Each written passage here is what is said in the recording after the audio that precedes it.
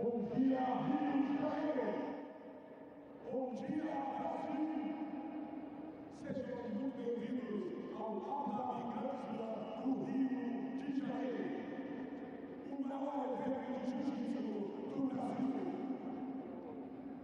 Gostaria de agradecer ao excelentíssimo chefe Janeiro ao Dhabi, ao chefe da AJP,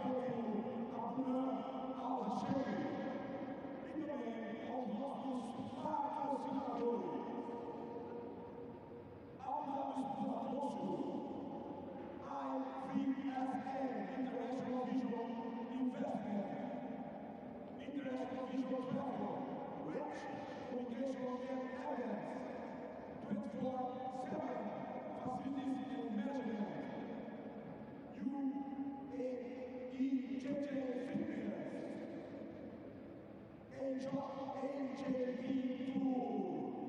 AJV Tour, ao Dhabi do Rio de Janeiro.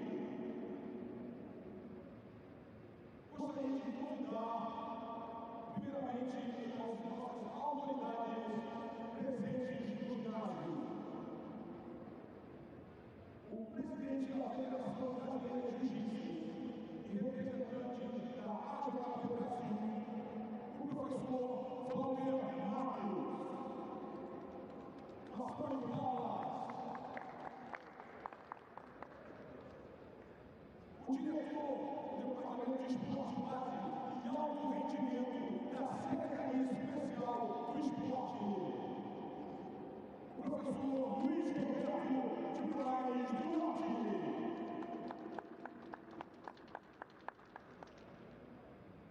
o diretor da AJP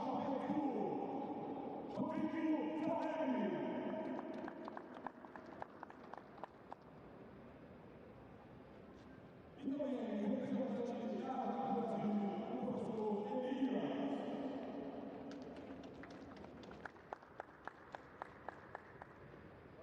Também a presença de Maurício Freiretti, representando a Secretaria Especial de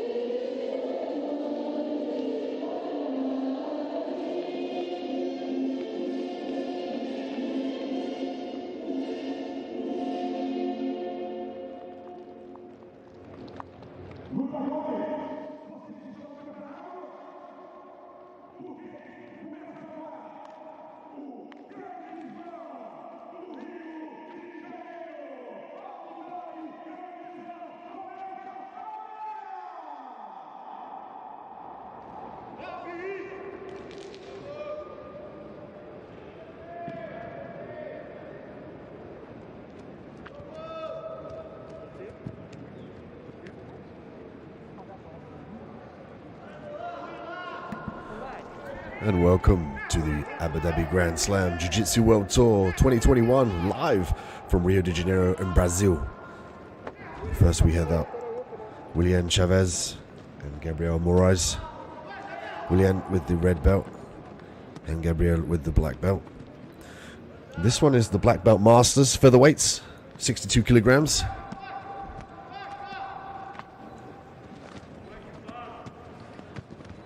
Gabriel looking to pull full guard here. He's looking to break the posture.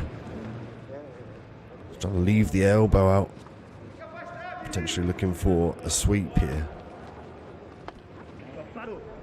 He's got a nice grip of the collar here, which allows him to work collar chokes, which could serve as a distraction as he looks to sweep.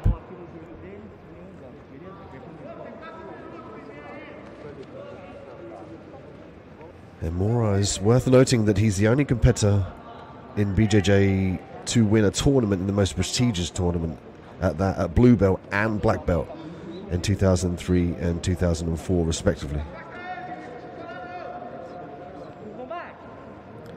Well, his favorite technique is a choke from the back, and as of yet he hasn't been able to sweep in this position.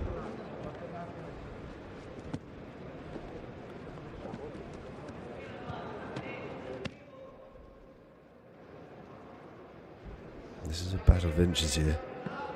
Looking for a way in to try and disbalance your opponent.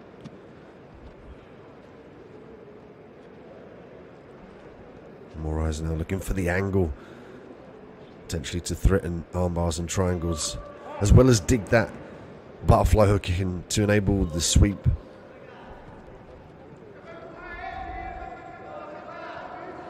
There was a brief triangle attempt of his back. And it's worth noting that Chavez did a great job of circling around and squaring his hips up to his opponent to negate that triangle attempt.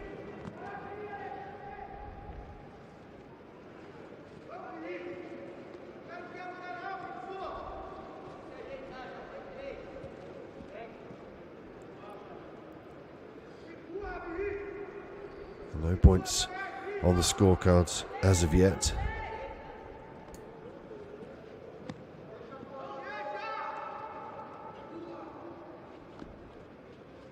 Moraes off of his back now with the heel looking for the omoplata. Let's see if he can unhook the leg kick, potentially turn this into a sweep also.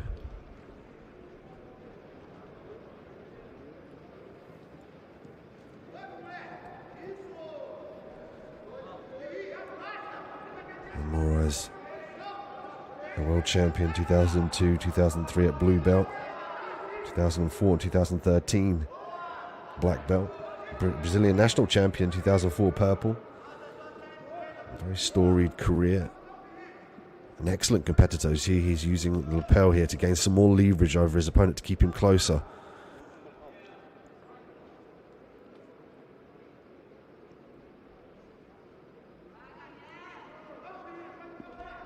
Moraes moves up with 1 point.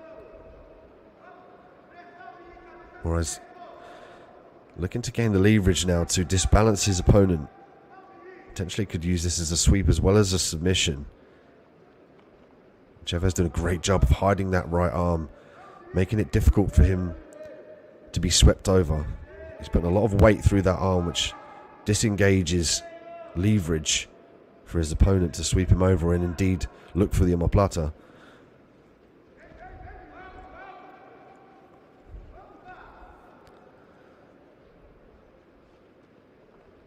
Chavez now needs to start thinking about posturing up, potentially circling across his... Now he's in danger here. When his head goes to the mat, this really does put the omoplata in a great position for his opponent in Moraes.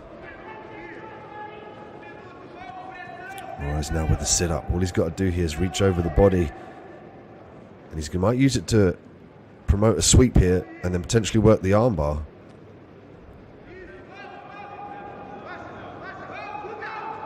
And there's another 2 points for Moraes. 3 points up now. And he's still chasing after the arm. I like the way he's chasing after that arm, even though he's 3 points up here.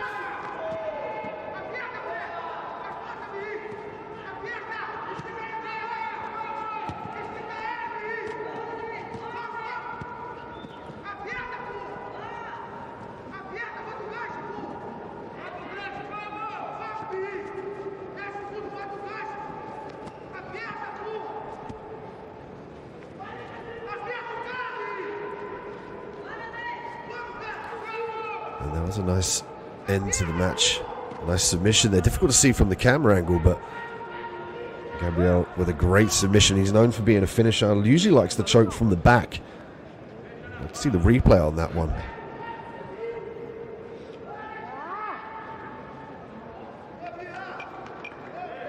And here's the replay. Let's see if we can see the tap here. The shoulder had pressure through it. He's lifting up for the armbar. As he circles around, skips the leg over, and there was the tap. It could have been from the shoulder pressure there, from the omoplata position. Let's see, we take a look at another angle here. He was levering the arm up, potentially looking for the armbar, but I think in turn it put more pressure on his left arm. As soon as he stepped his leg over, gained enough pressure on that left arm of his opponent to force the tap. Beautiful win by submission in the first fight of the day.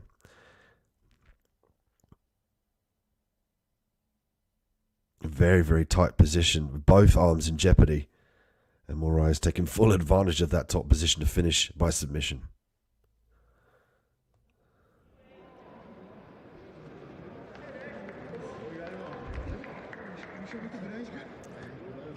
And we get straight into the action here. Diego Siena and David Faraz.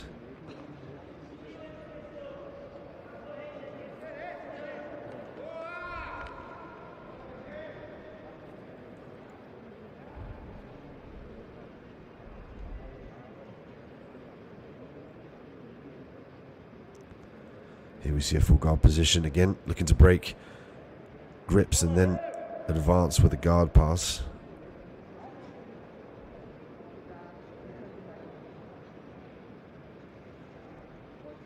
Just going to get stopping the action here for a removal of the mask tucked into the gi. Well spied by the referee. And Diego now off of his back, waiting for the action to restart. David in the top position, overhook here for Diego. Diego with that nice overhook just serves to break the posture of your opponent. Allows you to work in the chokes as well as look for arm bars and triangles if you can stuff that arm through. But at this level as well with the black belt masters, it's very, very difficult. It's a game of inches. You really do have to set up the submissions and the sweeps. Also, you have to distract. Nice grip here from the camera angle. And Diego looking for the sweep here. He's doing a good job of overhooking the right arm of David.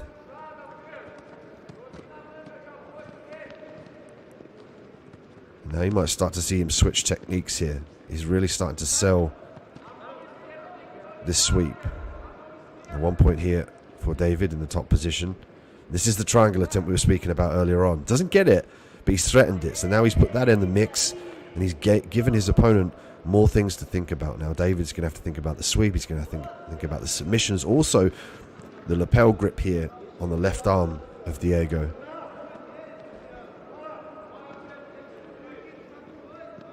Melgi, black belts, masters, featherweights here. The Abu Dhabi Grand Slam 2021. The World Tour live from Rio de Janeiro, Brazil. Thank you for joining me, Dean Midhat, on mat 3. Here we see Diego and David. David now 1 point up. David in the top position, Diego off of his back. Again, Diego with that overhook. He's got just over 2 minutes and 30 seconds to work here.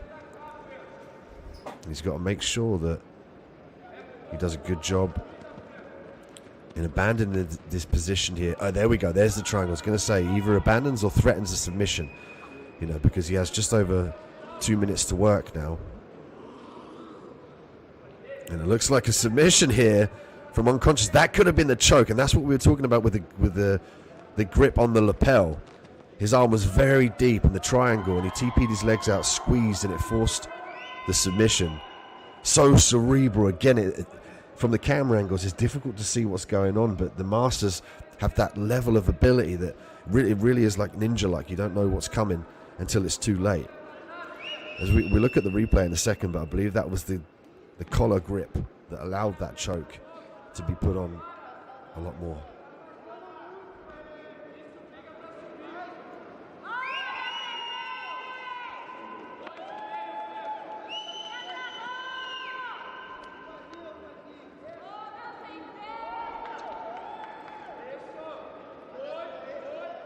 And here's the replay. And you see the grip with the right arm. And he gets to that TP motion here. And you see the arm straight. He does a great job of keeping the arm straight, which puts more pressure on the neck. And he looks up to the referee there saying he was out. That's an immense squeeze from that position, but it was largely due to his right hand being against the artery on the neck, as well as his right leg. Check this camera angle out. Let's you see the way his fist is punched way into the neck. And he jumps up for the diving guard here. And what he's doing here is maintaining the arm pressure and maintaining the squeeze on his legs to force the tap. That is an immensely tight submission. Very, very, very difficult to pull off on such a high-level guy. But we've seen it here.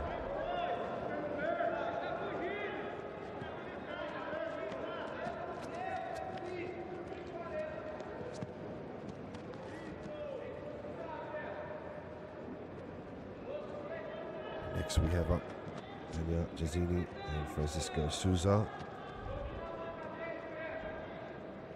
We're really looking to establish the bottom position here. Spider guard.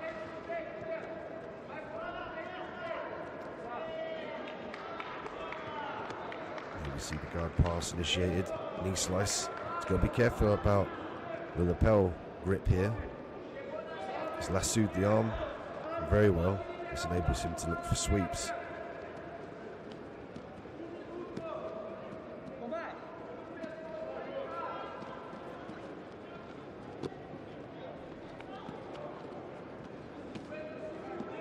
Great guard pass. He's just got to establish this position to gain the points.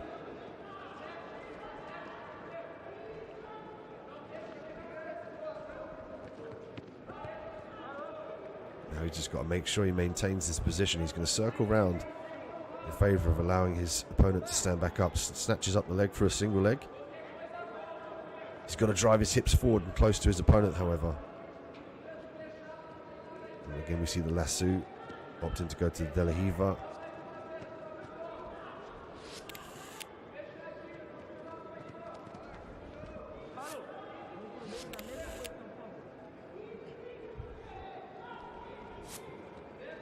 Keep an eye on the AJPtour.com for future events. Abu Dhabi, London as well on the map. Try and get there and support our athletes.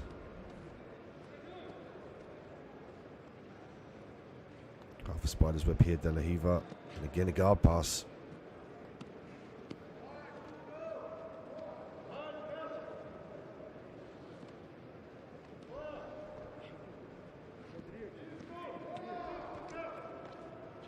Doing a good job of maintaining this position, going to north-south.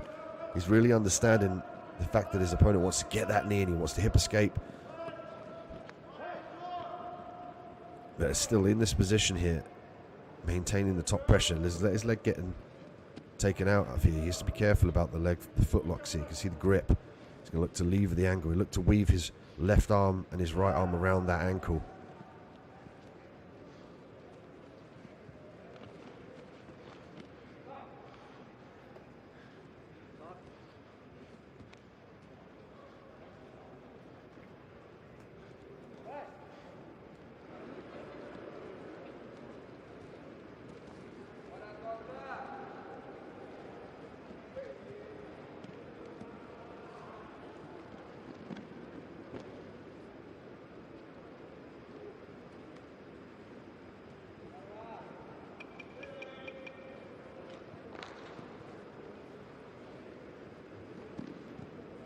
See, it's actually Robinson Silva and Julio Rufino, and a little bit of a mix up there with the scorecards and the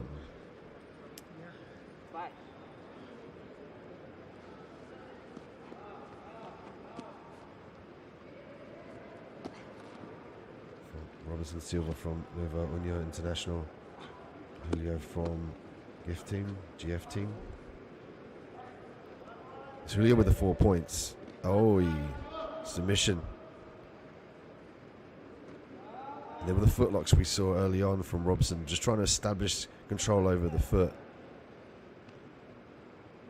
We'll take a look at the replay. Just going to get the medics to check out Julio here.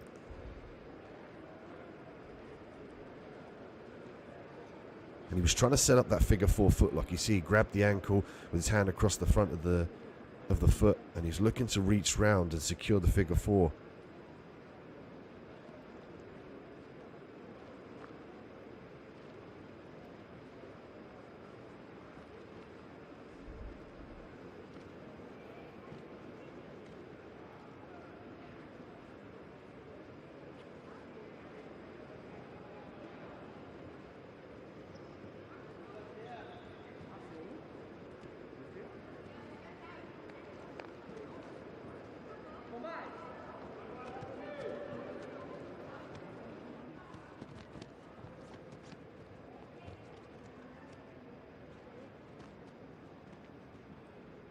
There's a replay here, the right side.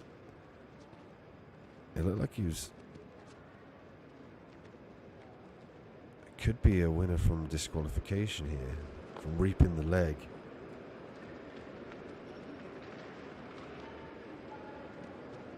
Yep, by disqualification. We'll take again a look at the replay. As the leg's in that precarious angle here. Disallowed under the rule set from danger to the knee.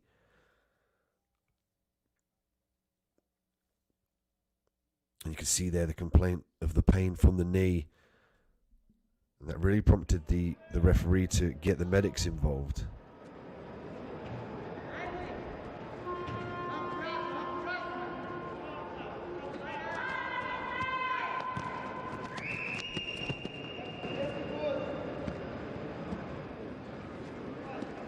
Next up, Gabriel Moraes and Diego Sena. Gabriel with the red belt, and Diego with the black belt. Grip fighting here, and it looks like Gabriel's looking for that opportunity to get this to the floor.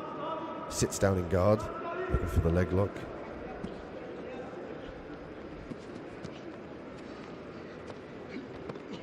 Here we see the grip on the ankle.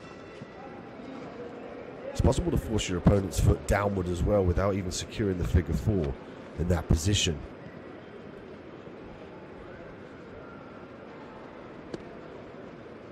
Gabriel now has to grip fight here. He's trying to free that right hand from the grip of his opponent, Diego.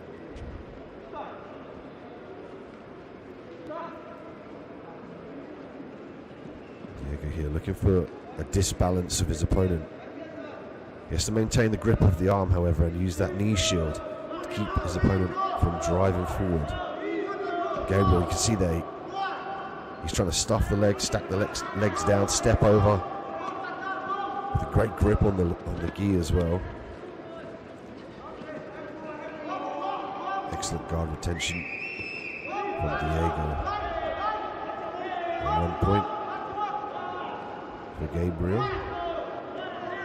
You can see this frustration there on Diego's face from the point given to Gabriel. This is going to prompt him now to look to advance his position, fire up those submissions, or indeed look for the sweep to gain those points.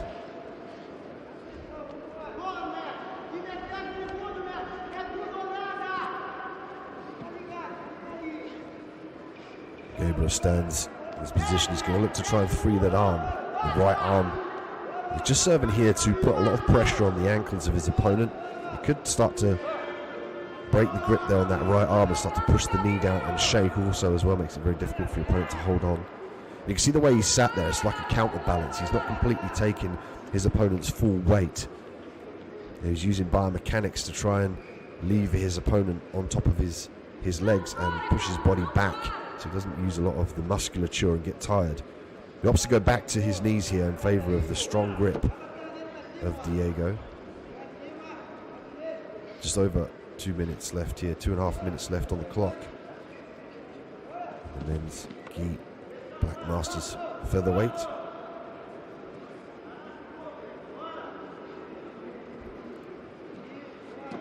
That's over with a grip now initiated from Diego.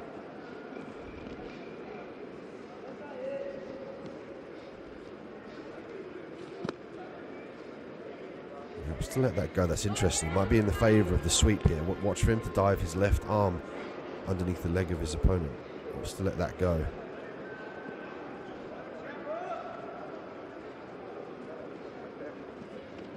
Diego struggling to find a definitive grip to disbalance his opponent.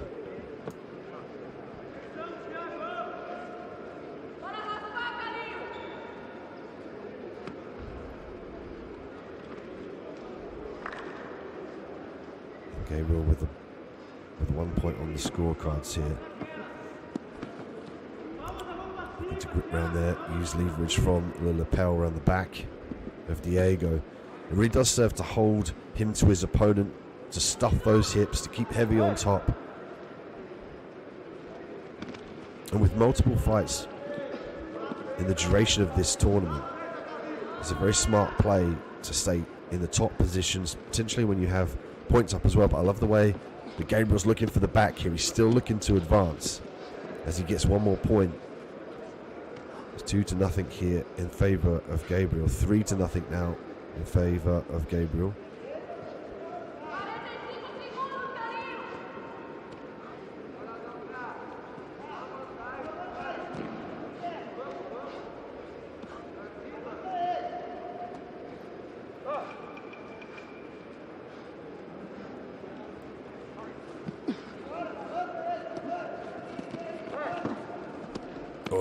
Oh, briefly tasting the mount here.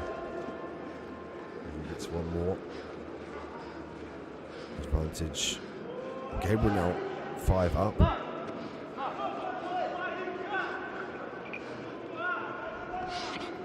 He's going to look to control here. He's got to be careful about inactivity. He's doing a good job of keeping weight towards the end of the round. That's time here. An excellent points win. Gabriel Moraes again showing his immense experience in the Jiu-Jitsu world, a large awareness of positional control.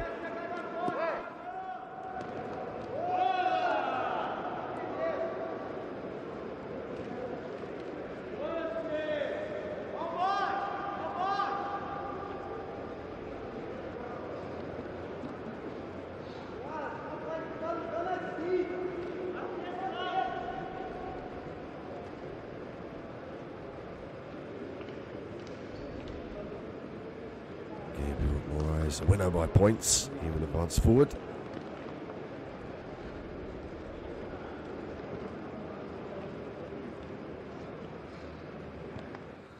As we take a look at the replay of some of the action, there was the overhook and the grip. It was the counterbalance we saw from Moraes, just serving to put a lot of pressure on that leg, which in turn helped him because later on in the match it was more difficult for his opponent to hold that grip in the half guard and the full guard.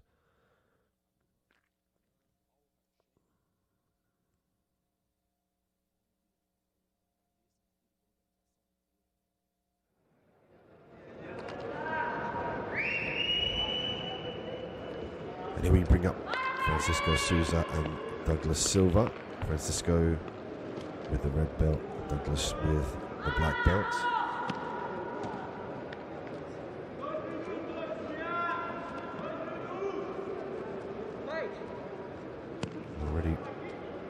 We're seeing Francisco look for the guard pass. Heavy knee as well. Looking to slice through the guard.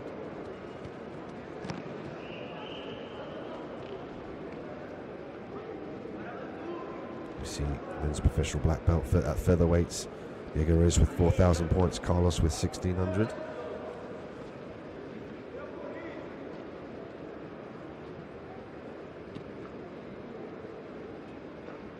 This is the quarterfinals. For the males, Gi Black Masters featherweights. Knee slice attempt here. Great grip.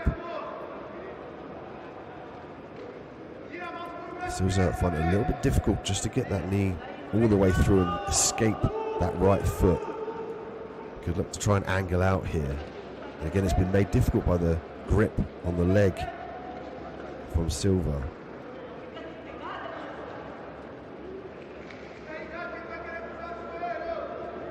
And that's why you're seeing Silva hold on to that leg here for dear life, because he doesn't want his opponent to be able to slice through. He's got a good grip of the lapel as well, right around the leg.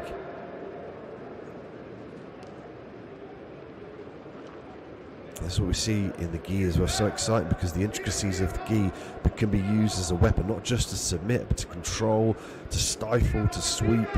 And we're seeing an example of that here from Silva. He's stifling his opponent. He's stopping him passing and gaining the points that he needs. He's holding onto the leg. You can see there from the camera angle, the grip with the left arm on the lapel underneath the leg.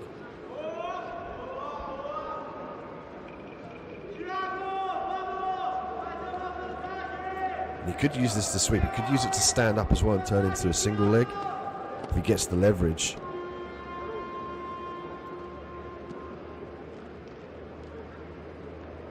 Souza has to be careful now. He's got to keep stripping the grips here, particularly the one on his leg. So Silva did a great job of gripping the hand as well, because Souza looking to fight the grips. He's got to start with the hand and then his leg. And Silva's done a good job of making sure that the hand is always in jeopardy, so he's always having to go back and strip the grip on the hand, so he doesn't even try and strip the grip on the leg. That's what's keeping Souza stuck here. Opts to stand up, which you can do here, and start to push the legs down and start to skip round. Needs to get that foot off the hip here. He's got to be careful about sweeps in this position. He's pushing the outside leg down.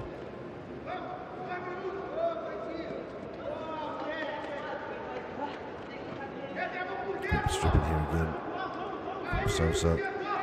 Silva did a great job of starting to attack the leg here now. Again, using the grips on the arm to advance his position.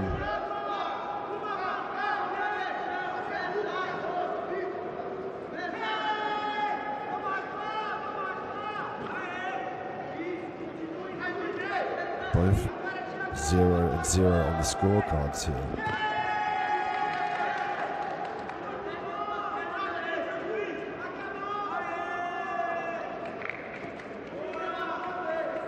There's the grip, the frantic grip here, and that's the key.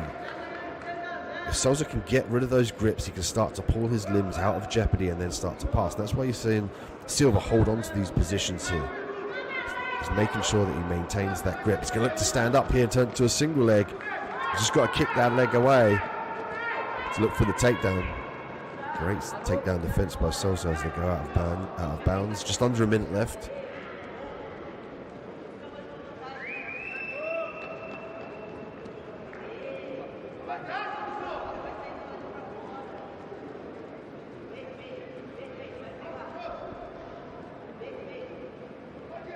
As we see just over 40 seconds left. And again, this is an advancement through, in particular for grips. As Souza drops down here, he might be looking to get a sweep, just try to secure it in the last 30 seconds. Pulls half guard for Souza off of his back.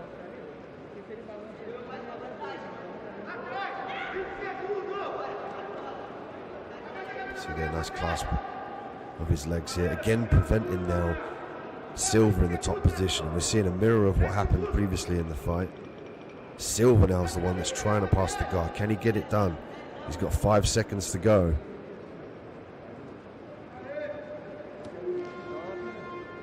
Time runs out. A very even matchup between Souza and Silva.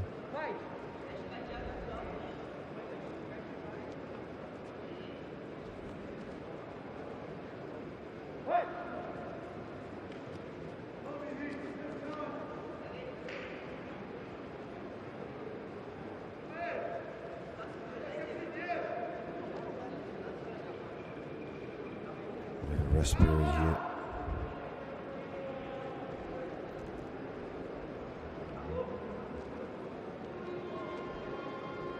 It's come down to who recovers quicker, who is the person that is able to have the better cardio, particularly the lactic acid system as well. Grip fighting, holding the grips. You know, there's been a lot of isometric work from these two. And here we know we're seeing a more frantic pace. Souza off his back here. He must be very confident that he can look for the sweep in this position.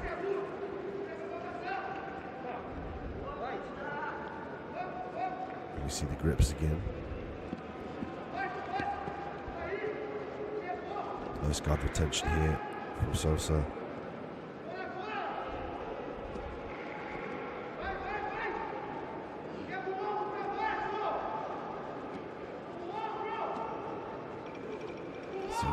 to pass the guard. He's just got to clear the left leg here, Sosa. He could use his hips here to stifle it. As we run out of time.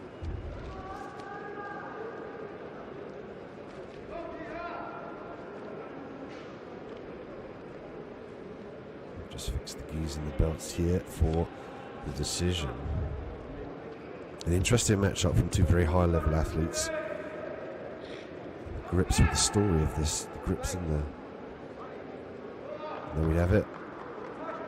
Douglas Silva comes away by referee decision. He will advance forward here in the quarterfinals of the Abu Dhabi Grand Slam Jiu-Jitsu World Tour 2021, live from Rio de Janeiro in Brazil. And we take a look at the replay here of some of the handiwork.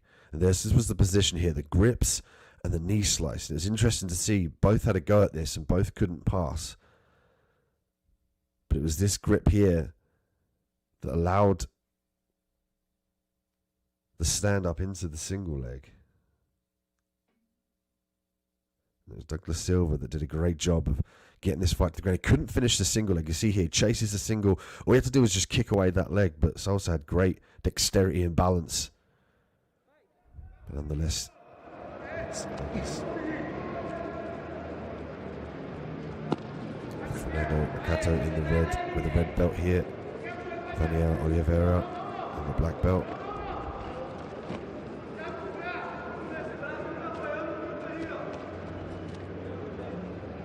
Makato now looking to free the arm up. And we see in the collar grips here again.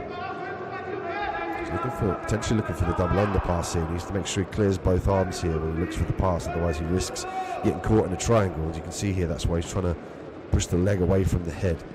Got a good grip on the belt as well. Oliveira did a good job of keeping those hips heavy as well, walking his shoulders backward to maintain the grip here, going for the triangle. Could potentially finish if he gets an arm in here. He needs to make sure that he gets an arm and his leg to choke his opponent.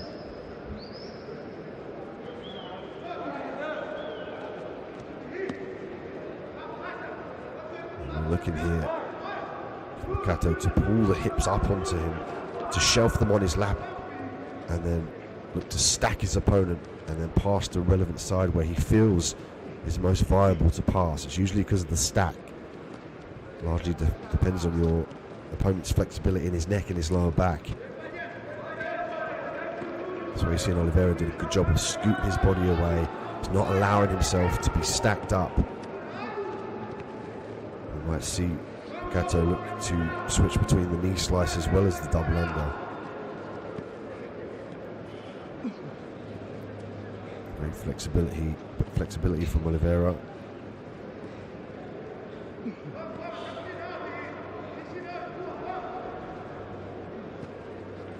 Makato struggling to hike his opponent up into the hips.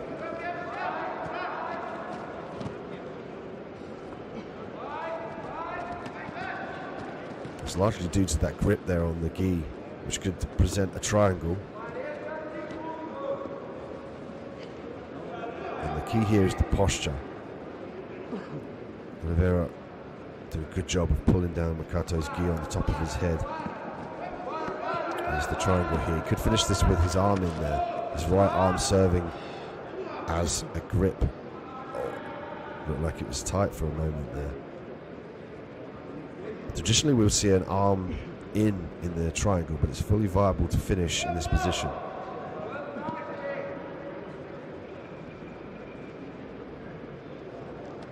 And as we saw, a perfect example there of a submission. A triangle with no arm in, but you use your own arm as the choking arm that would usually be your opponent's. And what a great win there from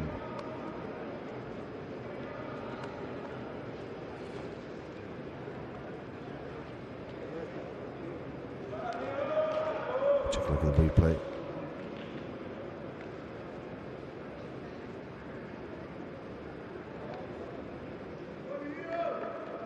Here the double underpass being attempted by Makato.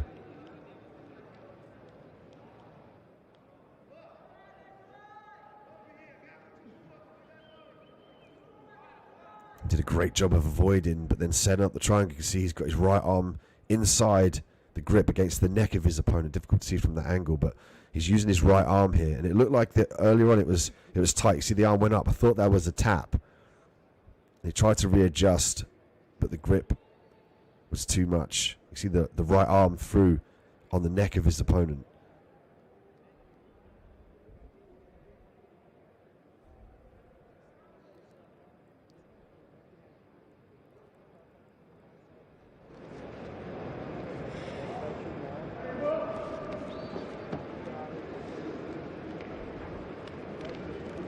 Julio Rufino and Diego Lima. Julio with the red belt, Diego with the black.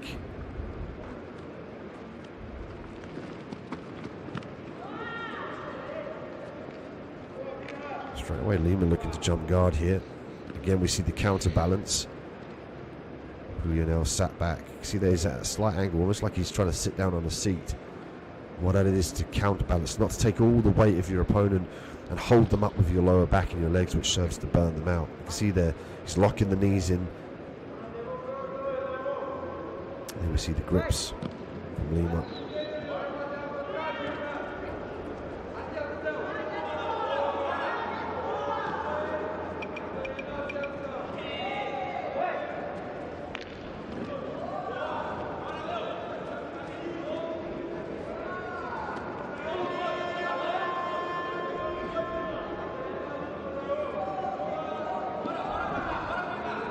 Break off the posture here from Lima. Julio doing a good job of trying to push that knee away to open the guard. He's got to strip the grip. And at this point in time, when his balance and his base is compromised, particularly his posture, it's difficult to pass in this position because your opponent pulls you over and you kind of fall over. So now you can see Julio has a better opportunity to try and break the legs open. But again, Lima did a good job of holding the grip on the arms.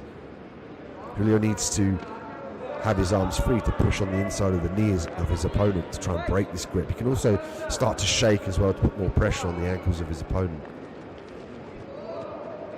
And again, Melgi black belt masters have been in this position for many, many years.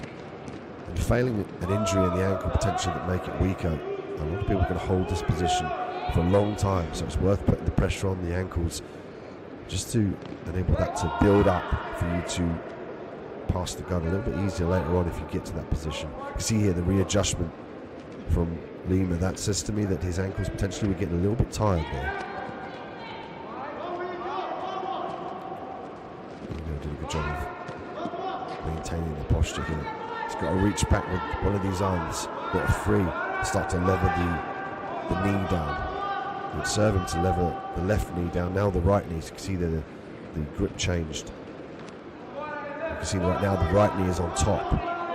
There we go, he gets the pass De La Riva attempt here from Lima, back to the full guard. Disallowed by Julio, did a good job of pushing the hips backwards to make the space a lot bigger between him and his opponent.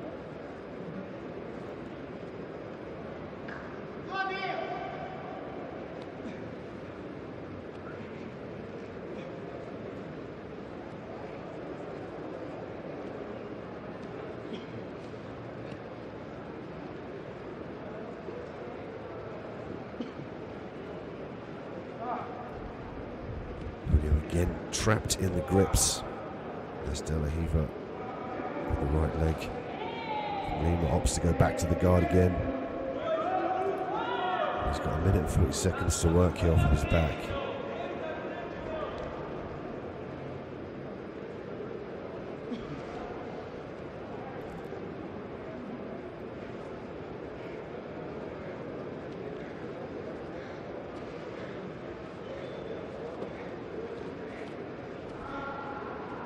Here, Julio looks to pass the guard.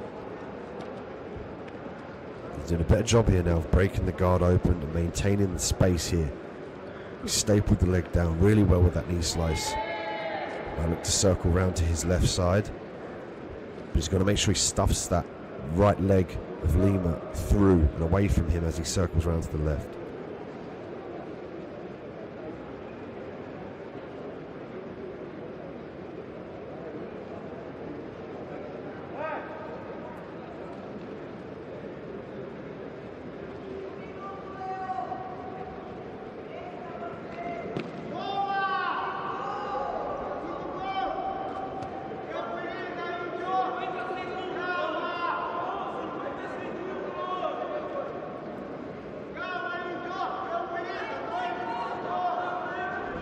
Just over 20 seconds left here for Julio to try and finish this pass.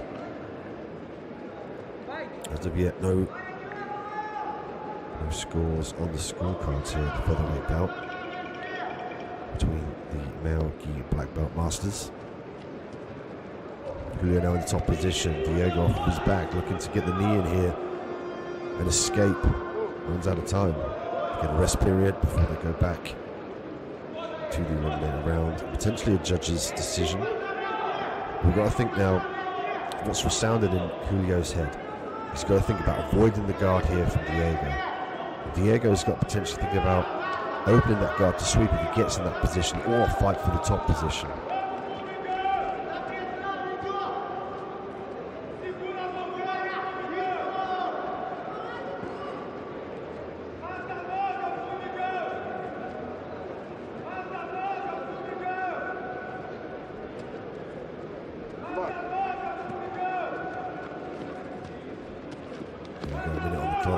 There's a more frantic pace here from Julio. Rufino now looking to pass the guard. He's circling well. Done a good job of keeping his opponent down to the ground nearly round. He's just got to pass and secure the position.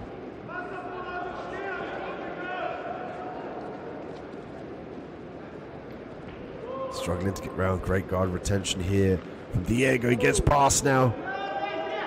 There it is. Rufino with a guard pass. And there's the love to the crowd and the coaches. Great guard pass, got there in the end, avoided the full guard of Diego. Now enabled him to pass the guard. Gain the 3 points to win this fight.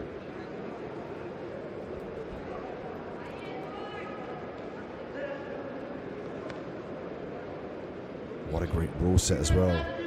Eliminate round at the end minute, they get to work. The person to score takes the fight. Makes it more exciting as well. You often see more of a frenetic pace from the competitors. As we take a look at the replay here, and we saw Lima able to hold the guard position throughout the majority of this fight. Actually, it was largely due to the grips. Did a great job of breaking the posture, holding on to the sleeves of his opponent to prevent him pushing back on the knees and levering the guard open.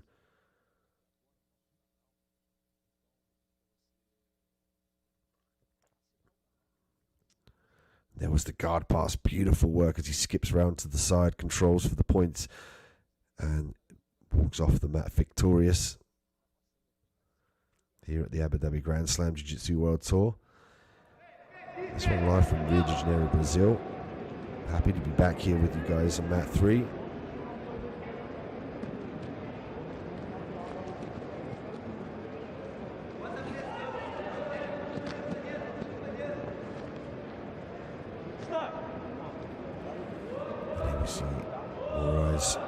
Ready to enter the mat here. Silva, his opponent. Moraes with the red belt, Silva with the black belt.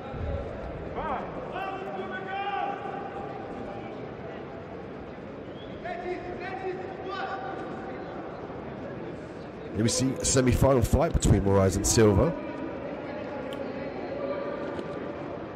This one will go, the winner of this match will go on to fight in the final. Moraes now opting to pull guard off of his back here.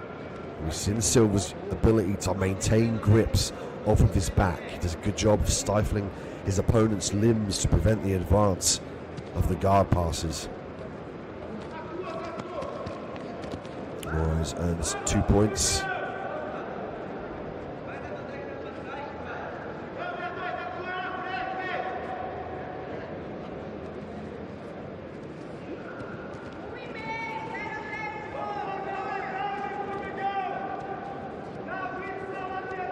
See now a slower pace here from Moraes. He's got to strip the grips in this position as well as maintain the top position. That's why you're seeing him be a bit more methodical in his approach. I love the way he uses his shoulder to punch the leg down of Silva. He's looking to skip around the legs. He's going to think about laterally moving from left to right. Fake one side and go the other. He starts to try and mix up these guard pass attempts here. play a game of catch-up with Silva. Silva does a great job of retaining the guard. One butterfly hook here.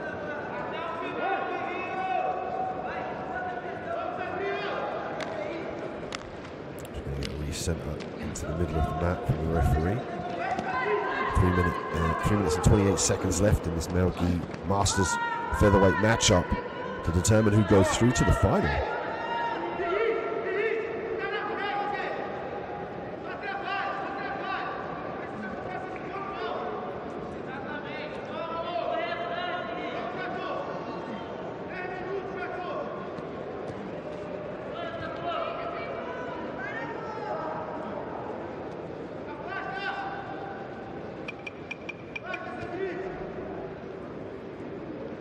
Now looking to fight out of this position. He's got to be careful of that butterfly. You can see where he's trying to step back. What he's going to try and do is put the right leg across the right leg of his opponent and try and stop that butterfly hook from being engaged.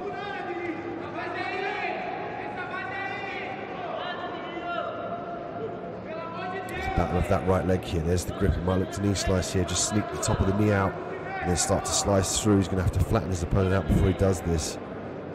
Moraes did a good job of flattening his opponent out. Now he can start to control. And he's 2 points up here as he looks to the scorecards. And this is another skill in itself in Gi Jiu-Jitsu, where you can enable the top position, maintain control, as well as just briefly look up at the scorecards if you can't hear it from your coach. And this in turn will start to determine your game plan for the rest of the fight. There could Moraes now start to hold this top position, to look to pass the guard, and then later on towards the end of the round he might look for that crazy submission, or he might look for that sweep, and we've seen him from the top position submit before.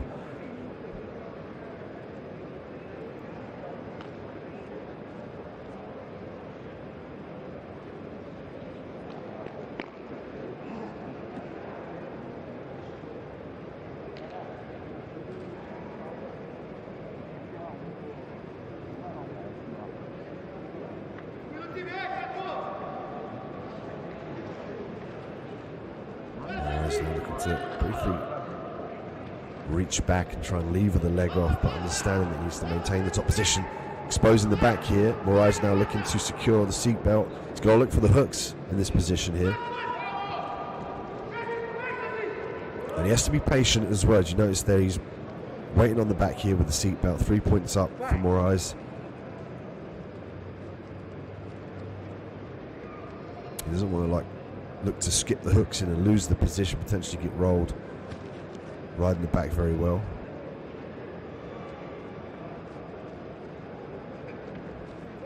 Moraes keeping an eye on that right leg of his opponent. He's watching for Silva to base out, to try and push into his opponent, in which case he can start to adjust where he is. Also to skip that right hook in to the hip for more control. 30 seconds to work here. Moraes might look to pull his opponent up.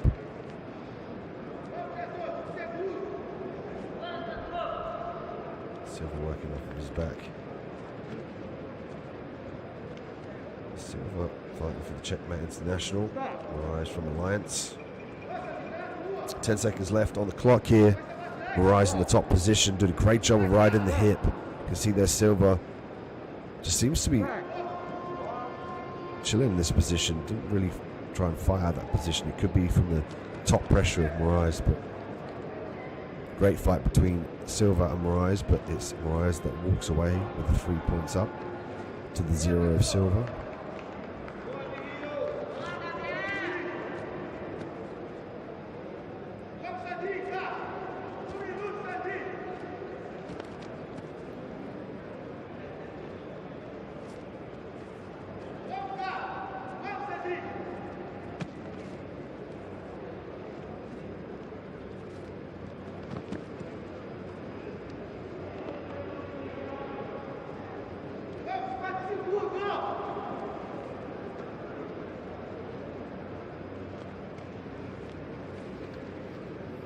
Then we look at the replay. It was Moraes in the top position, doing an excellent job of staying heavy from the top position, as well as making sure that he obtains the grips to maintain the top pressure here. And Silva's a master with grips from himself and made it very difficult for Moraes to pass here in the half guard. And you often see Moraes look for the half guard, and then he'll establish the top position. He'll look to pass again, but Silva did a really good job of utilizing the hooks to prevent that advance.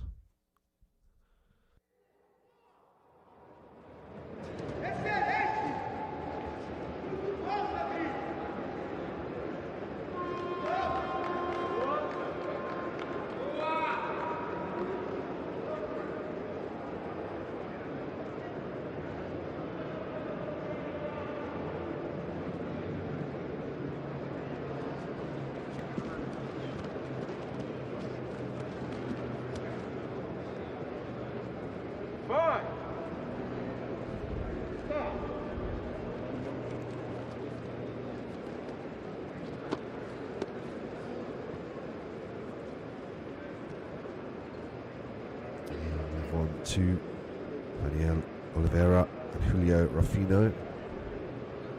Oliveira in the red belt and Rufino in the black belt in the top position currently, looking to secure a grip on the collar to flatten his opponent out. Deep half guard attempt here from Rufino off of his back. Might use the sit-up guard here to grab the lapel. Potentially turn that into a single leg as well if he can get his feet underneath him. He could look to underhook the left leg as well. That's why you're seeing Oliveira lever that arm up to prevent the underhook on the right arm of Oliveira.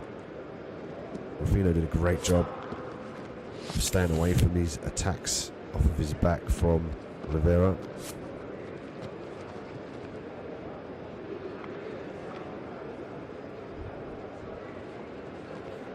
This is the single leg we were speaking about. Such an affordable position. As you reach through and grab the lapel, as you can see here, the grip enables just immense leverage, and he'll pull down on the other side of the lapel. A counter hip throw there from Rufino. Doesn't get it, ends up now exposing the back. Doing a good job of getting his hips square to the sky. Oliveira chasing the back here. Has to be careful about maintaining a low position. Gets it. Doesn't want to go too high and enable his opponent to buck him off. Great pull of the head here from Rufino. Textbook escaped. Nice drop Sivanagi from Oliveira as he gets 3 points here. And a brief stop in the action before they go back to the center of the mat. And another 2 points for Oliveira.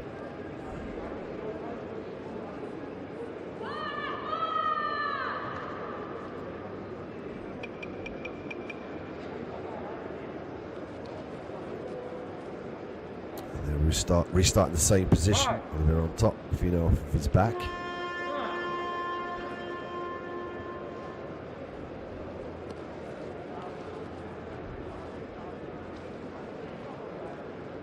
Great grip here from Rufino just to stifle that knee slice attempt of Oliveira.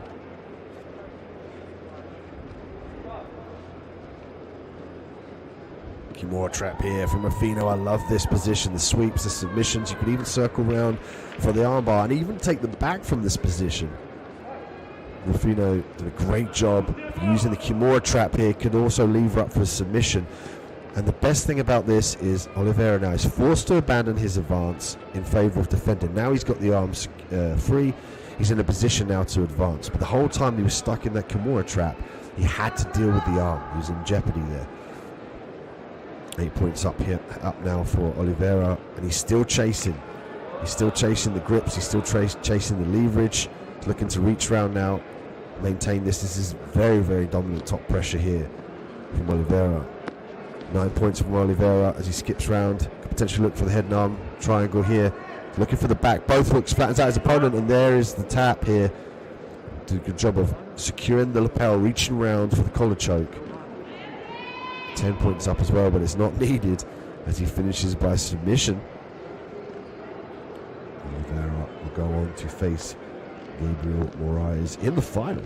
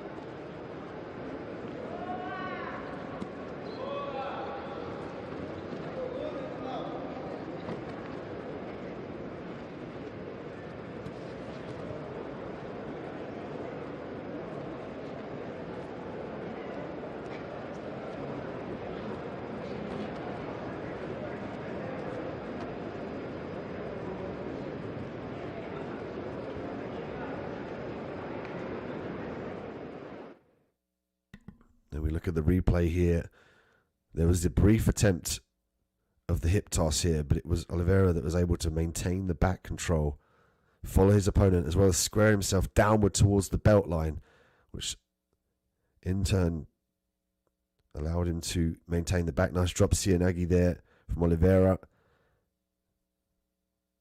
You can see here the Kimura trap. Julio did a good job of threatening that, but Oliveira maintained composure, which in turn allowed him to sneak around there and utilize the lapel to choke his opponent.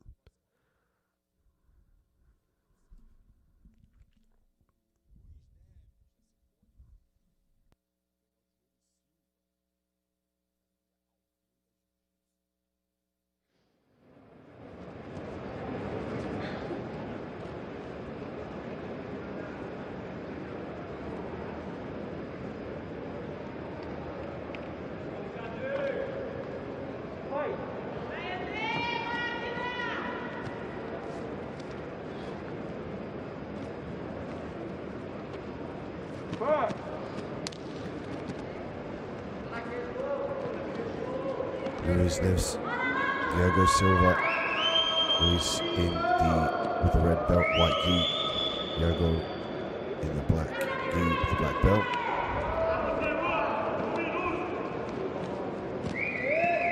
And he's looking to jump guard here. And again, we'll see the counterbalance from Silva.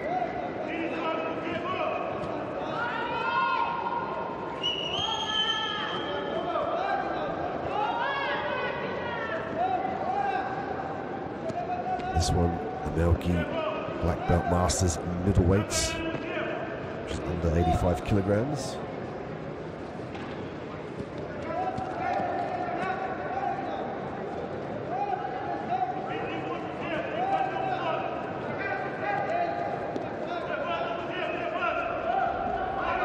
There's off his back again, getting a restart. The referee just making a point that the legs are actually open before the restart.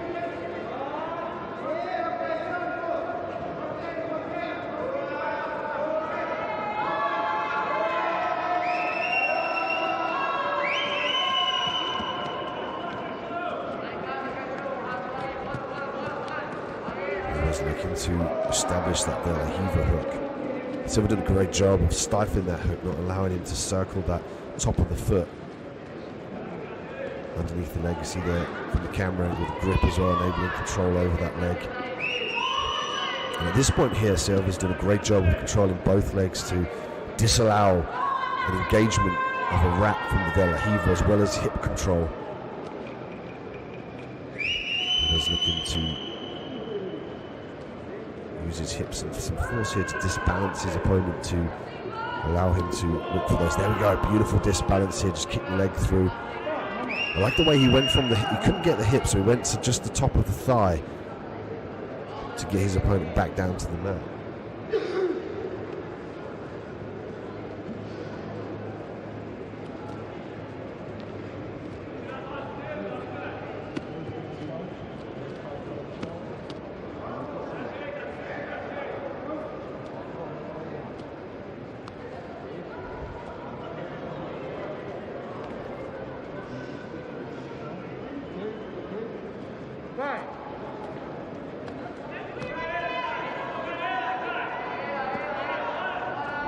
He's again utilizing those tricky legs. Great switch there to the back of the knee, using that to lever his opponent upward, to disbalance him, to allow him to now secure the leg in this position.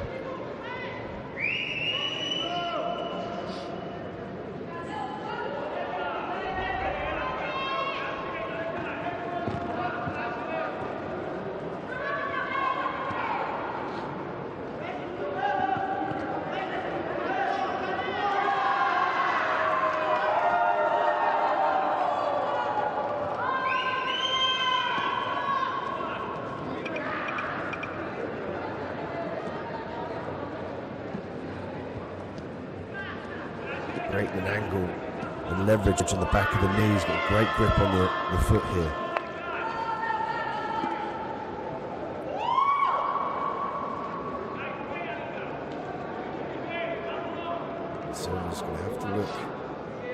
to make sure that he regains control of that foot here. At this point in time, he's lost one of his base legs.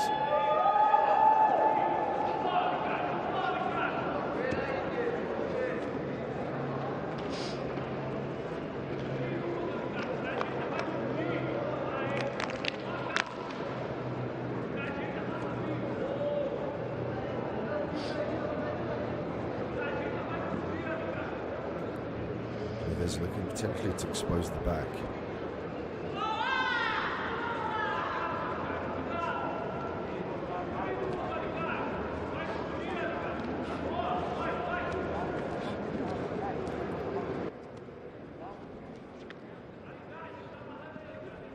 Neves now looking to skip round to the back here.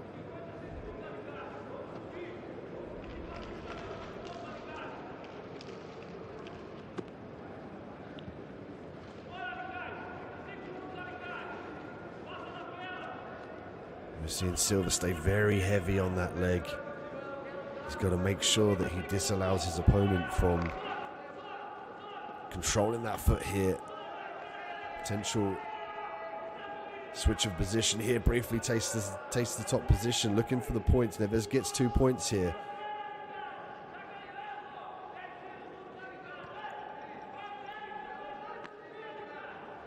And it's making sure that he stays out of jeopardy.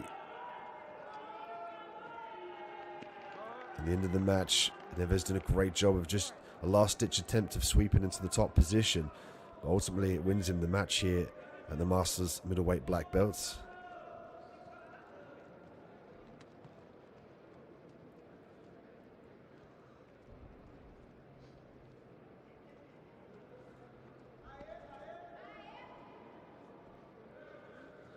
As they fix the gis and we go to the official decision.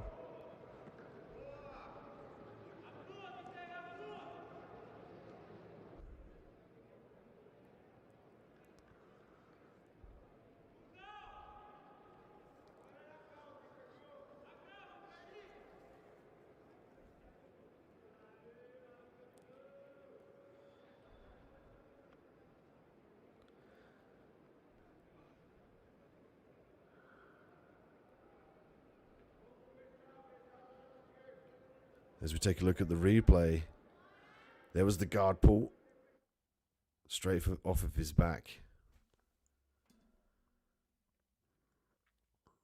Look at that, jump straight to guard, walks up to the hips, establishes the full guard position. From here again, the grips to maintain his position. He threatened the De La Hiva here, which allowed him to secure around to the Ashi, or the single leg X. Circled him round here. And watch the way he comes up on top here. Pushes with the hand, much like a Gracie stand-up. Gets the points to be the victor of the match.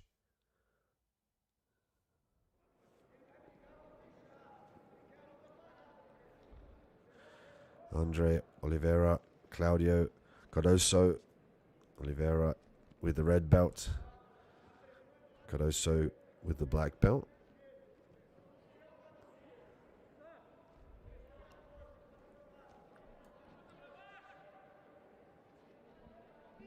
And we're seeing that this quite often here. The athletes are very, very happy to jump to the guard position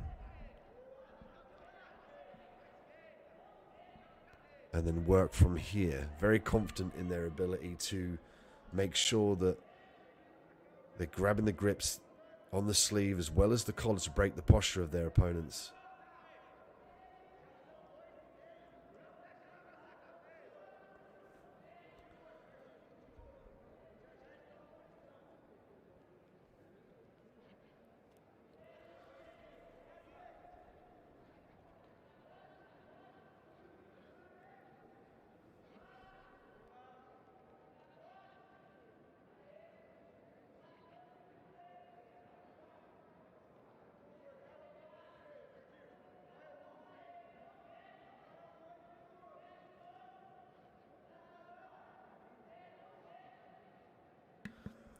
Also, a massive shout out to our sponsors to make this possible: Mohammed bin Al Zahid Nahan and our AJP chairman Abdulman Al-Hamashi making this possible.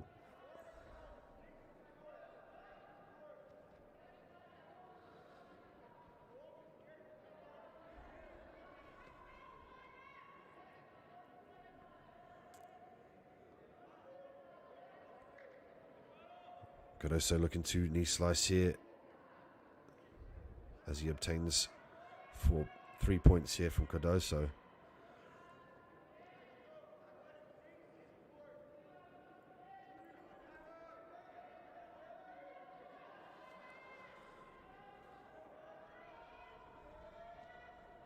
And we get restarted in the same position.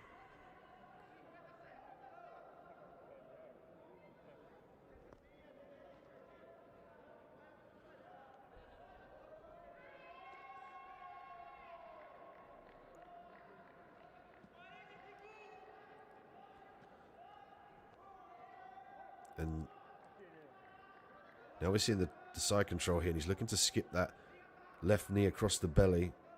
At this point in time, he's getting stuck in the half guard, largely due to his advance now. It's great the way he's controlling the head and the arm. Now 4 points for Cardoso. He's doing a good job of controlling the arm and the head, which allows him to drive his shoulder into the face of his opponent, which in turn will allow him to skip that right leg out of the half guard and move into a more favourable position. Usually he's going to look for the mount here, and he's using his right leg, the instep of his right leg, to lever his leg out of this position. Now he's in side control here. And again, largely due to the fact that he was able to hold on to the head and the arm. Cardoso now with 7-point lead. Oliveira 0.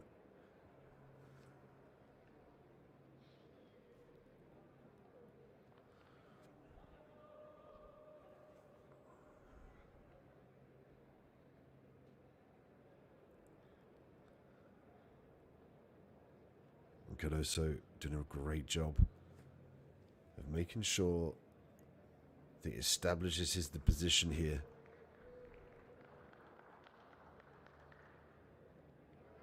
Again with the shoulder pressure. In this instance is with the underhook.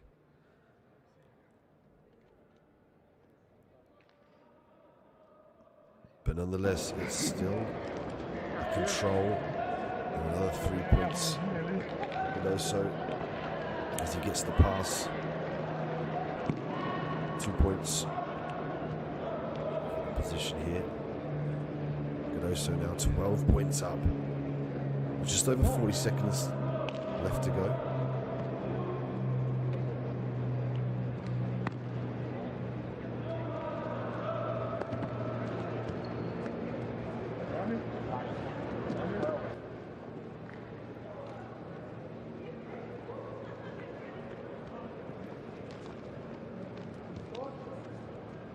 This is great. Top control. As he looks for the knee, might look to try and taste the mount here. 15 seconds left on the clock. Claudio Cardoso again obtaining 3 points. Great position in here, 17 points to nothing here. You can see the grimace on the face of Oliveira trying to escape this position as time runs out. But what a valiant attempt from Oliveira, but it's Cardoso that moves forward with a 17-point lead here in the male gi Black Masters welterweights.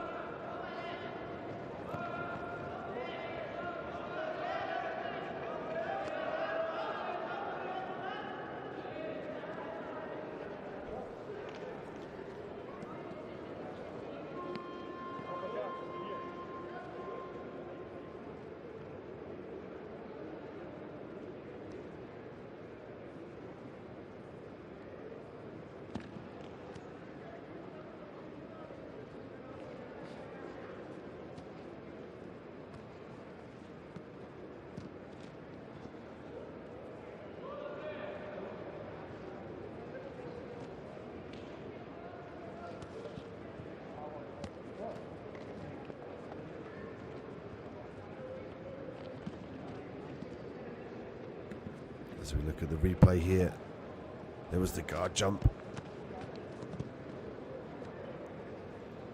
secured the position early on in the fight.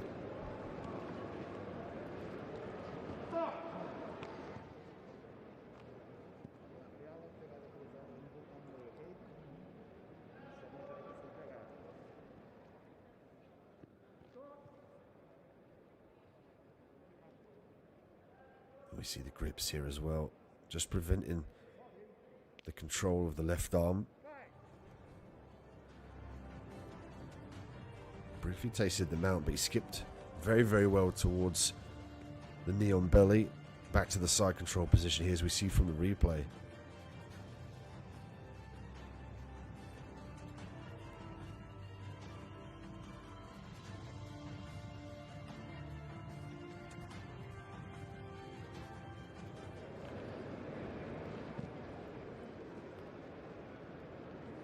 Get set for our next matchup here.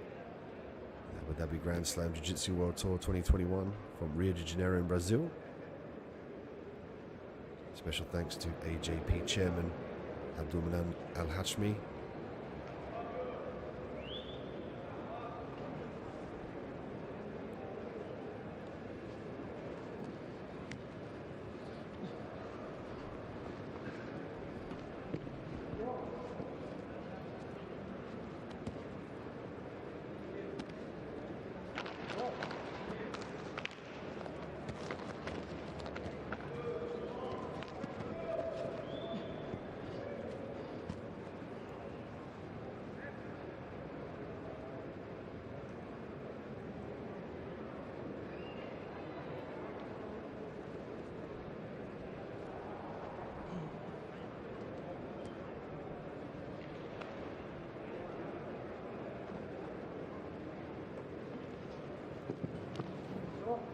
As we get it set here for the middleweights, under 85 kilograms, male gi black belt masters, Roberto Jr.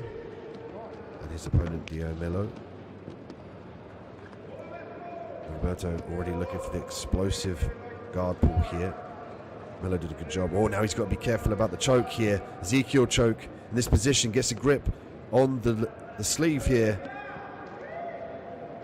Melo's got a hand fight in this position and try and free his neck and posture up. Loop choke.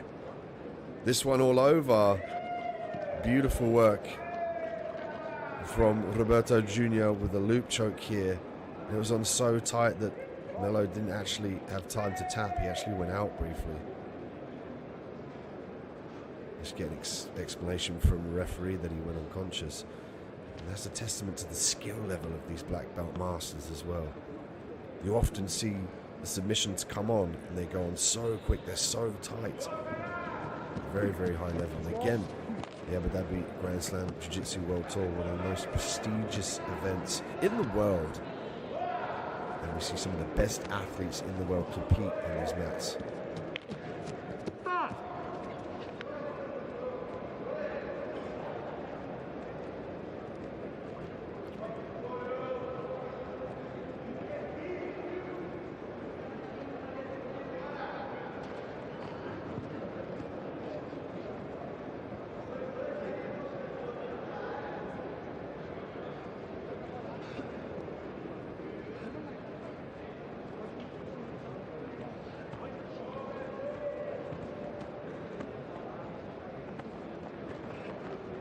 Quick check from the medics here at Matt's side.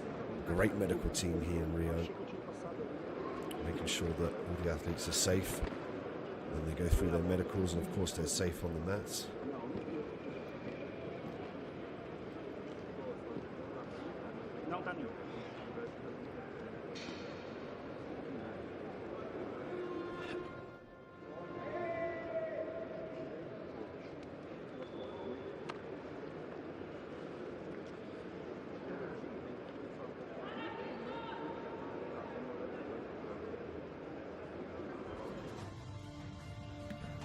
We're going to check out the replay. There was a big double guard pull attempt here.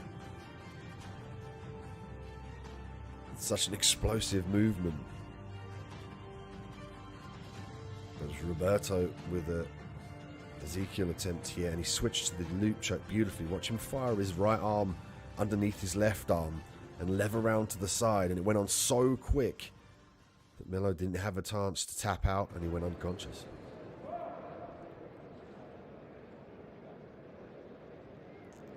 We go to the male black masters lightweights here, under 69 kilograms. Pedro dos Santos with the red belt. Kyo Almeida Silva with the black belt.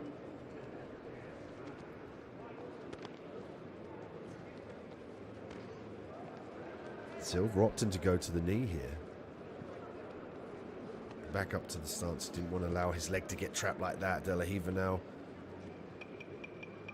And again, looking to pass that lapel around the leg. And then extra affordance to obtain a grip on your opponent. You can work the worm guard here. We're seeing a lot more of the lapel being brought into play in the Jiu-Jitsu. Oh, there's a threat from a footlock here. Straight footlock, lots of pressure on the ankle. Santos really looking to gain that leverage. It's going to be difficult with Silva's foot on the floor because the floor blocks the flex of the ankle.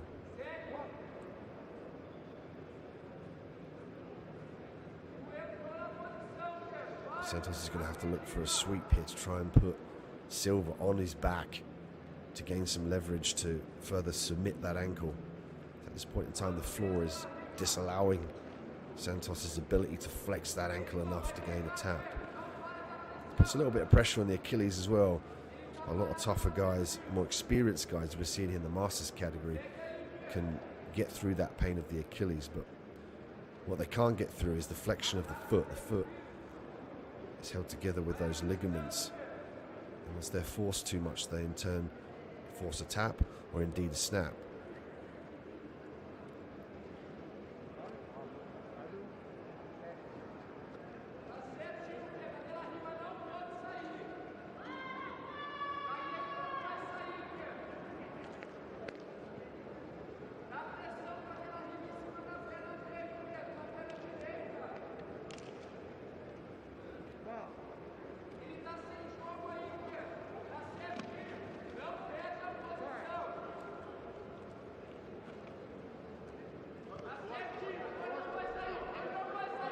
Great control here again.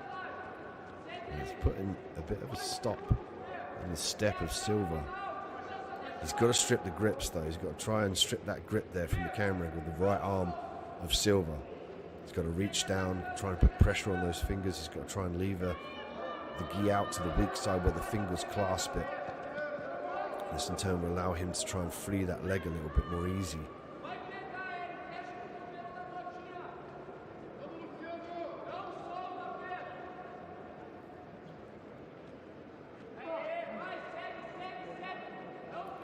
Great postural control as well as limb control from Santos. He's controlling the posture with that grip on the lapel, and he's gained added leverage by putting his leg over the top of that. It's kind of like a cable at a gym that runs through the pulley so you can lift the weights. He's gaining leverage from his opponent's gi to break the posture. Now he can start to flex the ankle downward, start to pronate that foot down towards to the ground to put immense pressure. You can see here from the camera angle the foot of Silva back on the floor, flat. It's going to be very difficult for his opponent in Santos to flex that foot down and start to put pressure on those ligaments. What Santos needs again is to sweep his opponent down to the ground. You could potentially do that from the pushback here and look for him to circle his knees to his left side. He could do it to the right as well, but there's more added pressure if he does it to the left to expose that ankle lock submission.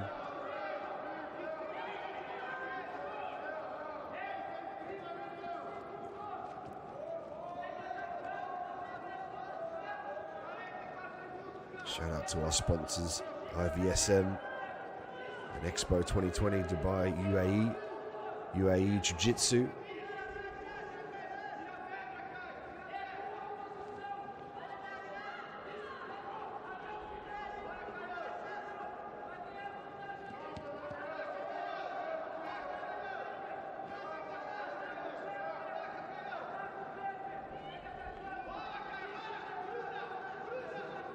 More of a frantic pace here in Now we can see the top position held by Silva as he gets down. Now this is where we can see the ankle lock come into play. Beautiful work from Santos. And we were speaking about, as soon as he can get down to the ground, this is when he can start to finish the submission. But we have a rest period here.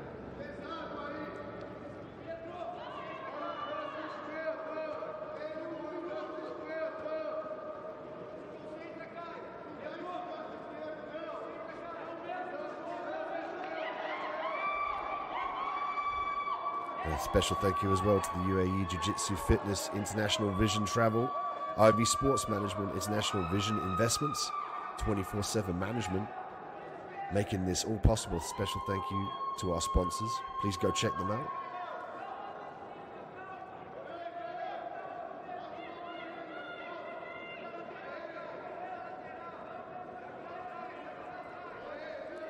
And now here we see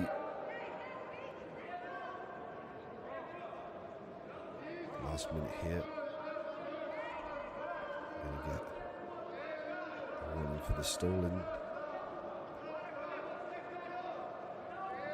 And a penalty of 1-on-1 for each. They've got to engage here, particularly in this last minute. 25 seconds. It's a very precarious game to play as well, because if you make that mistake and your opponent scores, they win.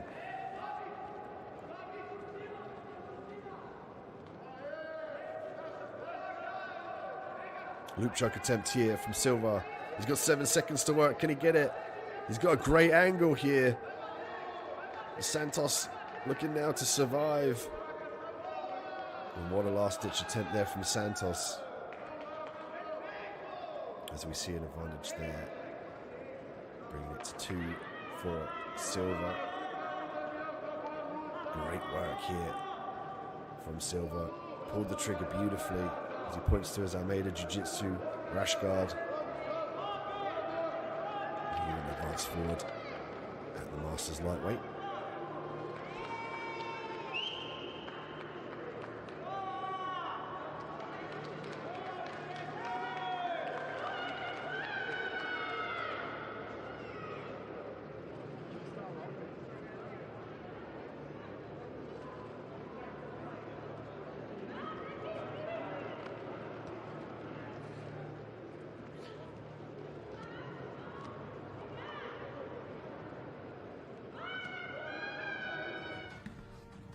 As we check a look at the replay here, we see the great control of the limb.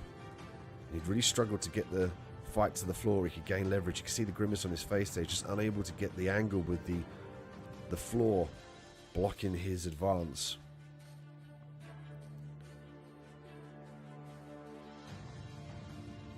He was towards the end of the fight, looking for the ankle lock.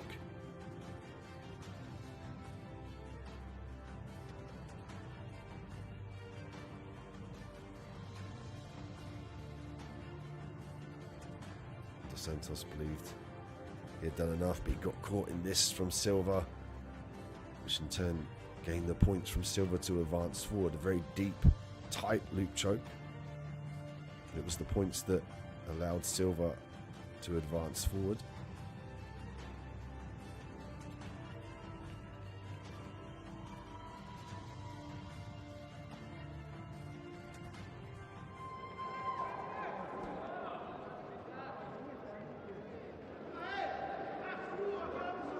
Thank you to His Highness Sheikh Mohammed bin Zayed Al Nahyan. Thank you so much for allowing Jiu-Jitsu to be put on the world stage with world-class competitors for us to view.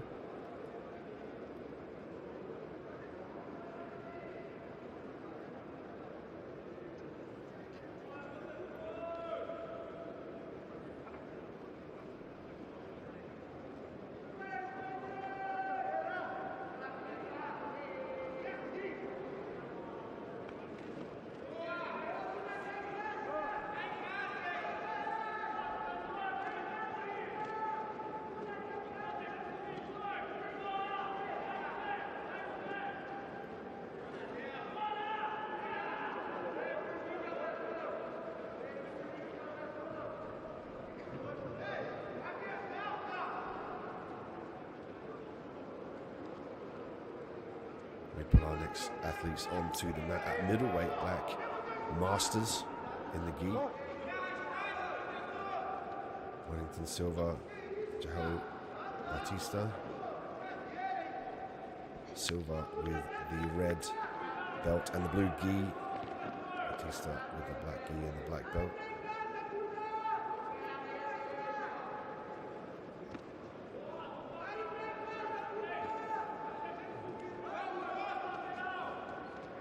And a clinch here from Silva and Batista. And this will be a battle of grips and underhooks, as well as leverage from the hips. But to get leverage on the hips, they have to step in and gain contact to look for the throws here. It's largely a game of circular motion here and disbalancing, pulling your opponent down, going high, then going back low again. But ultimately, you have to get your head and your hips lower than your opponent to establish the takedown.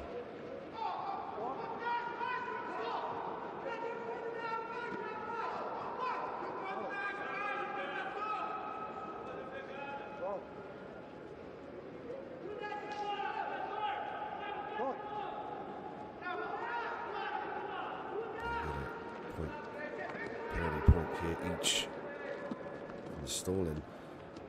We're seeing now a more pressured pace here as they get back to the feet. From here, heads in, hips back. It does serve to negate your opponent advancing, but also you're not advancing, so you need to start to pull the trigger and then look for the takedown.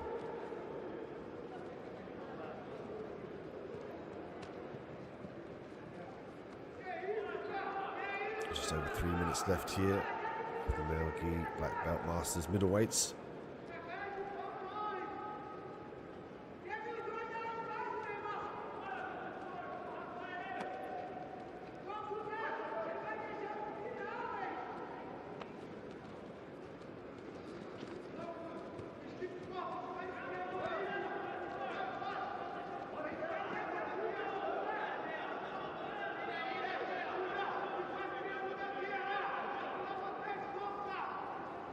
Again, they're just finding the difficult time of really looking to establish any advance. And you kind of see this sometimes from higher level guys. They don't want to give an inch for their opponent to take a mile, but you have to start pulling the trigger. You have to start setting things up. Lapel grip here, briefly, for Silva. Batista now looking to establish the outside grip. Got a collar grip, switching grips here. Some lateral motion from Silva and Batista.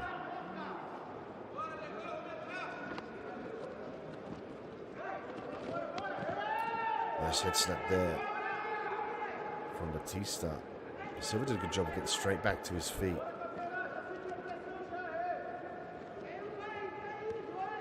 And now the Batista has used that head snap. He could in turn use it again and start to sprawl onto his opponent or fake the head snap. And then when his opponent in Silva goes up to reposture, he can look for the double leg, but opts to jump guard here. 1 minute and 40 seconds left on the clock. Here in the 16th finals of the Abu Dhabi Grand Slam Jiu-Jitsu World Tour 2021. We're live from Rio de Janeiro in Brazil. Thank you for joining me, Dean Midhat, on mat 3.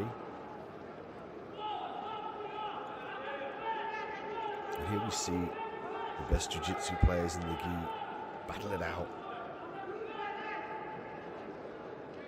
It's a very interesting predicament for us to watch as well, because we see the advances of jiu-jitsu happen in these fights. You know, the worm guards, the lapel guards, the lasso guards, you know, what works in a real fight. And we see different techniques coming through, different techniques being used, and they really do get battle tested in the Abu Dhabi Grand Slam Jiu-Jitsu World Tour.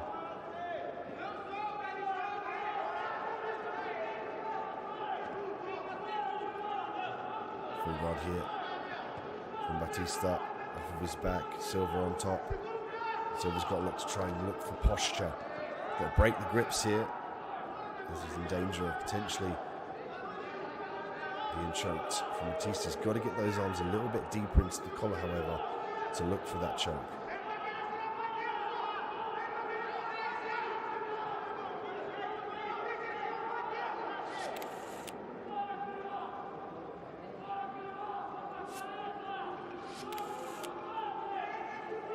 upcoming tours as well to London and Australia.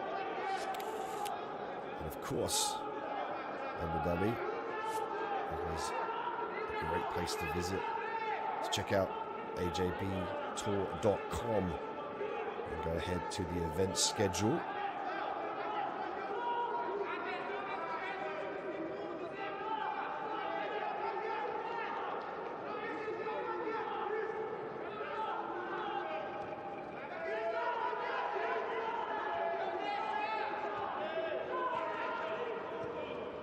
Spirit here as we're going to go to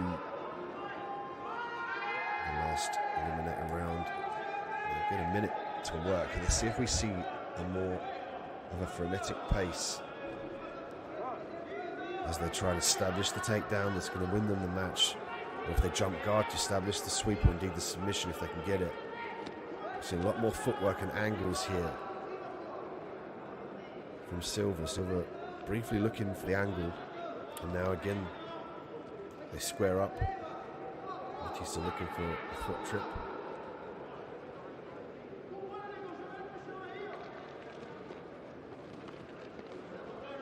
He's going to be careful about getting the guard past. Does Batista. 26 seconds for Silva to work.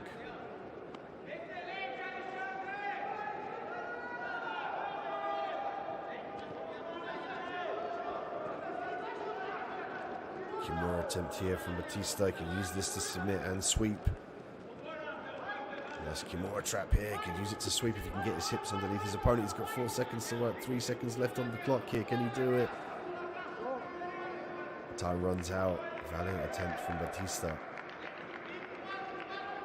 He will ultimately go to the referee's decision. Difficult one to score from two very evenly matched fighters.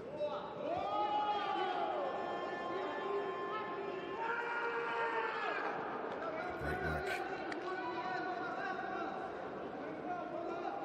Won by the referee decision as he moves through to the next round. We'll take a look at the replay. It was largely contested on the feet. There was a shot from Silva. Batista did a good job of sprawling and then regaining his composure back to his feet.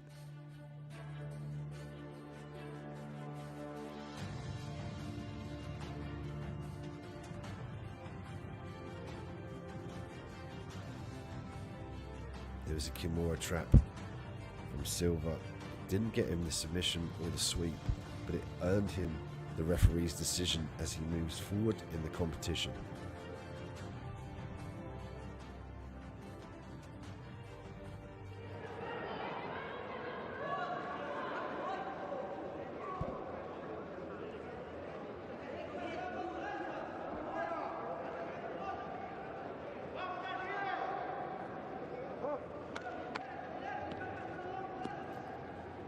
So we stick with the middleweights.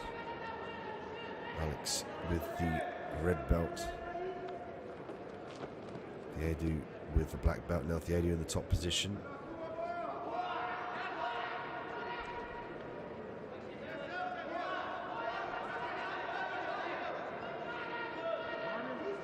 Theodore looking to pass the guard here. He's got to fight that underhook, but he could look to skip that lapel round, and it enables him to gain a better, deeper pressure on that shoulder. So this is the counter to when your opponent has the underhook. Right now, you can see Alex off of his back with his right underhook. You see that's why the hips are skipped back. The Edu, and then the shoulder very heavy just to prevent the sweep. He's also got to make sure his foot and his leg stays back behind him so he has a base point. He's going to try and flatten out his opponent here, but ultimately he's got to make sure he establishes the underhook.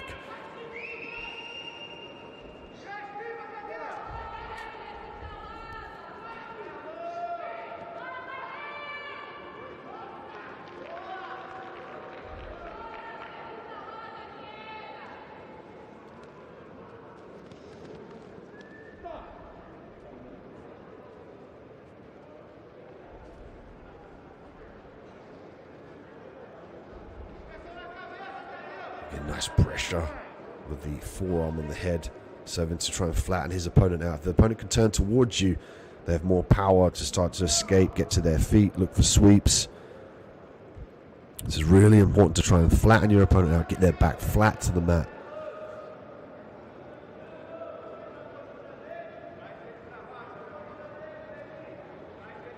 Yeah, they're doing a great job of staying very heavy. He's going to look to try and kick his leg out of this position.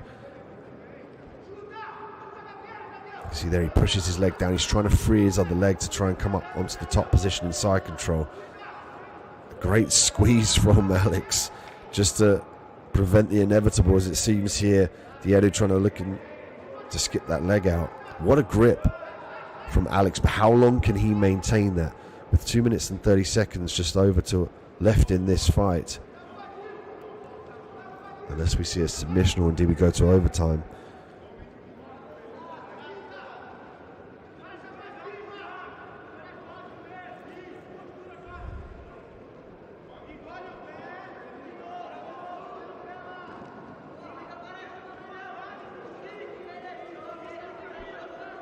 Diego battling to try and get that leg out. He's got to kick and pull at the same time. See, he's kind of just push in and pull in. He's got to do a nice explosive motion, try and pull that out of that position. But again, easier said than done against such a high level black belt in Alex off his back. He fully understands. He's nearly out. He's sneaking the leg out now. Can he get the knees down? And he's got to put that right knee on the hips of his opponent in Alex. He's got to try and flatten him out as well. You can see he's gripping the back of the gi as a lever point to drive that shoulder and flatten his opponent out. Beautiful work. 3 points here. Diego Nebrez in the top position. Goes straight to mount here. He's going to establish this to gain the points, however.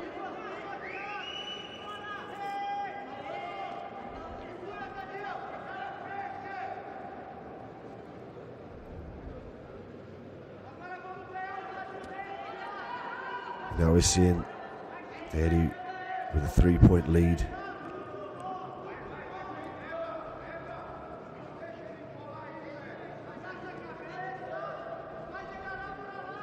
Referee looking for the video assistance replay on both.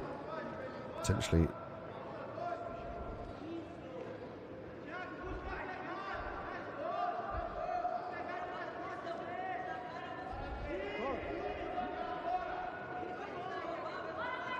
I think he was just adjusting there just to see who he could give the advantage to. And it of course went to Diego in the top position.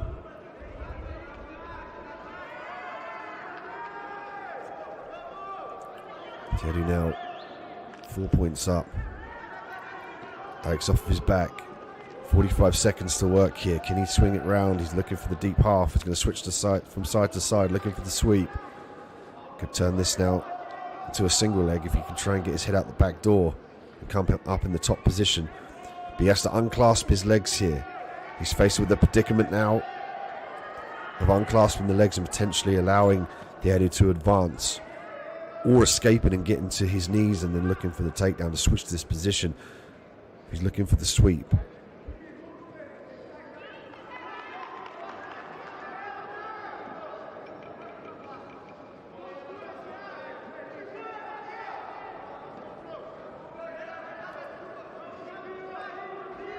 As time runs out here for the middleweights masters at black belt.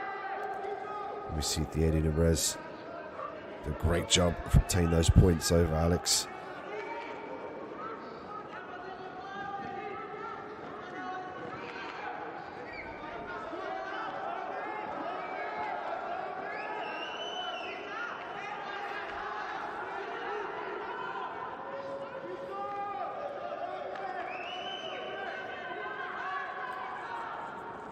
Readjustment of the gis and the belts as well, respected the system.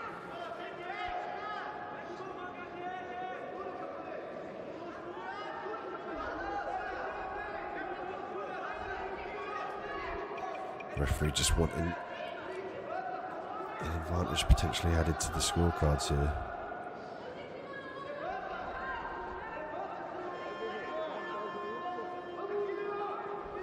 There we go, gets it. It's great that the referees have contact as well with their radios. Such a professional setup here in Rio for the Abu Dhabi Grand Slam Jiu-Jitsu World Tour. Really is the lead runner in the most prestigious event across the world, and it attracts all the best athletes and competitors. So we see here from the replay, Diego doing a great job of using his shoulder, that arm around the face, to drive his opponent back down to the mat.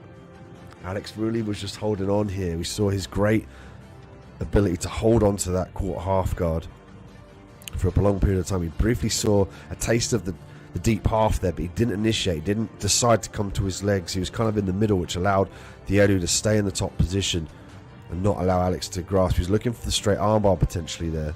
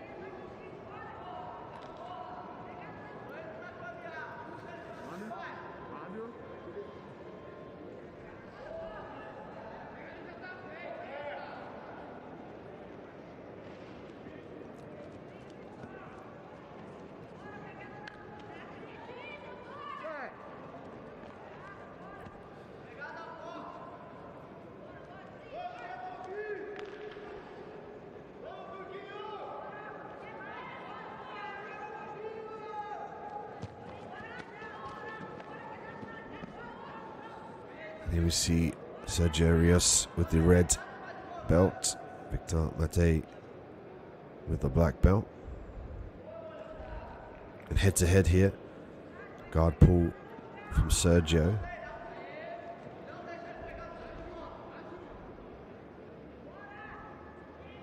Victor briefly looking to pass the guard. Has got one leg trapped, one butterfly hook here for Sergio underneath the hip of Victor. Victor doing a great job of stacking the legs here. He's going to sprawl his legs backwards and look to block a leg and skip round to that side. Great guard retention here from Sergio.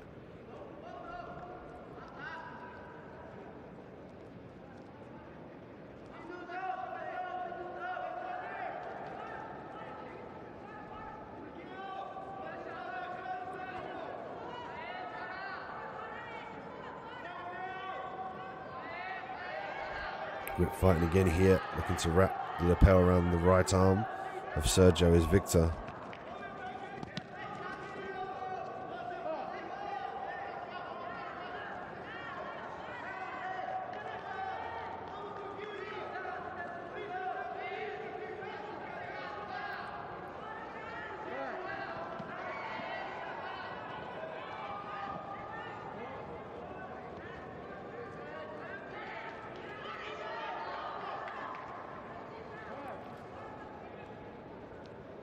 Sergio making himself available for the sit-up sweep here, but aborts it in favour of going back down to the mat here, controlling the sleeve. Victor in the top position, looking to pass the guard. Might look round to skip round to the back here, avoiding the guillotine very well, does Victor. Taking a quick look at the scorecard, 0-0 for both of these competitors at middleweight black belt masters.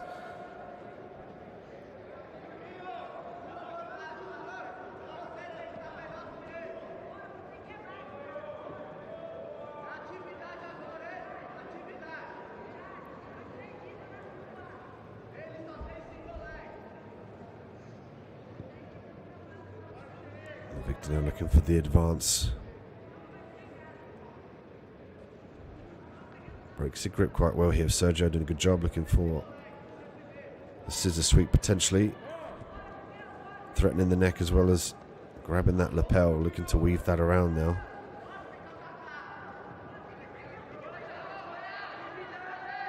Gonna get a reset here.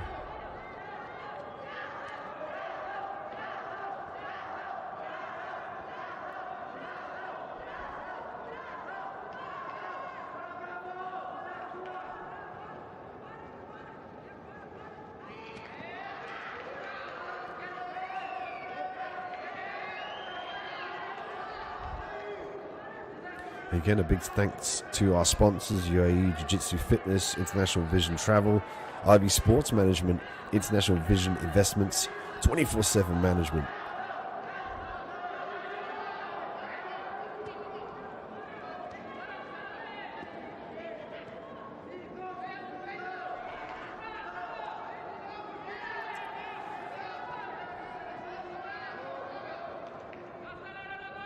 Both athletes now squaring off in the stand-up position, looking for the entry into the takedown. And for me, this is the most difficult part of jiu-jitsu, to try and initiate that hip counter, to try and initiate that distance, to get that underhook, to disbalance your opponent. Uchimata attempt here, yes, nice ankle sweep there, inside trip from Sergio, and he gets the 2 points. It's a great mixture of takedowns as well. He went for the uchi and then switched for the sweep with the same leg. And that's what you've got to do at this level as well. You've got to start to tie these advances together with the takedowns, with everything. The guard passes, the submissions. You need to make your opponent think one way and then go the other. Such high levels here at the Masters middleweights. You really have to start thinking about the art of war, the trickery. Go one place, but actually you want to go the other.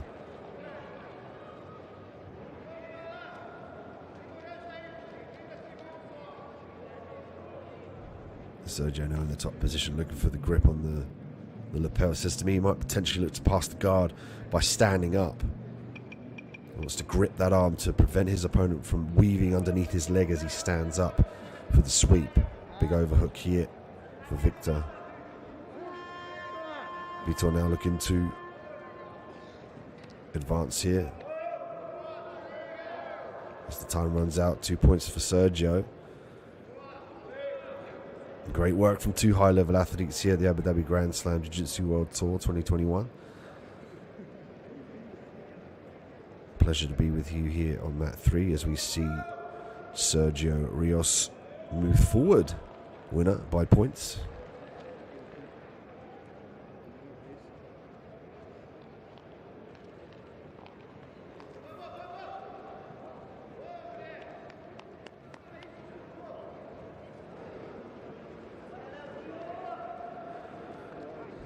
Here we look at the replay here, head to head. Sergio, that's when Sergio looked over to the scorecards. And I believe they were 0-0 at that point. Sergio with a great knee shield, potentially looking to set up a sweep there, didn't get it. This was the trip here. Look, Uchimata to inside trip, beautiful work, straight behind the lower part of the ankle to gain optimum leverage, and that gained him the takedown that ultimately led him to win. Trips on the inside of the leg, immediately switches to the other side. Beautiful work here from Sergio Rios.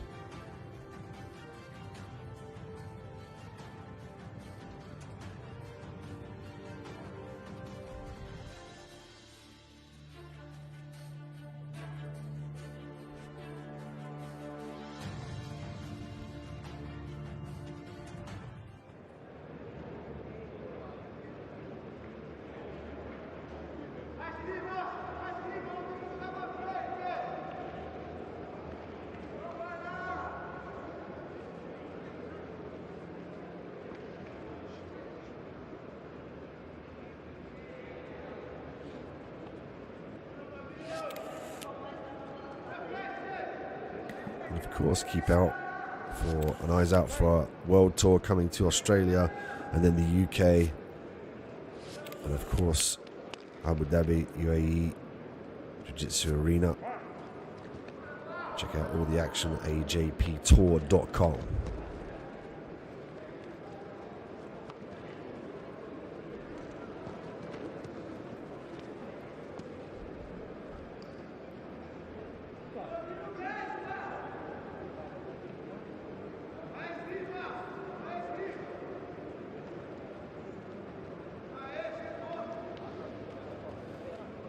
Wellington Almeida and Fabio Polita. Wellington with the red belt and the blue gi. Fabio with the black belt and the white gi. Immediate guard pull here from Wellington into the half guard. Usually that would mean that he's very comfortable off of his back in the half guard, particularly to utilize the knee shield and then the half guard respectively for the sweeps.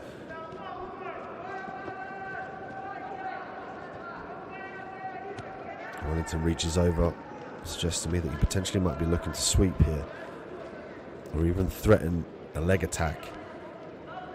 And Fabio has to be careful about trying to weave that leg on the inside and break in the grip. As you can see here from the camera angle, the grip of the left arm onto the inside of the outside, of the right leg of Fabio.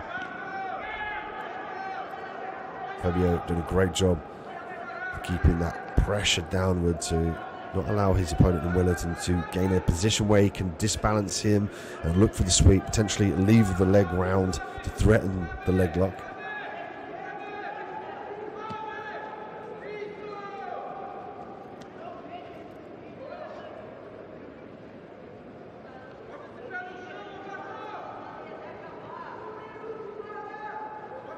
Wellington hailing from the Sparta Almeida team, and Fabio from the Alliance Warriors.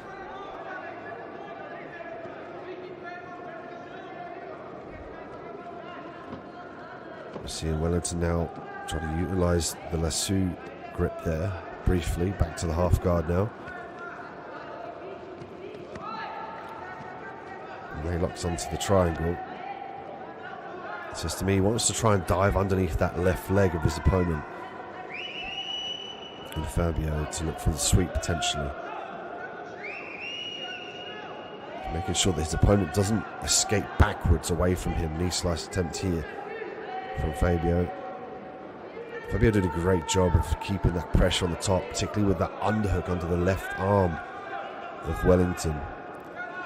It really does prevent Wellington from escaping, exposing the back also, and gaining more leverage when he oopers towards the sky to try and buck his opponent off him. Nice kick back there, just trying to push the leg out to side control. He's got to maintain this position here to gain the points. Great top pressure from Fabio. And the referee awards him 3 points. Awesome job of passing the guard and establishing the side control position.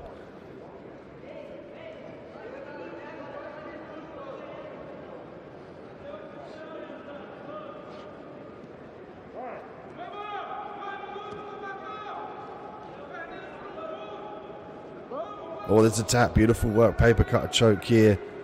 Excellent work. Submission there from Fabio, and that was largely due to his ability to control from the top position. He grabbed the lapel, reached underneath, and much like you would cut a thick bit of paper in a guillotine at school, used the paper cutter choke to finish with just 1 minute and 56 seconds left on the clock.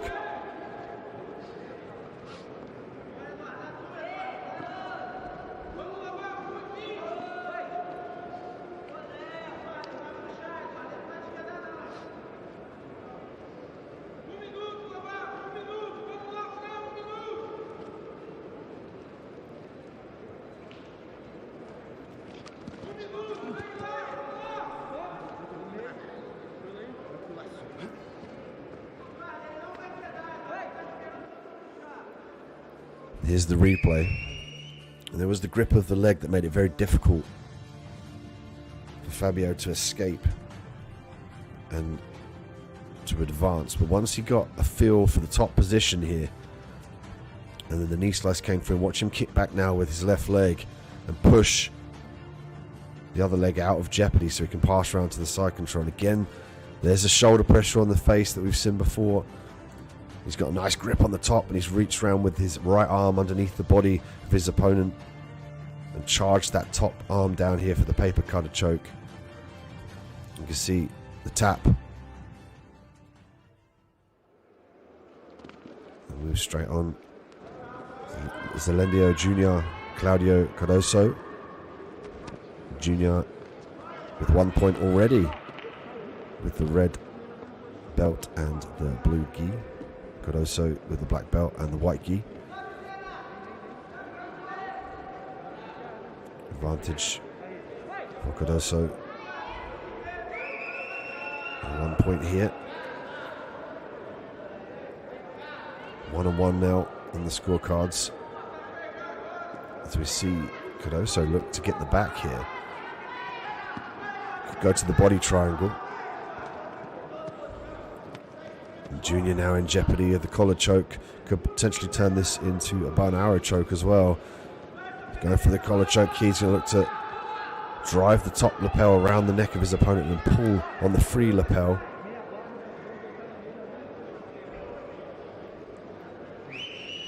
This serves as a strangling motion. It's usually done best from the back. You need to be a little bit more square on your opponent, but it's fully viable to finish from this position if you get the pressure. You can see the arm trapped as well. The right arm of Junior. It's largely due because he's holding the sleeve here. Now he let it go. He's got to start thinking about using his right arm to defend this choke here. He could potentially hold onto the arm and escape his head, like pop his head downward towards the mat and then circle the arm over his head and then turn into his opponent. But at this point in time, you can see here from the camera angle, the legs are trapping the right arm of Junior, and Junior now frees that right arm. You can see now he's defending, and here we're going to see the collar choke. Watch for Cardoso to pull around the top arm and then pull down with the bottom arm. So it's almost like he's trying to pull the lapel around the neck of his opponent with the top arm, and he's going to take the slack out and pull downward with the opposite lapel. Cardoso now up 5 points to Junior's 1. Junior now looking to frantically fight the back control here. He's going to hand fight and keep out of jeopardy, and he's got to get his hips to the sky as well. If he can as well, I'd like to see him try and bridge off to his left side. That way he's out of the danger zone here. The more of a choking arm position for Cardoso. See there, he's kind of fallen into the crook of the elbow. He wants to stay away from that. That's where the most leverage is, where the choke will go on quicker. He's got to get, there we go, he's got to get his feet underneath him. Now he went to the right side, he's going to look to reach round, he's got to get his hips to the sky and put his lower back on the inside of the left leg of Cardoso. Cardoso switching now to the high back mount. Looking for the choke still here. Bow and arrow chokes available for him. Done a great job of keeping Junior busy with the threatening of the neck here. And Junior's got to pick the point here to turn into his opponent and potentially get rid of the hooks. He's much more of an affordance to turn now, that the fact that the feet are crossed. There we go. Could also cross the feet here, but in favour of the mount. He had his feet crossed, which allowed Junior to turn, usually with the hips and your feet on the inside of the hips, so you can follow your opponent. So if he does turn, it makes it a little bit easier to follow him. But we see Cardoso with 10 points to Junior's 1, and with a minute and 18 seconds left on the clock, we might see Cardoso look to control in this position, as well as try to advance, but he doesn't want to give anything away here and potentially allow Junior to score any points. With such a massive leap ahead on the scorecards, he wants to maintain that 10-1 gap, but still keep the ref happy and not get penalised for inactivity.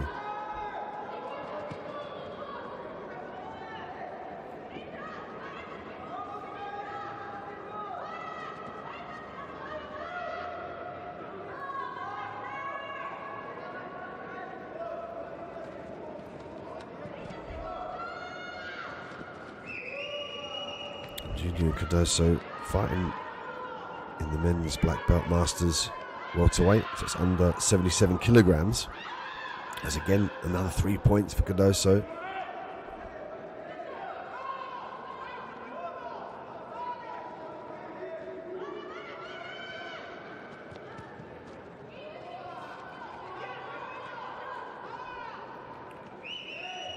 Again, if he passes this guard, he's potentially going to enable himself with 3 points. Mount the position, of course, is 4 points. And there's the 3 points and the 4 points. Gets the guard pass, then the mount. He could potentially get another 4 if he's given the back now. And bangs it up right up to 24. 24 points to 1 as the bell resounds. An excellent clinic put on by Cardoso, and it's largely due to his ability to threaten the neck and improve his position.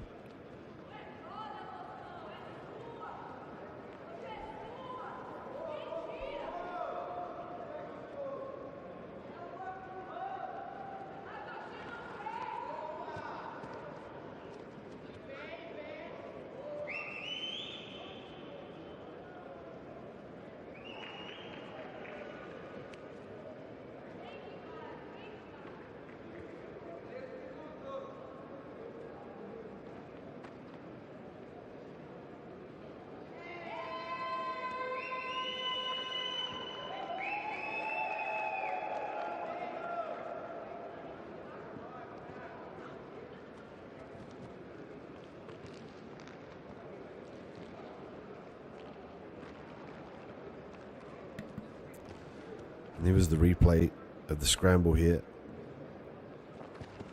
And enabled the back take, which ultimately led to him really chasing that collar choke here. As you can see, he grips nice and deep, looking to constantly threaten the choke, which really stopped his opponent in his tracks from definitively escaping. It was only when he was able to turn when the guard was crossed on the back.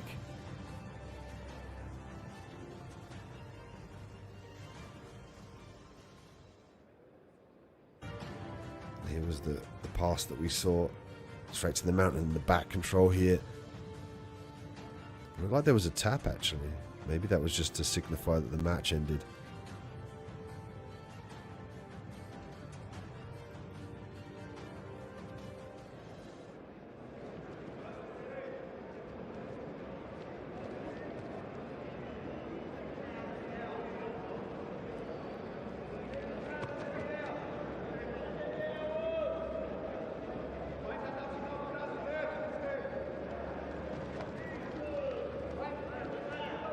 Bernardo Campos with the red belt, Alexander Lima in the black belt. This one back at the middleweight masters black belt here, so it's under 85 kilograms.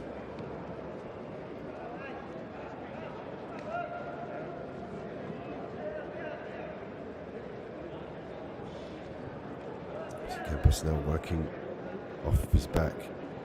Again, such an importance of the grips here, whether that's on the lapel, on the sleeves, or on the legs. It's really important to grip your opponent. The gi offers the affordance of added leverage to further maintain postural control.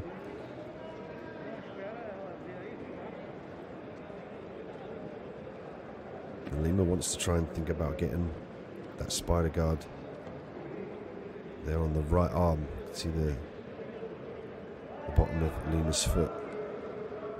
You could potentially use that to sweep as well as set up triangles.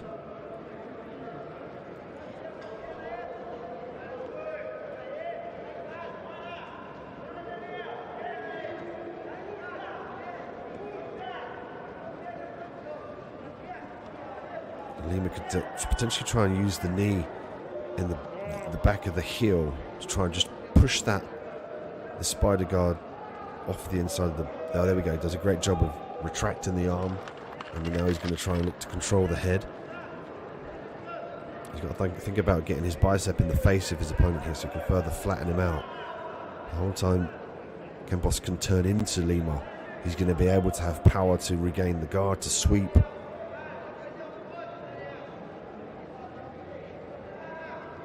You see there, he's done a great job of keeping on the side. If Lima can make the adjustment now and put the bicep in the face of Campos and try and flatten him out. So he's trying to weaver the left arm underneath the right underhook there. All he's got to add now is the bicep in the face.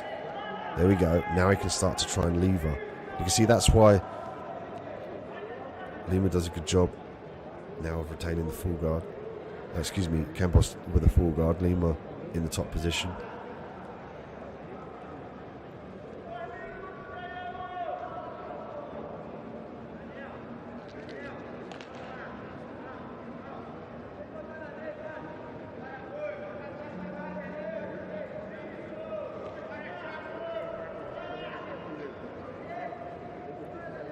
Campos did a great job of utilising those legs,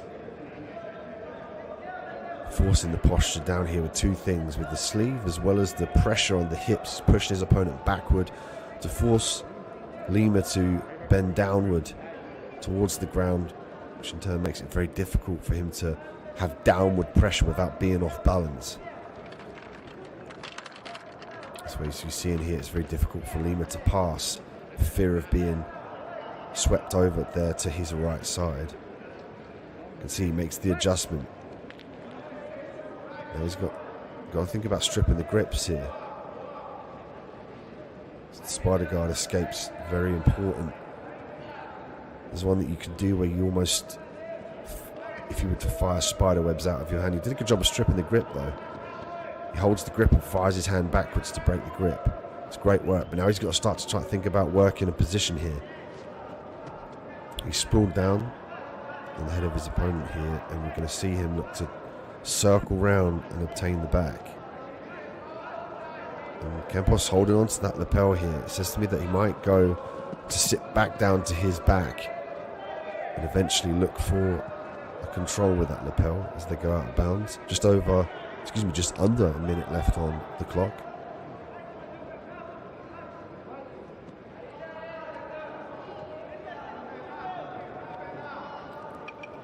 Back to the feet here for Campos and Lima. Campos with the red belt and Lima with the black belt.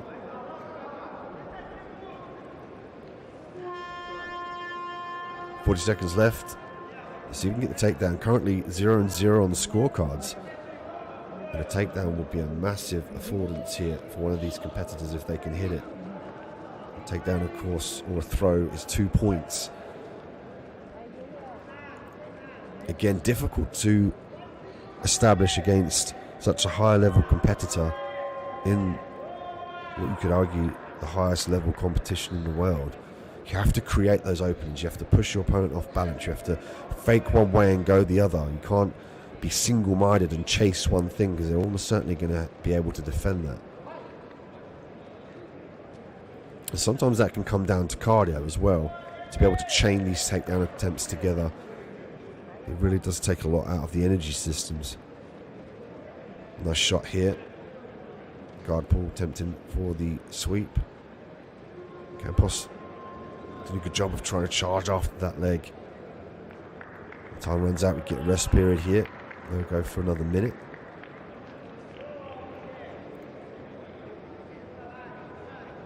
And both athletes look like they're breathing moderately heavy. Again, the tournament of fashion, a real sap on the cardio. So these athletes do come in shape, making a specific weight at least, and then making sure that the strength and conditioning is there, which largely it can come toward. To be able to maintain the pressure, maintain the grips, to constantly hunt for the takedown, to see who can get it. Can Campos or Lima land the decisive point-scoring takedown? We will see.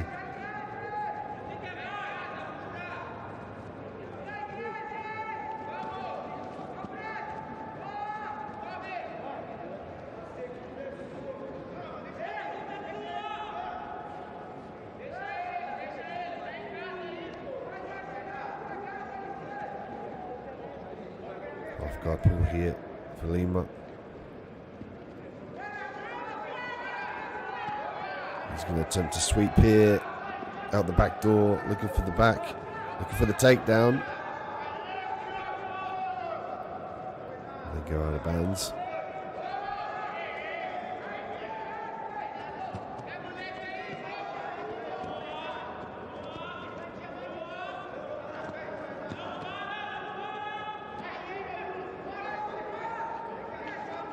Seconds left on the clock here. It's Campos that goes to his back in favour of looking for a sweep. He's going to run out of time. When he gets the sweep in the dying seconds here. Let's see if the ref gets it. Didn't look like he gave that sweep. Time ran out. That was right at the end though. Right at the very end.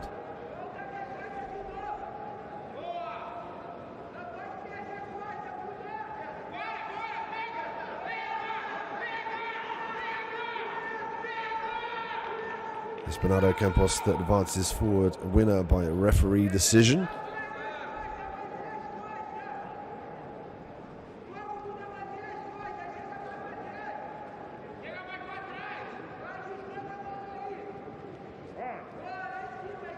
You see the replay here.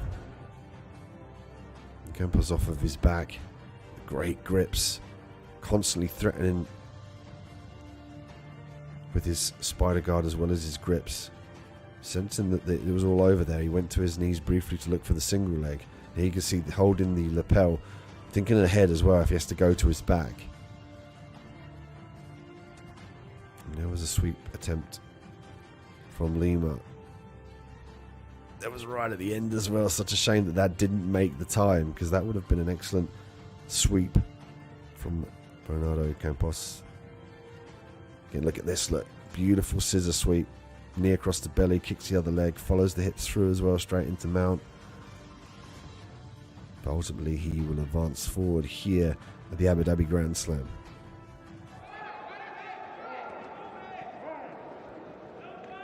We stay with the middleweights. Paulino Leme and Abner Souza. Leme in the red with the red belt, and Souza currently on your screen with the black belt.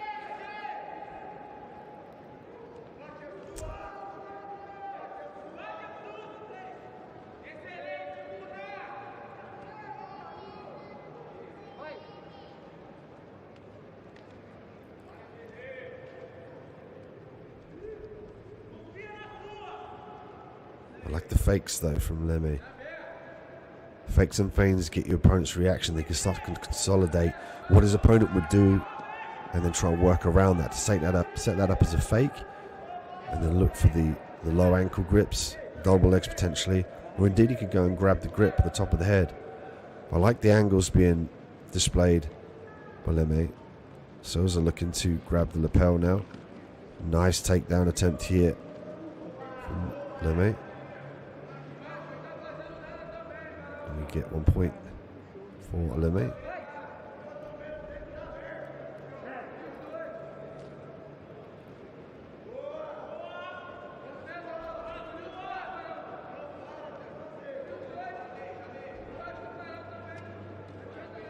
Souza again trying to avoid that takedown.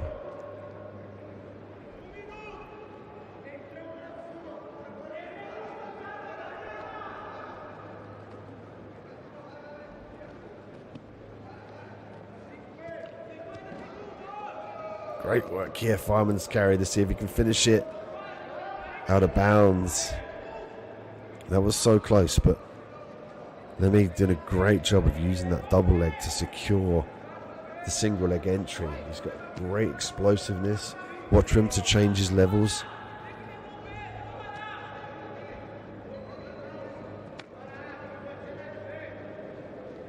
He's got to think about faking high and going low now. Souza is very aware of the fact that Leme has a great double leg. He's got power off that back leg, but he's got to set it up. He's got to start to fake going high, pulling the head down, and then when Souza goes up, to duck in that space and get the takedown. That's why you're seeing Souza not waste any time in pulling guard here.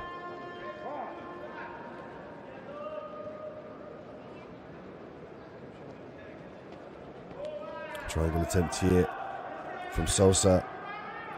Looked like he had the angle, just misses it. Great submission defense, retraction there from Leme. Kimura attempt from Souza. Again, this could be used to sweep and submit in that position, but Souza opting to let go of that position in favour of the underhook here. Melgi, Black Belt Masters, middleweights. Yeah, but that'd be Grand Slam Jiu-Jitsu World Tour 2021 live from Rio de Janeiro in Brazil. Thank you for joining us on mat 3.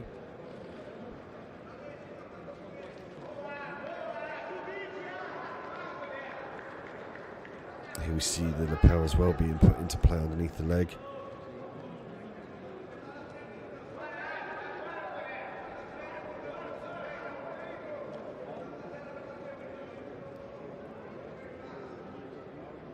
Souza now looking for the deep half guard. Potentially might be looking for a sweep here. Got a great clasp on the ankle and the foot here. He's going to hold the bottom of the foot. Beautiful work. Bottom of the foot for the most leverage here.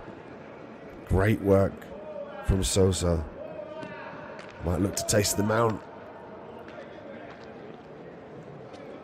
As you can see, the referee awarding 2 points to Souza.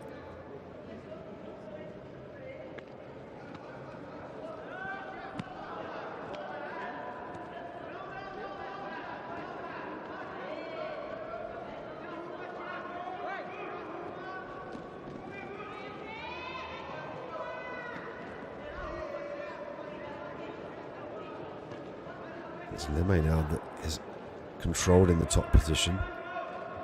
And the scramble is able to end up in the top position here.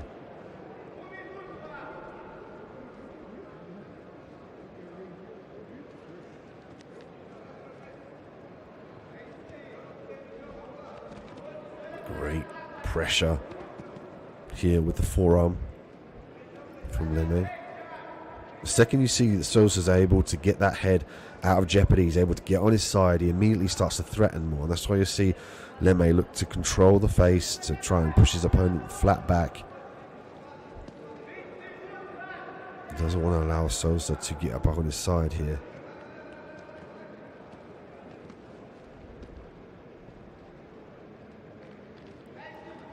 Right, Sosa was potentially looking for the X guard there.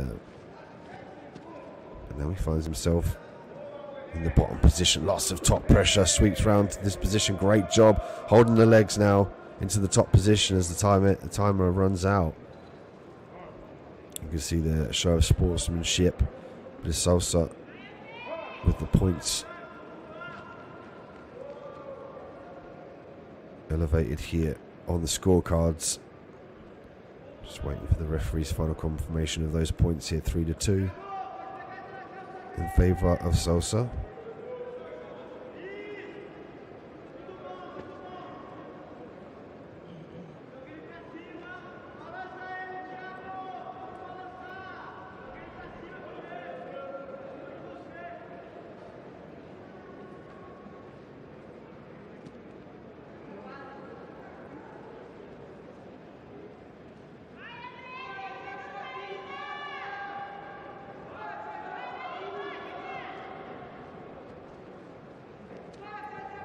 Referee's decision here, won by points.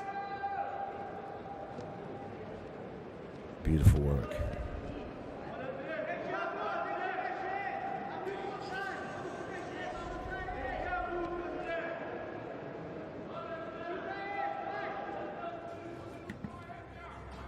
If you look at the replay here, great fireman's carry takedown attempt here. It was the fast footwork that allowed him to stay on his feet. Look at that, scrambling with his hands and his feet to keep this one standing.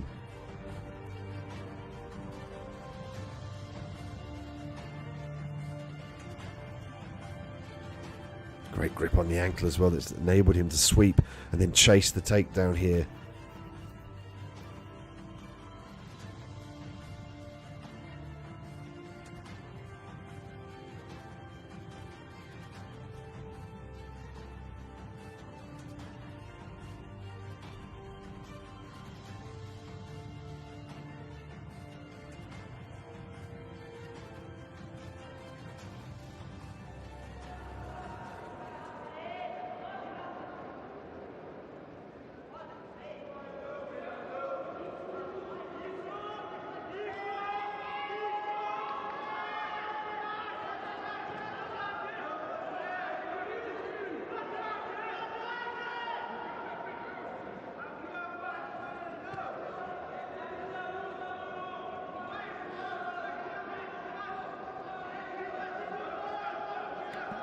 As we get set for the next matchup here, mat 3. And of course, this all made possible by His Highness Sheikh Mohammed bin Zayed Al Nahyan.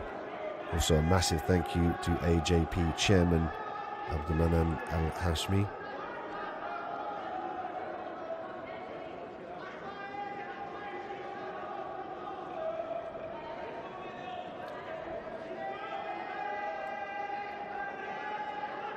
It's a wonderful loop choke attempt there. It's interesting to see these techniques that you usually learn early on in your jiu-jitsu career start to come out at the top pro ranks, and we see it sometimes. The saying goes that you know so much that you forgot certain stuff, and that's the things that people kind of put to the back of their mind. The loop chokes, the things you learn day one, and then they start to be used again in tournaments. They start to be used again in training, and it's the fact that your opponent and your training partners haven't thought about these or haven't been threatened with these in potentially a number of years. So that's why we see the recurrence of these core techniques come back into play.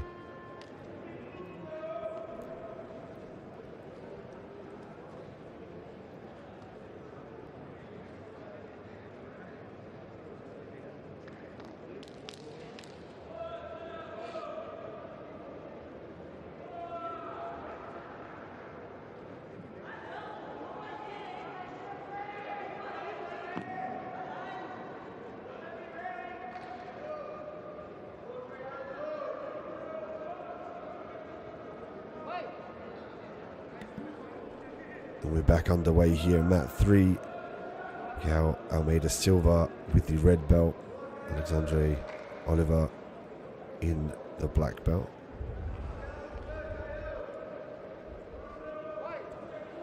You can see here as well that as well as the red belt being donned by Silva, that the referee has the red band on his right arm. Every time he uses that arm to give an advantage or a point, he's looking to make sure that the officials ringside and mat side are giving the points to the person with the red belt attached on top of his black belt, so to distinguish against the different competitors.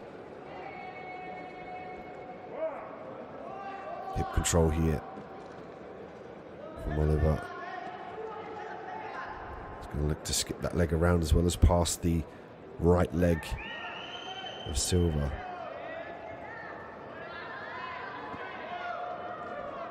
So he did a good job of weaving himself around now, looking for the leg attack.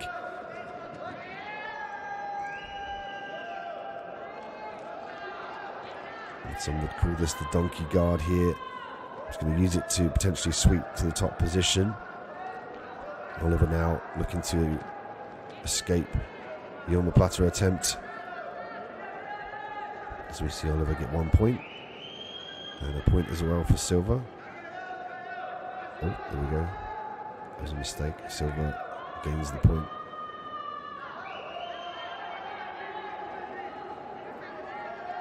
Knee bar attempt here. Footlock attempt, here we go. Oliver briefly looking for the knee bar and the footlock, but opting to control both of the legs here. Very smart play on his part. If you control both of your opponent's legs, you basically take away both of his ability to base and start to escape. It's a smart play by Oliver to control the legs of Silva.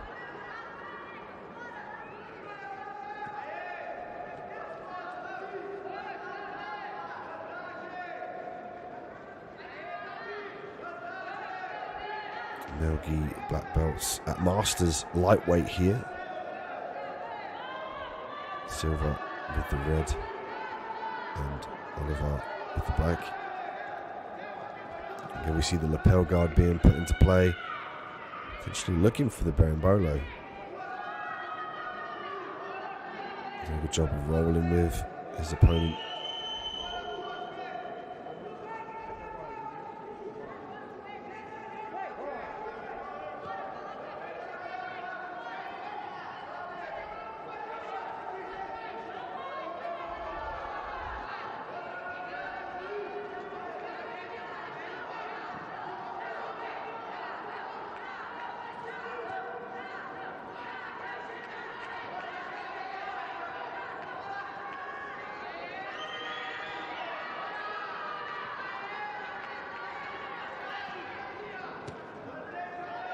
Lots of top pressure here from Oliver.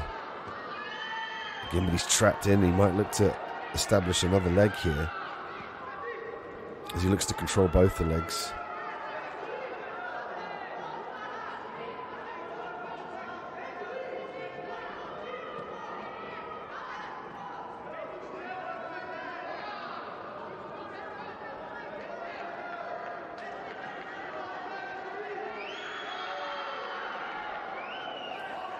So here we see the quarter-final matchup between Silva and Oliver. Oliver now looking to gain control of the leg.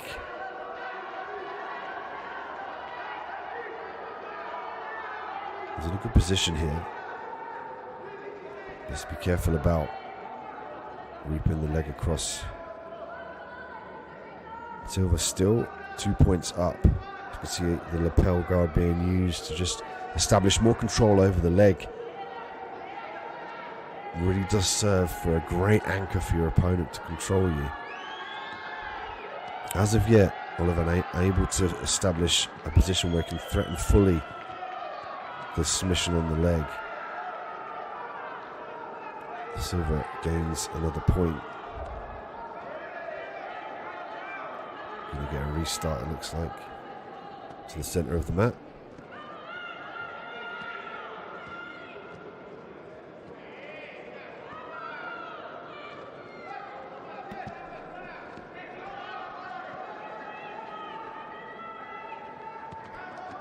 Now Oliver able just to briefly get to his feet here.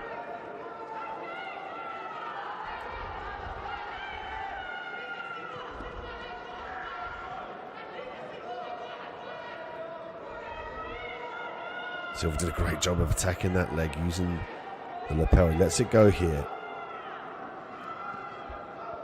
He's still maintaining control of that leg. Potentially threatening the knee bar here. He's going to hyperextend through the joint. Silva's in trouble. He needs to try and put his knee to the sky and turn the angle off to disallow the hyperextension. Beautiful work here from Silva with the knee bar. Just 2 seconds left on the clock, though. What a finish. Great submission from Almeida. Silva made up BJJ on the rash guard. He was hunting for that leg for a while, just unable to gain an angle for the footlocker, indeed the knee bar. He's able to square his hips to that knee and force that direction to hyperextend. And Oliver unable to change the angle to alleviate the pressure. And what a finish with just 2 seconds left on the clock. And winner by submission. Almeida Silva from JFC Almeida Jiu-Jitsu. He's going to move forward from this quarterfinal matchup to the semi-finals here at lightweight. Check the replay out here for some of the action.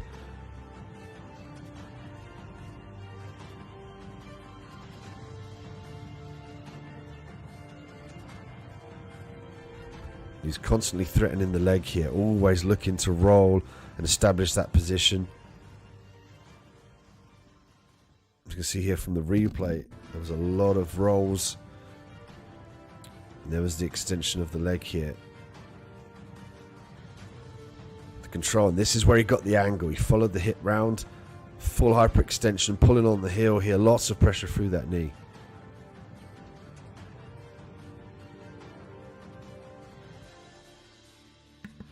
We go back to the middleweights here in the male gi black belt masters under 85 kilograms.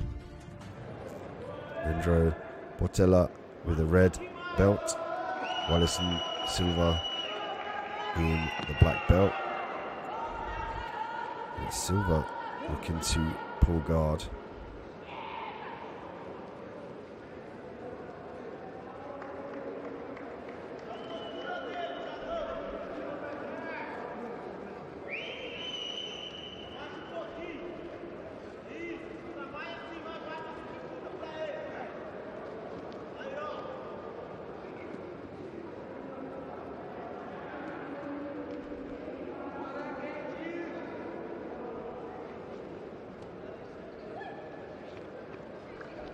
Portela now looking to posture up here. He's going to start to think about funneling those arms in to gain some distance and some separation from him and his opponent. Right now, Silva did a good job of holding the back of the gi there. You can see from the camera angle, he's serving to break the posture of his opponent, eliminate his ability to try and pass the guard.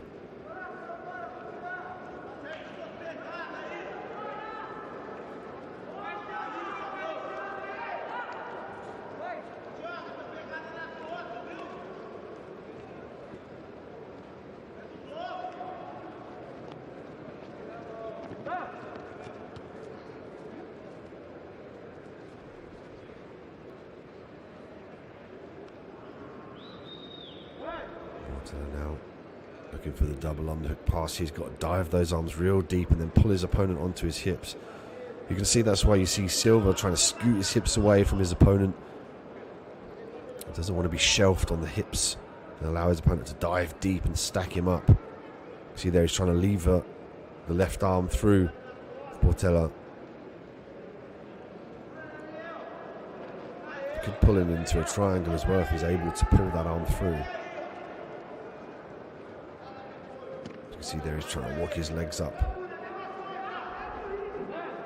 I want to switch this round now into an armbar, potentially an inverted triangle as well.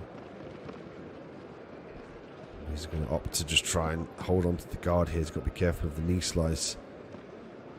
Portela Might opt to go to the left or right here for the knee slice. He's got his posture. There's a grip on the lapel of Portela from Silva, which makes it a little bit more difficult for him to posture up and past the guard here with the knee slice. You can start to think about stripping the grips.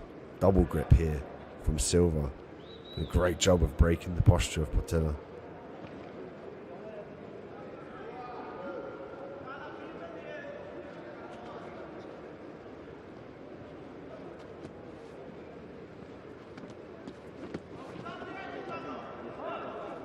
Half guard here, Portela on top. Open half guard actually from Silva. If he can sense the legs are open, he might look to skip. That prompts Silva to close the guard.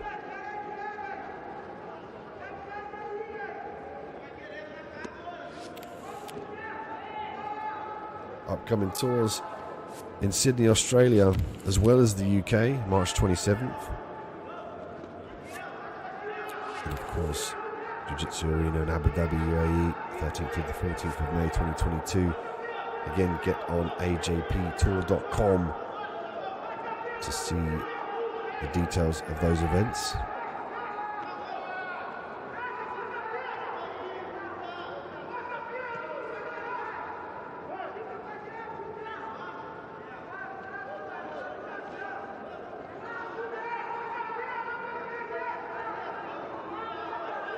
Portela still finding it difficult to get past the guard of Silva.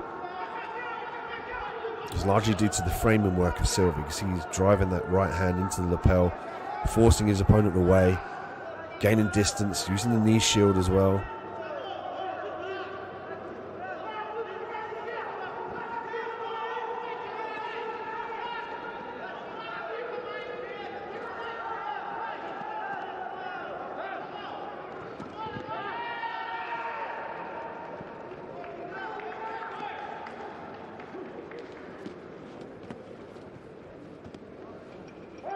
Frantic now for the nice 1 point from Portela. He's stuck in the full guard here. Another point for Portela. Portela now 2 points up. Silva with nothing. As the time runs out, there's a relief on Portela's face. It could be an injury here to the thumb. Might be a dislocation of Portela's thumb on his left hand. Just going to get the medics here, Matt's side, to attend to him.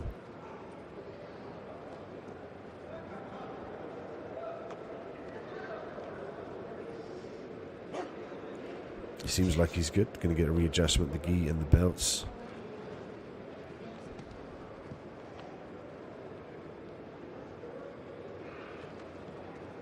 And we move on to the official decision here. Leandro Portela, the victor at the Masters middleweights, black belts in the gi.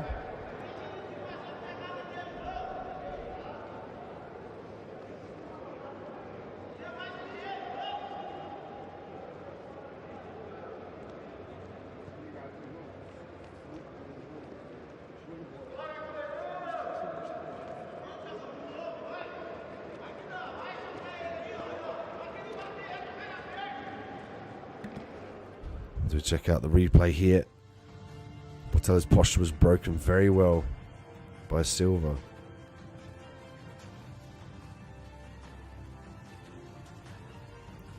Brief jeopardy there, ever so slightly, as he looked for the double underpass.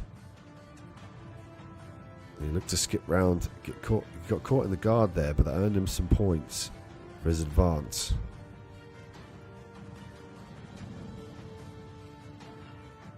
Great guard retention from Silva.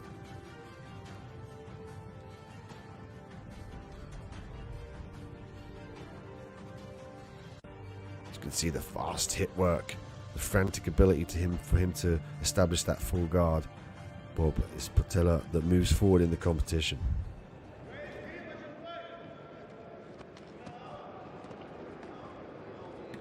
Francisco Gomez and Victor Bofim. This one at middleweight.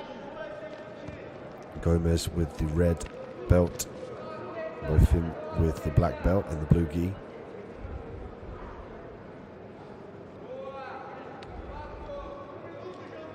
They tie up early on, grips.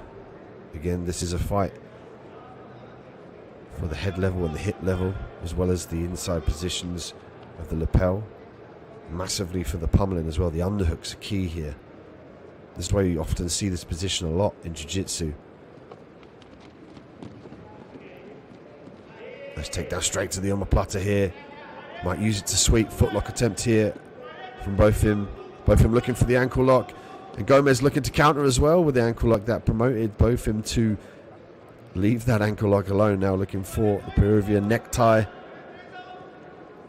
Didn't manage to get both legs over the head though. He needs to skip one leg over the head and one leg over the body to finish that choke. But Gomez earning 1 point. Both him with 1 point.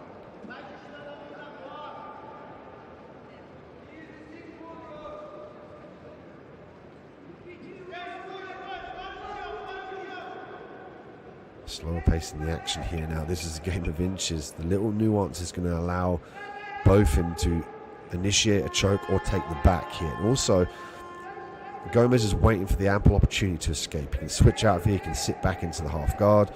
Here's a pro-over necktie being attempted. Here, there's the tap. Beautiful work. Use the gi as well to get more pressure onto the neck. But look at that. Victor Botham with a great work here at the middleweight masters black belt category with a submission finish.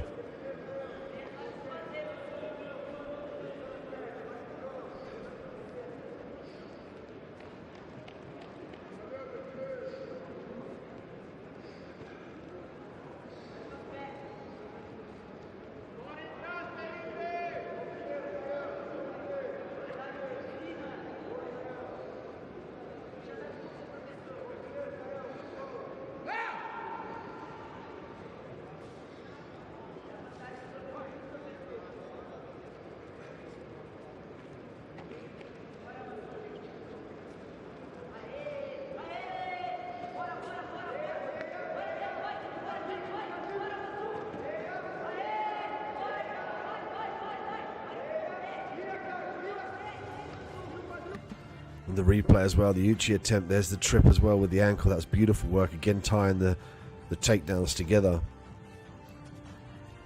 There was no time wasted with the footlocks here, both athletes going for that, and he looked for this Peruvian necktie often. Did a good job of utilising the grip on the head, very patient as well from the top position. He waited here for a while before he stepped up, didn't end up getting his leg over the body, just over the head was enough to finish the submission. Check it out again, look, steps up. Usually that left leg would be over the body, but it was just enough to hook the leg and force the tap. Steps up, gets the head. Look how tight that was, beautiful work. Used the gi as well for added leverage around the neck. Awesome.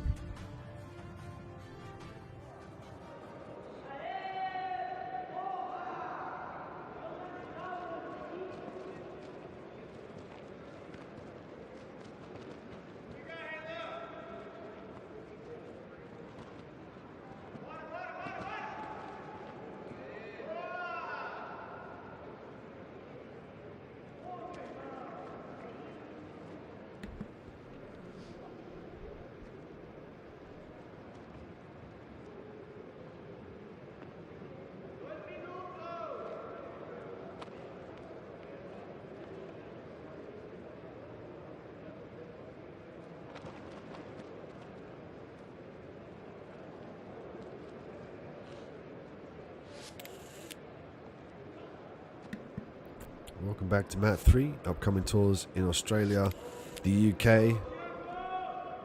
and of course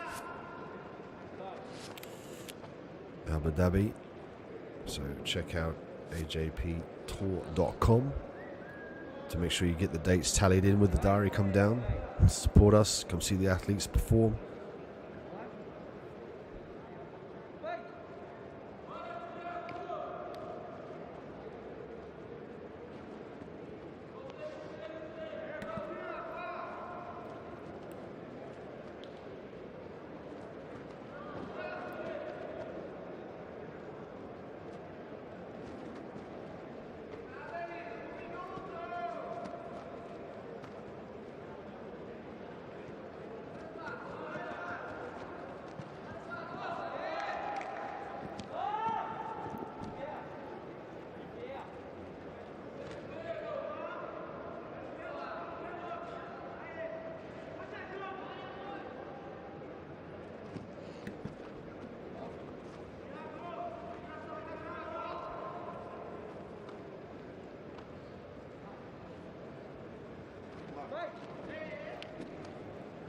Athletes back on the mat, touch your hands, touch your knuckles, and we're back underway here on mat 3.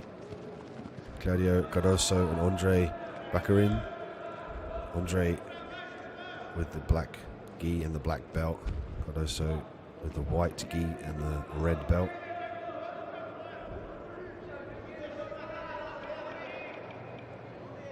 Andre already establishing the top position here. The threat of the sweep. Footlock attempt from both now. Straight footlock from Andre. He's got a little bit of leverage here with the feet on the body. Could go to outside Ashi to finish this.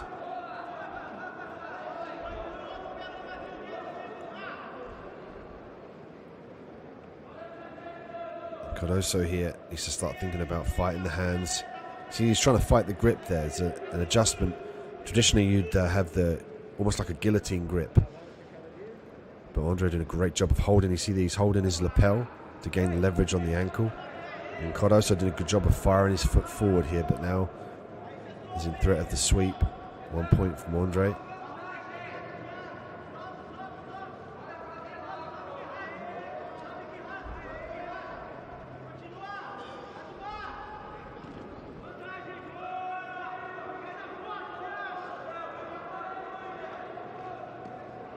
Cardoso looking up at the scorecards here, seeing that he's 1 point down. That's going to prompt him to get back to his feet here now and trying to look for a guard pass. He's got to get that left leg out of jeopardy. He's got to start to fight the grips.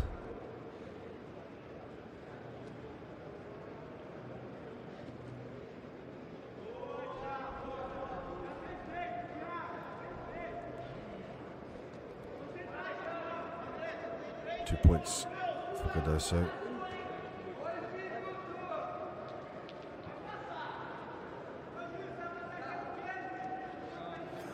Cardoso able to sweep this position onto the top here for those 2 points.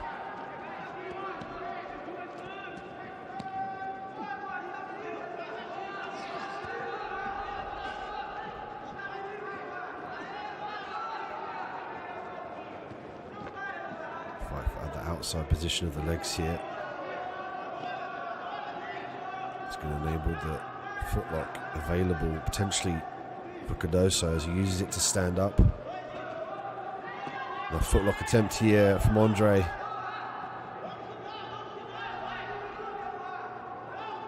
Difficult to see what grip he has.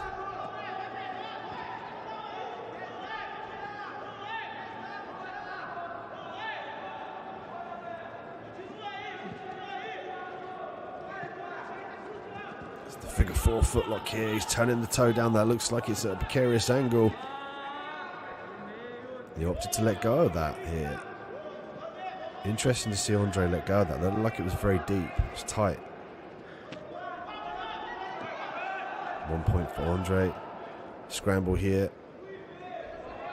Cardoso potentially looking for the back there. Comes up into the guard. One arm trapped. Could be a triangle attempt here from Andre off of his back. Looks like both arms are underneath. Double underhook pass attempt here from Cardoso. Looking to use the knee to lever the legs open of Andre.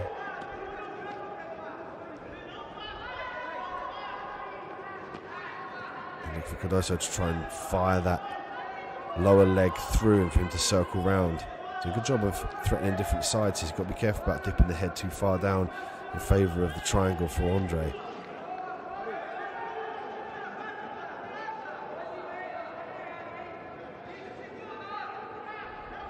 Going to get a video assistance replay here for the referee. Such an excellent affordance for our refs here at mat side to just replay the action and see if they can reaffirm the fact they want to give an advantage or a point to a competitor. Often, sometimes the vantage point for the refs, and indeed us watching on the cameras, we can see what he's watching here. He's looking, potentially might be looking here to see if there's an advantage.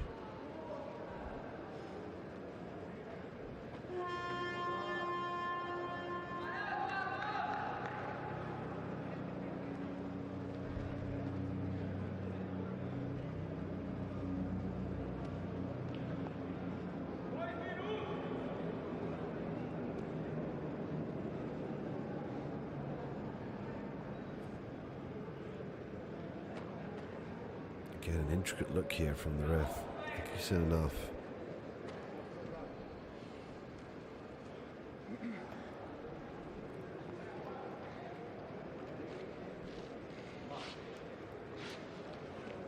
We're back at it. Cardoso with the red belt. Andre with the black belt. Currently Andre was off of his back, looking to prevent the guard pass from Cardoso. Cardoso doing a good job of using the double underhook pass and then goes straight back to the knee slice.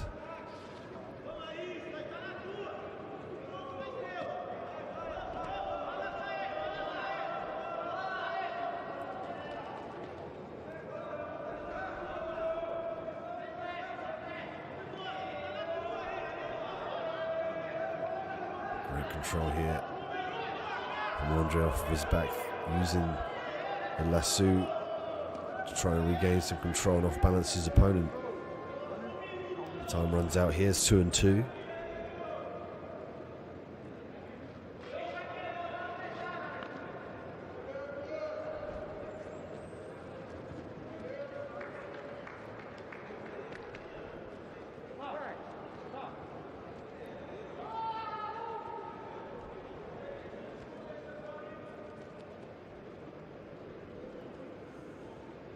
Be Andre Baccarin as the victor.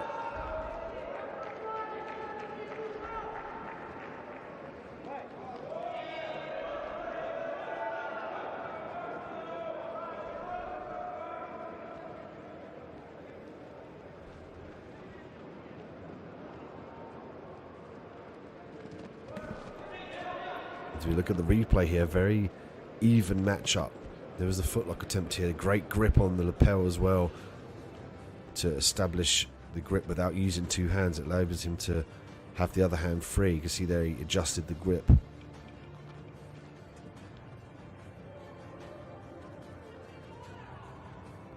Back and forth here for the threat of the footlocks. You can see here straight away goes for the ankle. This one looked very deep, but he opted to let go of it.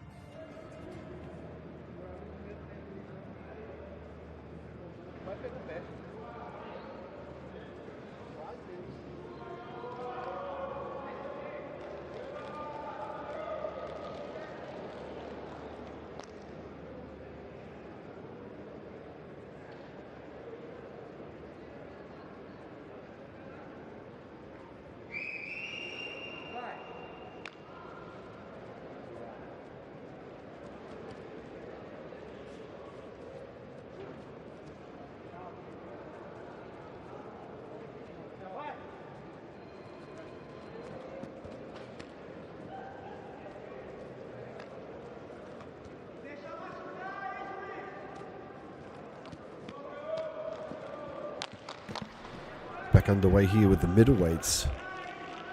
Mikel Moreira and Didi Pinto. Michael with the red belt. Didi with the black belt.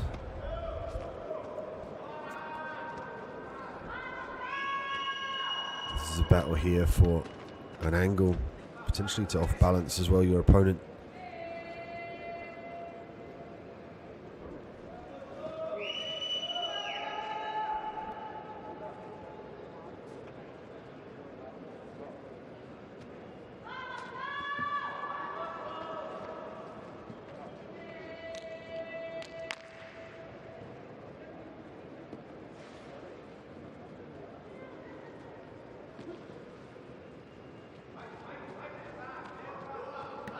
Single leg attempt here after the warning for inactivity.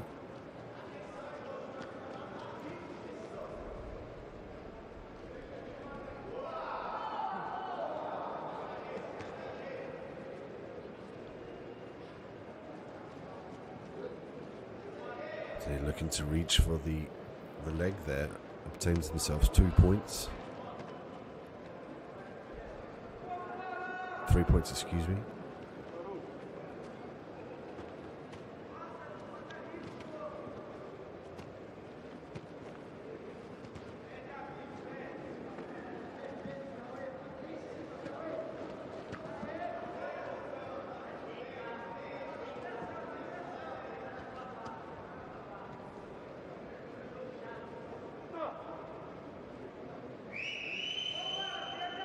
Restart in the same position here. Today with 4, Michael with 1, and we have a battle here to regain the control of the right arm of Tede. He's got to start to think about stripping that grip there. The lasso on his right arm there is preventing him from advancing in this position here. Could also open him up to sweeps as well. If Michael can start to think about utilizing the motion here off to his left side, could potentially look for a sweep.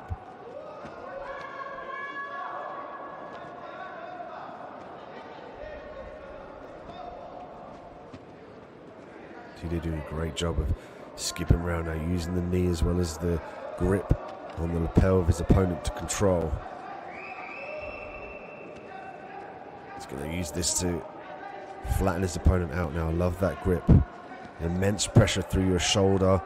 You can start to flatten out your opponent here.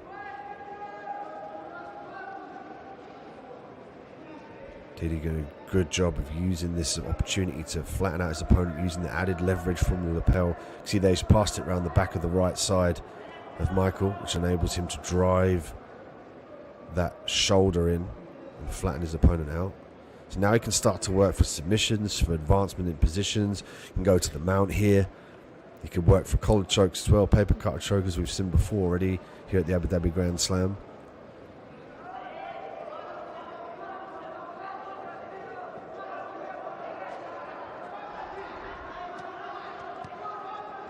Could also step over that right leg for the choke. You can see here, that's why you see Tede go for the choke here. And you can see always Michael looking to weave his head on the inside to regain the control of his head to stop the pressure going through from the choke. Tede now with the back. Tede Pinto with a great control. Both hooks in now. Could potentially be searching for the armbar. Watch for him to go to the mount as well if he loses this position. He's got to make sure he ends up on top. Beautiful work. Michael finding it a little bit difficult to escape these dominant positions.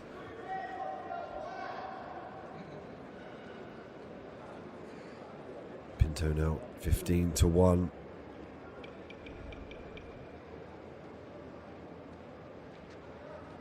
To weave the key round. Still hunting for those chokes here. Just over 50 seconds left on the clock. It's great to see him still look to submit his opponent.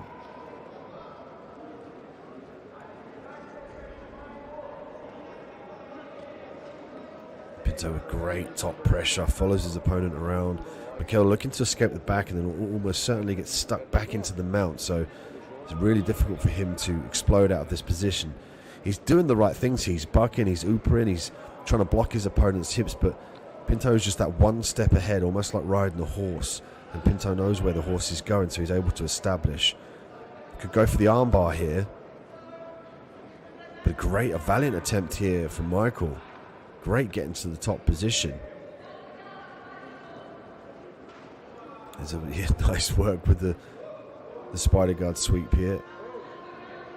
Towards the end of the match. So we see another 2 points go to Pinto.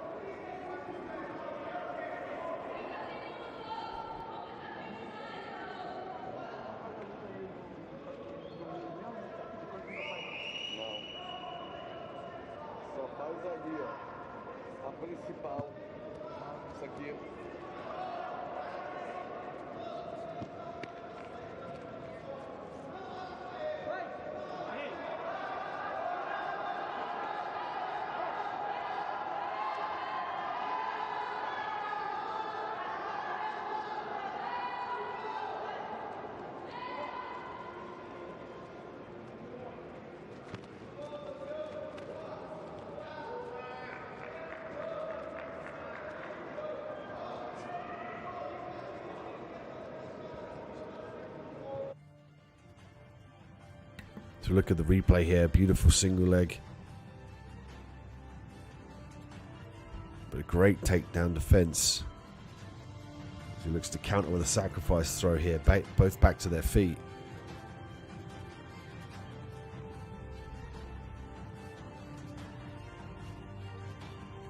But Pinto's ability just to switch from the back straight to the mount.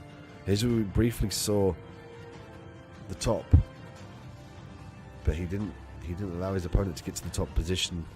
Really riding this, really coming ahead with the sweeps as well as the positional control.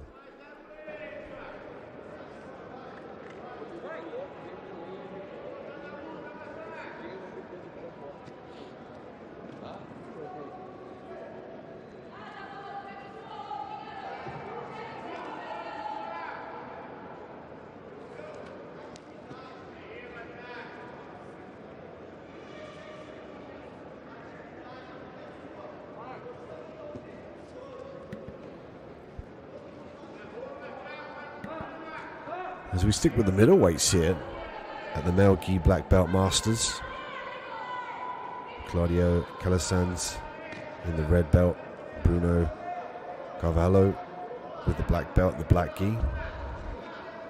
Claudio backing up, did a good job of avoiding double guard pull here. Bruno now looking to pass the guard, dipping the head nice and low. Got to be careful about the loop chokes and the guillotines here. Beautiful sweep from the guillotine, possible DAS as well. Bruno looking like he's going to look to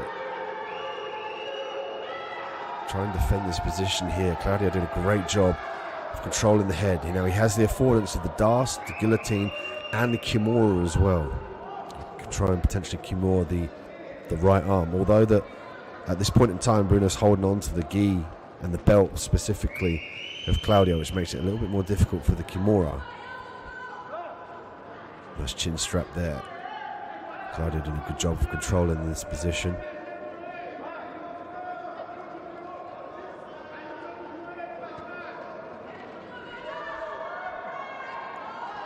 Complaint to the ref there from Claudio.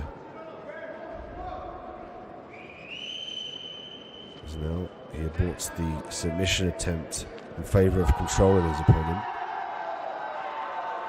And that's another skill in itself as well, to be able to understand that potentially you need to move away from the submission just to re-establish the position. We always say position before submission. You know, the reason being because if your opponent can escape, you're never going to see the submission, so it's important to keep them in a good position to submit them. Claudio now 3 points up.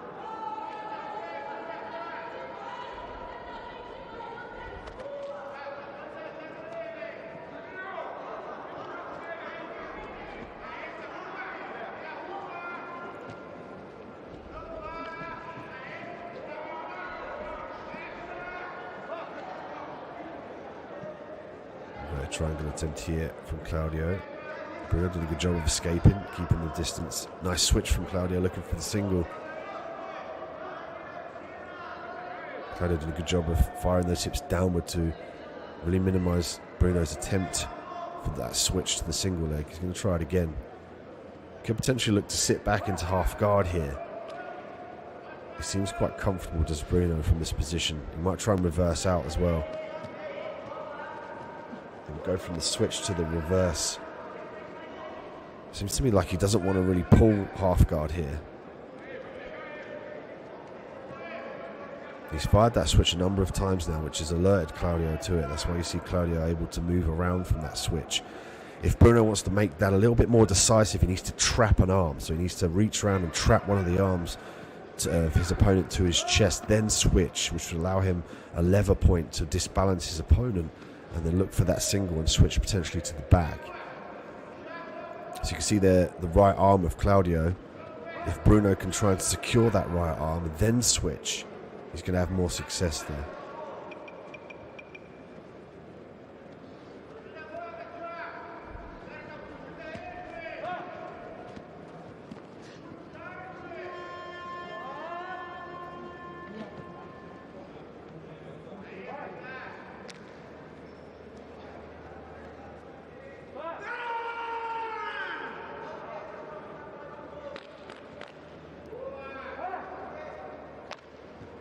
Claudio still 3 points up.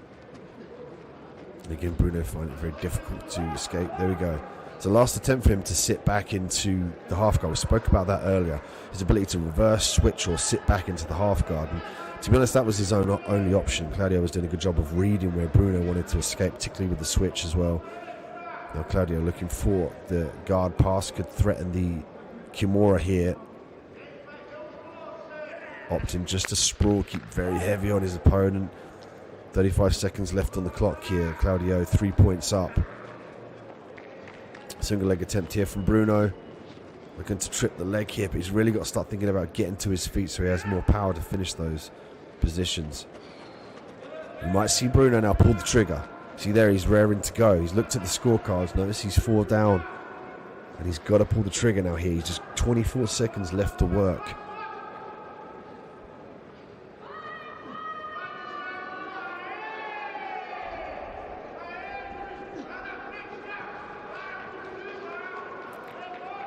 Time is ticking down here for Bruno. Can he get it done? Jumps to the guard, looking for the lasso.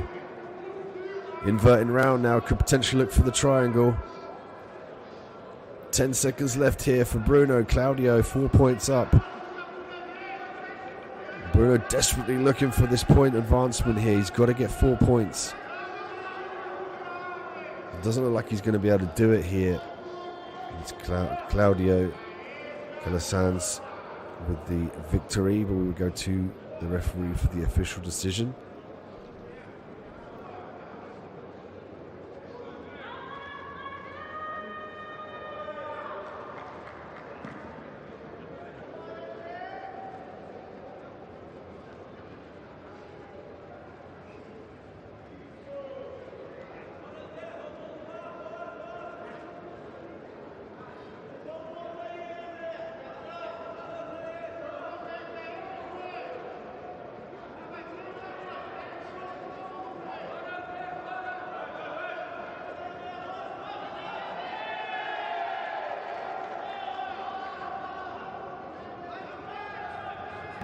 Look at the replay here.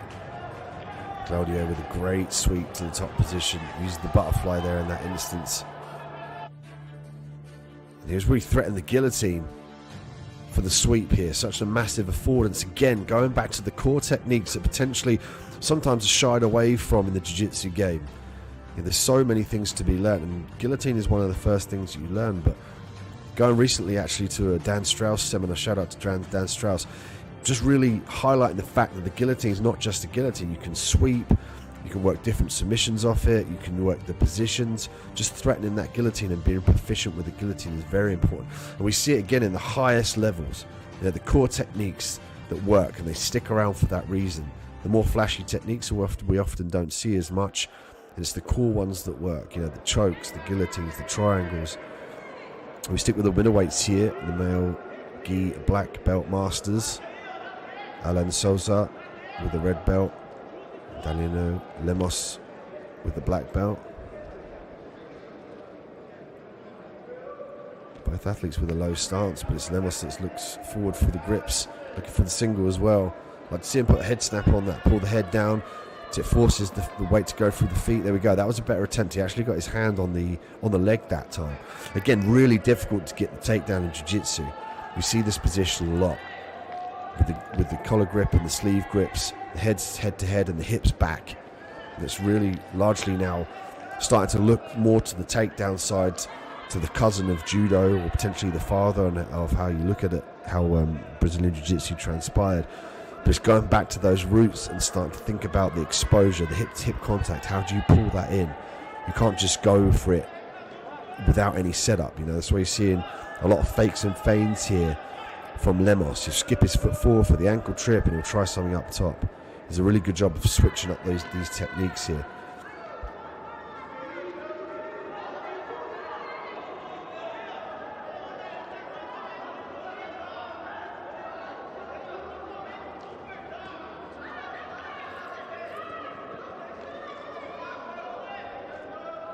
Going to get a warning for inactivity.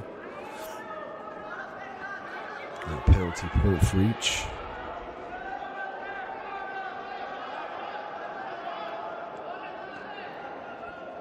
Lemos now, I love the way he fakes the level change. He's got explosive shots on the outside as well. I like to see him try to start to transition between the upstairs and the downstairs, to pull on the head and then go low for the legs. You can see the leg skips back. I like to see him as well switch to the other ankle pick. So if he was going to go reach for the leg that currently, the left leg of Sosa, which he's skipping back, I like to see him now go for the left leg and then transition to the right leg to go for the ankle, because Sosa has to have one leg on the ground to keep his base about him. When he's skipping the other one back, the other one's the base. Oh, look at that beautiful level change to single leg entry from Sosa. Now we're seeing a bit more entry. They're pulling the trigger more. They're being more insistent with their takedown attempts. Guard ball here from Lemos. We're going to get a reset in the middle of the mat. Crowd very audible here at the Abu Dhabi Grand Slam Jiu-Jitsu World Tour 2021 in Brazil. Great support from the locals here in Rio.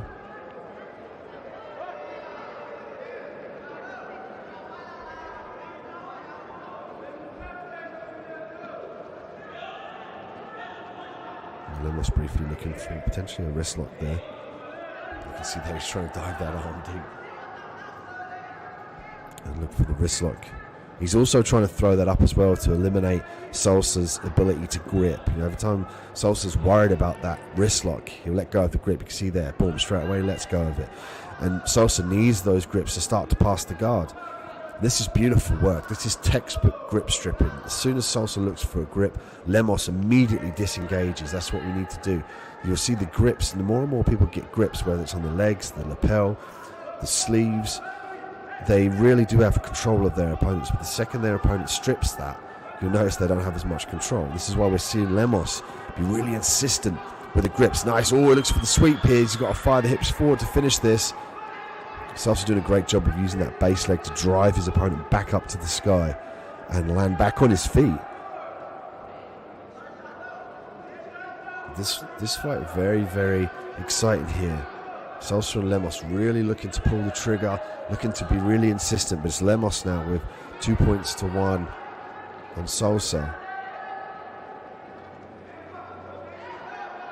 One of those was a penalty for the inactivity, so Lemos currently up 1. A reset here as they get to the edge of the mat. And a special thanks to our sponsors, UAE Jiu-Jitsu Fitness, International Vision Travel, Ivy Sports Management, International Vision Investments, 24/7 Management. Thank you so much for supporting us and allowing us to be here at the Rio de Janeiro Grand Slam 2021.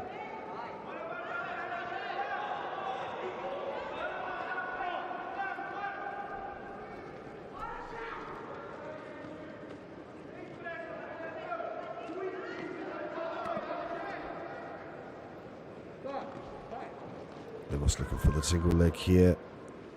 Sosa doing a good job of switching that up as they go off the mat.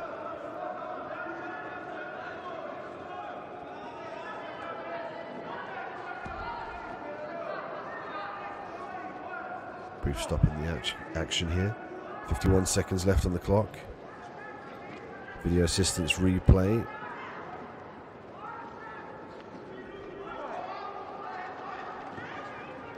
Great affordance for the referee mid-fight to be able to use the replay. There's something that should be implored in combat sports here. As you can see the screen, this is what the referee's looking for here. He's looking to see if there was an advantage gained, whether there was a point secured, to reaffirm, to make sure that this was potentially a takedown.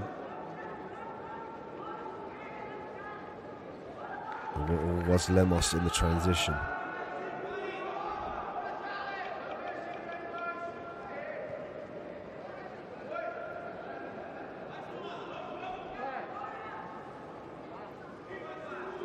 Also a big thank you to our AJP chairman, Abdulmanan Al-Hashmi, for making this possible.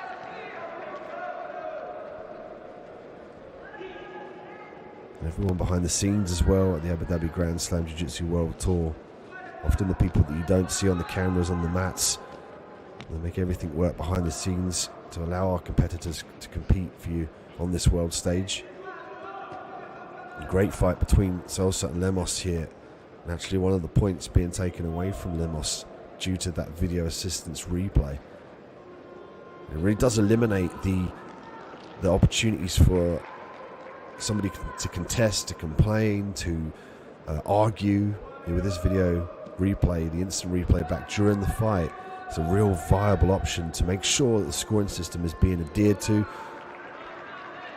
As we get to the end of the match here, we get a rest period, and they'll go to the sudden death round, where if they were to score a point, they will automatically win the match. The first person to score, or indeed submit, they get another 20 seconds to regain their breath before they get started again. Sosa with the red belt, Lemos with the black belt. Currently Sosa on your screen.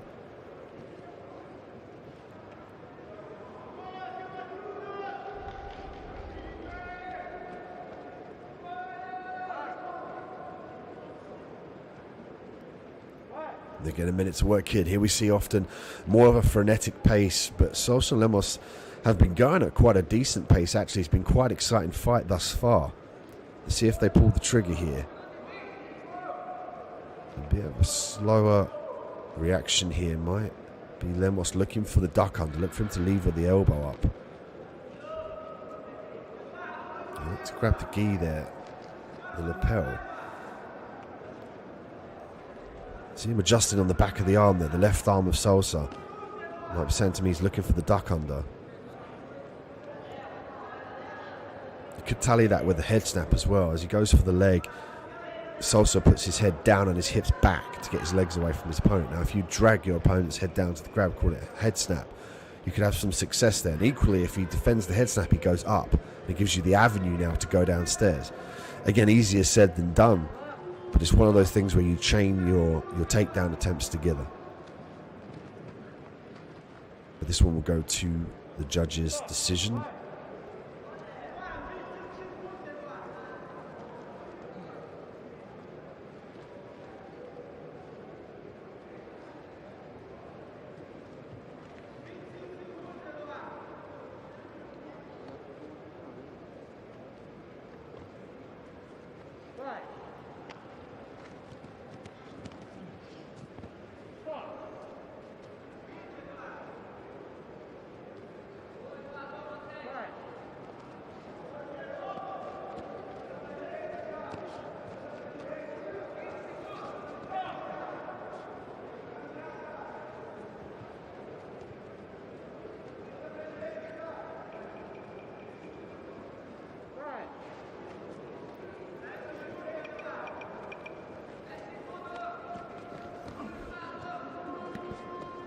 It's Daniel Lemos that gets the nod from the judges. They believe that he edged out by the points and he will advance forward in this competition.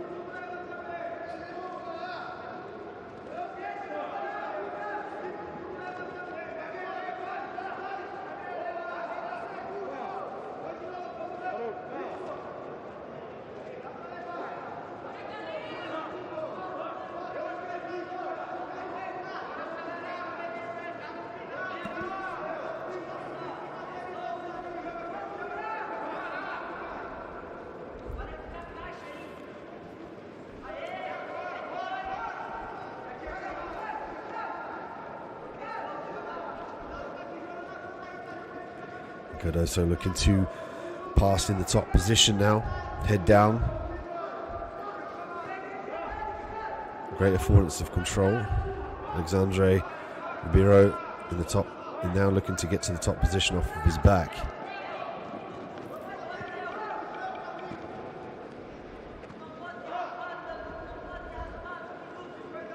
And we know Claudio has great top pressure. Excellent guard passes. We're seeing a perfect example here as he gets to the mount and earns himself 3 points. And also gets the guard pass as well, 7 points.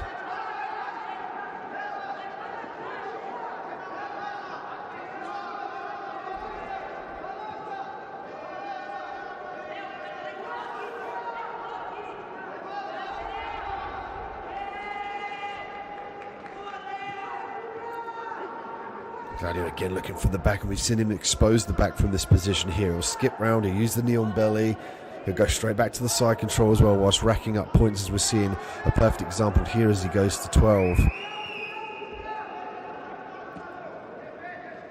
And he'll use this opportunity to expose the back, because the opponent will try to work out of this position to limit his ability to steal away those points from the top position. Again, tactics of the game. This is one of the things as well we see in Gi Jiu-Jitsu. There's a lot more. It's a lot more like kinetic chess with the body. And there's lots of tactics that are available, as well as the submissions and the positions, the tactics behind the game to expose your opponent, to make a mistake, to think about that mistake head on. There's just so much intricacies in the Jiu-Jitsu game. It's why it's such an exciting sport, and such an exciting sport to take on under your wing, to start training in. And the journey never ends. You never stop learning. There's always somebody better. There's always somebody bigger.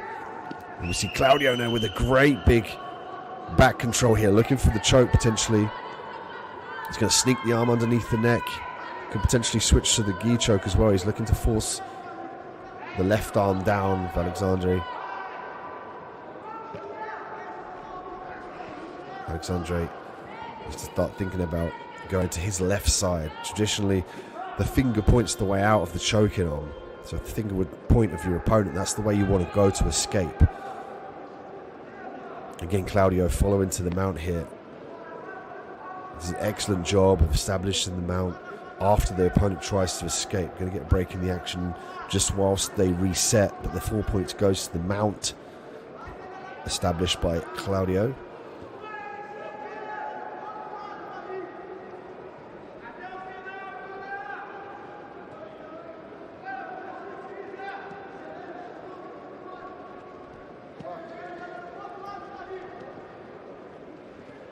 We start again back into the mount, minute left on the clock. Such a great proving ground and a testing ground as well that we see the Abu Dhabi Grand Slam provide for the whole Jiu-Jitsu community around the world. This is the place where the best of the best come to test the skills, and we get to see the new skills, we get to see the old skills of what works in a Jiu-Jitsu fight.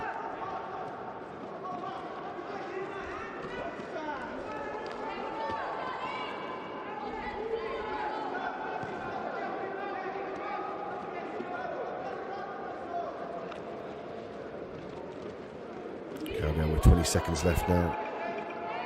Half guard retention from Alexandre.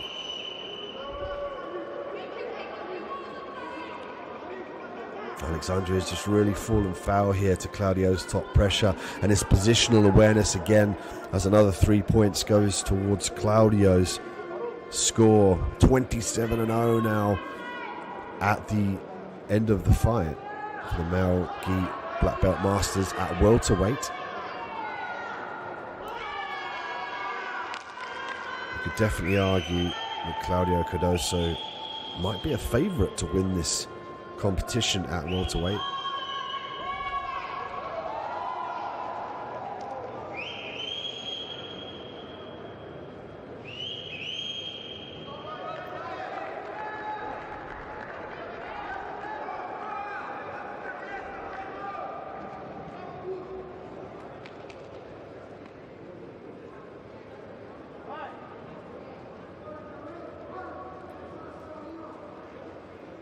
As we look at the replay here, is the guard pull. But again, Claudio just able to stay very heavy in the top. Great job of skipping the leg across there, the shin across, now to the side control. This is where he comes to fruit in the side control position. He goes from the knee on the belly, exposes the back as we see here, but if he doesn't get the back, he doesn't force it. He immediately looks to skip round to the mount to obtain those points.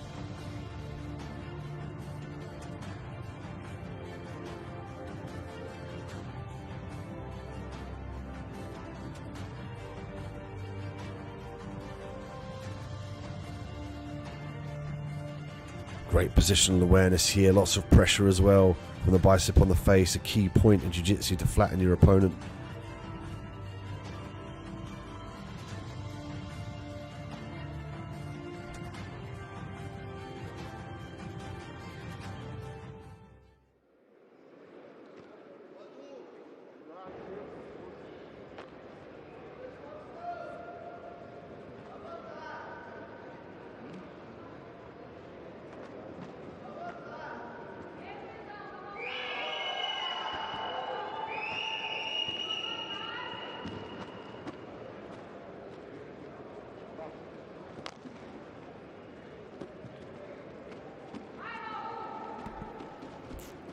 With the middleweights up here, 5 minutes on the clock. Eduardo Santos with the red in the top position. Diego Albuquerque off of his back currently with the black belt and the black gi.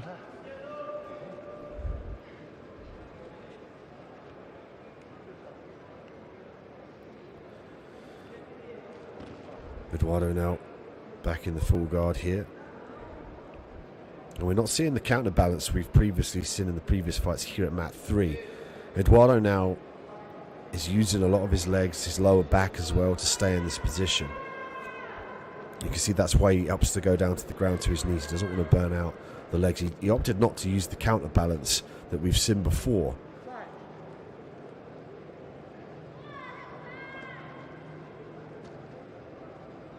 Diego frantically trying to look for the armbar here. He's looking to skip that right arm around and block the leg, potentially for a sweep as well. Watch for him to kick his right leg over to his left side for that sweep. But Eduardo very, very aware of that, and he skipped his hips back, pulled himself away from that position.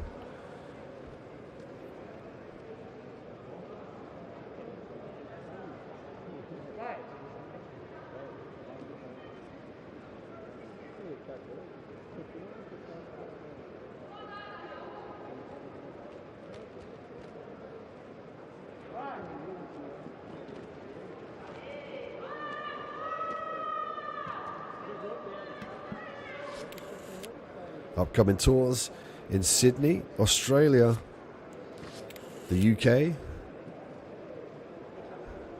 and also Abu Dhabi, the UAE. To keep an eye out on ajptour.com for our respective dates coming up in your respective country. Come along and support.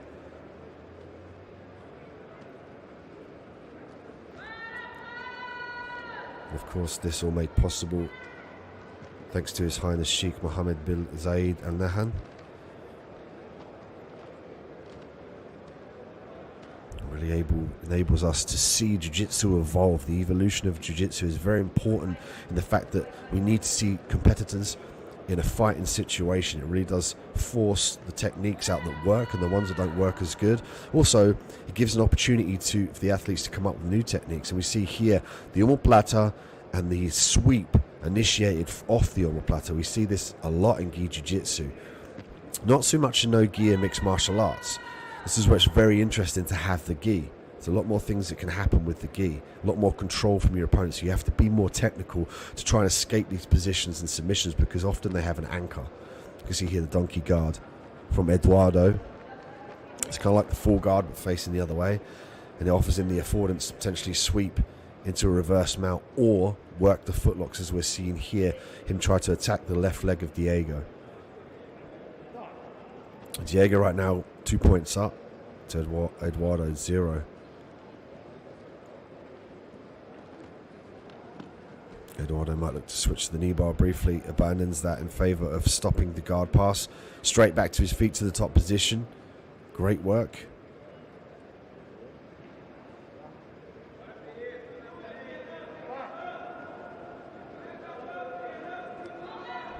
Diego looking to invert for the sweep.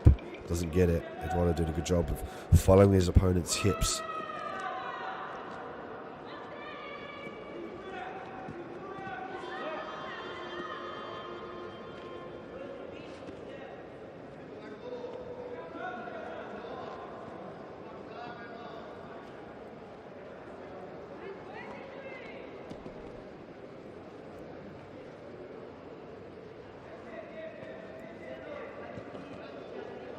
Eduardo looking to free that right leg up. Again, he's got to control the head and the arm. You can see here that he's using the shoulder pressure as well as the gi lapel wrapped around the left arm, around the back of Diego to pin him flat so he can start to try and escape that leg. He can use his other leg and his knee as well to advance. This is another interesting position as well. Using his head as base and the shoulder down into your opponent to try and push yourself to the sky. You almost want to TP yourself to the sky, escape the knee out, and then it offers the affordance to either kick back with the instep as we're seeing Eduardo do here, or knee slice to either side. Americana attempt here from Eduardo, straight armbar potentially as well. He might look to get some submission here. He can finish it from the bottom as well, could use it to sweep as well, uses it.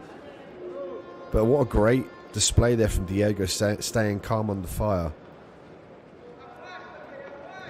Eduardo really chasing after that submission, didn't get it. And it's Diego that advances forward here in the middleweight division to the 8th finals. Of course, we have the 16th finals, 8th finals, quarterfinals, semi-finals, and then the final. So stay tuned. Thank you so much for watching here. Mat 3MD Midhat.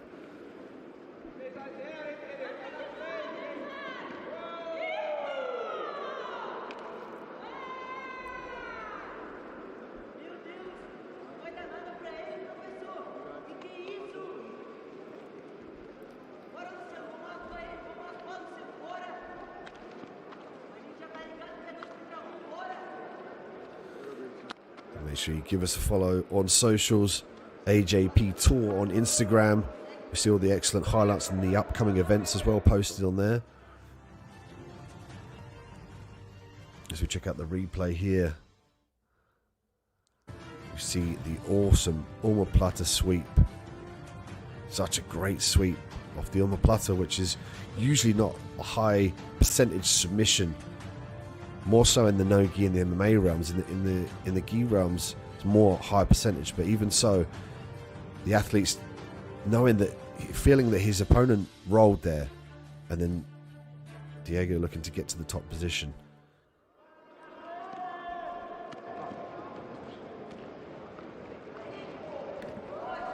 Sergio Rios and Luis Neves.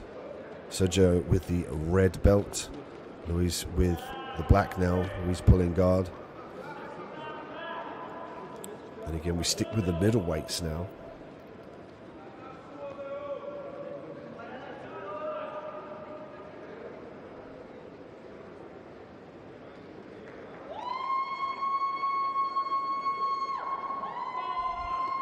Vocal crowd here in Rio, getting behind their respective fighters.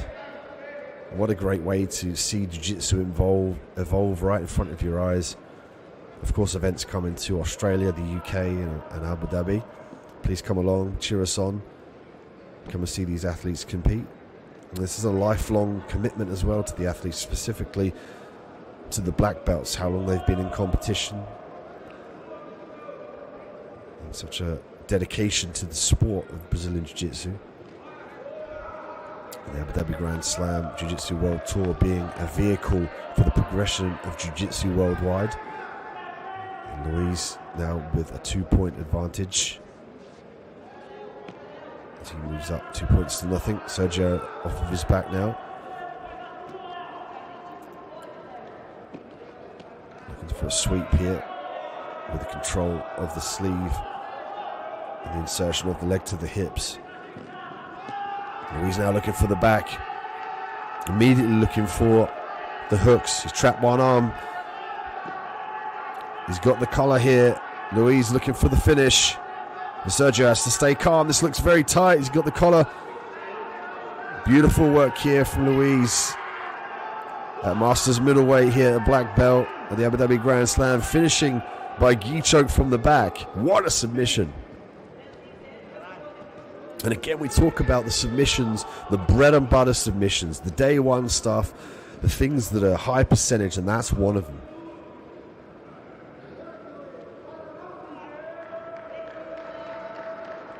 Great work from Luis.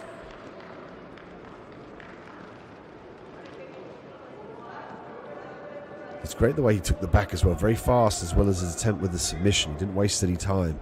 It's largely due to his success of taking the back fast. Look at this replay, look. Straight away looking for the hooks, blocks the arm, immediately looking to establish the collar. You can see there, grabs the collar, grabs the bottom lapel. He's pulling down on a cross. He's looking to strangle his opponent with the top and the bottom here, creating a noose around the neck, using his body as well as the separation to further add to the pressure. Like he grabs the top lapel, immediately reaches through to the bottom. He's pulling the top one on around the neck and pulling the bottom one down onto the side. Creates a noose around the neck here. You can see, even with the attempt, the correct attempt of the back escape, the choke's on, the neck's in a noose and tight, and Luis comes victorious.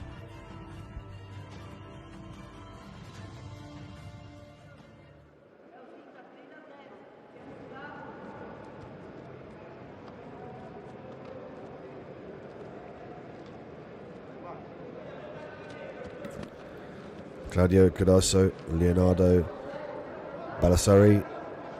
Claudio in the red, with the red belt, with the white gi. Leonardo off of his back, currently in the black gi with the black belt.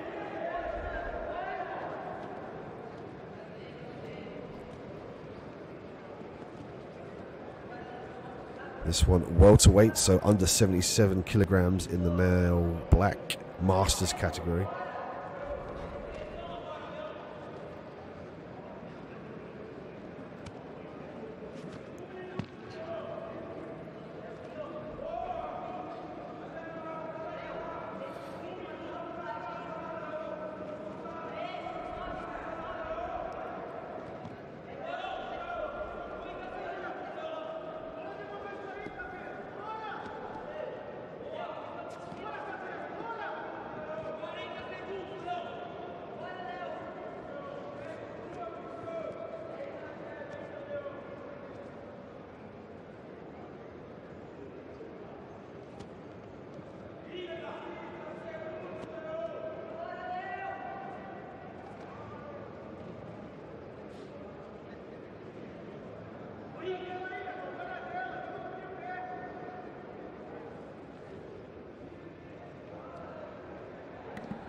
There's 2 or 3 in the repechage category, Claudio and Leonardo.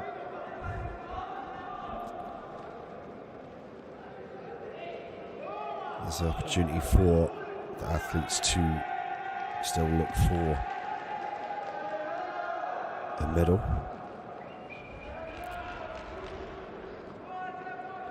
This gives them the opportunity now to, even after losing previous matchups, they can start to move forward and further obtain a medal or a higher ranking.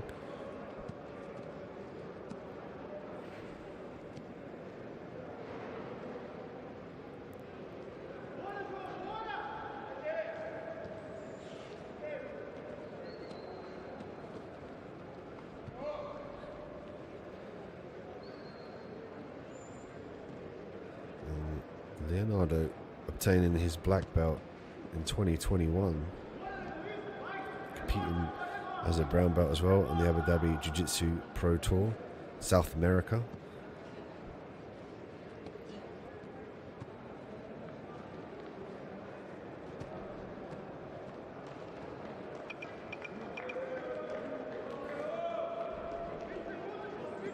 Claudio now looking for the guard pass, and we've seen him very, very able to secure the side control position here. He does a good job of switching lateral movement from left to right. He's having a little bit of trouble passing the guard of Leonardo.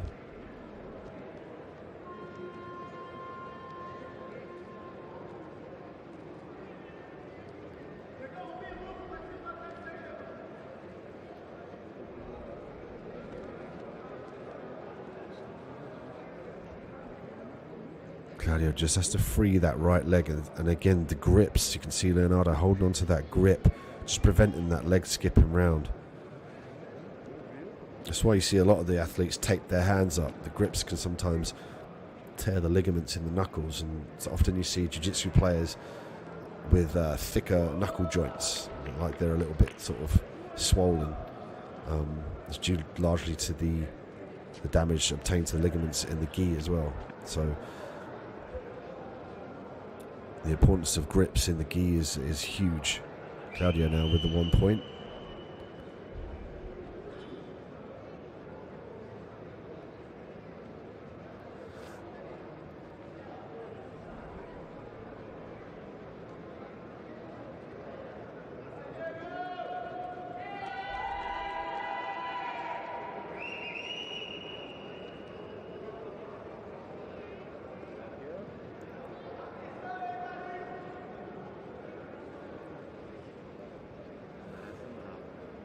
Claudio Cardoso again showing us why he's such a dominant force here. Great top pressure. Does a good job of controlling the head as well. Another thing that's highlighted throughout this tournament is the control of the head. The bicep in the face, the shoulder in the face. You can see from the camera angle, bicep in the face. What he's trying to do is flatten out his opponent here. So Claudio obtains another 3 points. As we go to the time here, 4-0 for Claudio.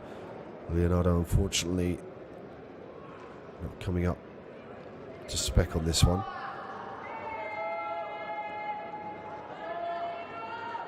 And these athletes are the best of the best, even though Leonardo is going to go away with a lesson in learning. You never lose, you only learn.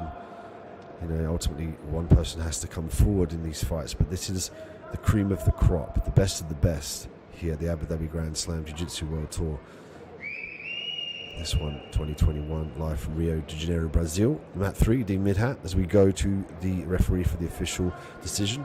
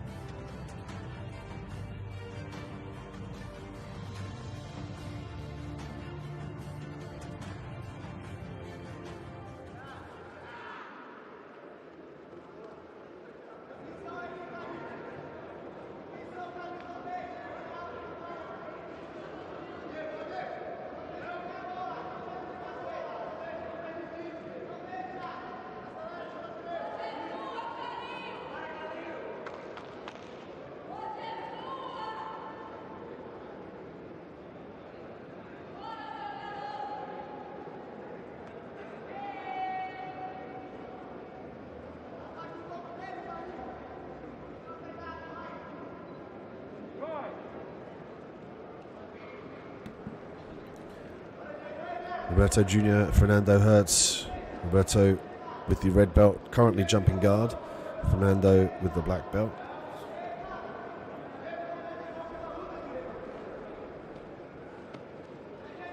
This one at middleweight, so under 85 kilograms, male black masters.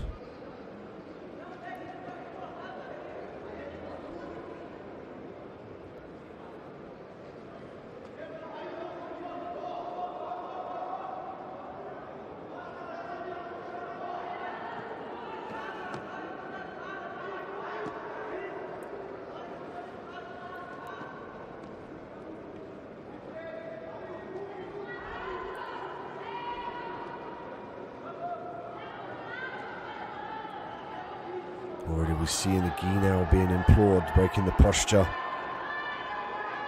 Fernando doing a good job of breaking Roberto's posture now, and looking to walk up potentially to look for a triangle. As we see the men's professional black belt middleweight points tally.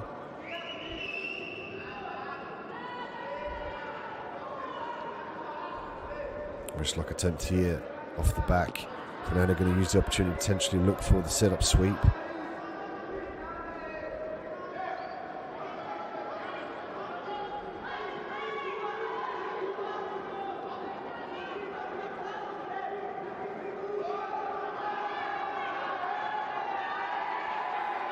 And some of the highly anticipated fights coming up. Middleweight, a stacked division as well. Can Wellington be able to defend his 2020 title?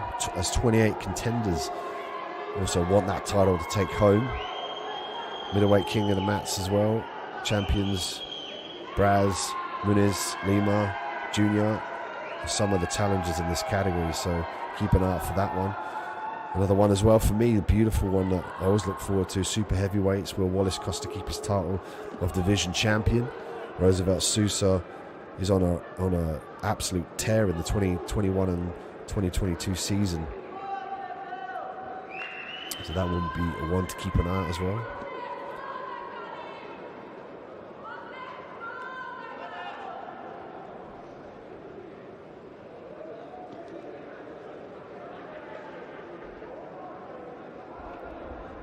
One point here to Roberto Jr.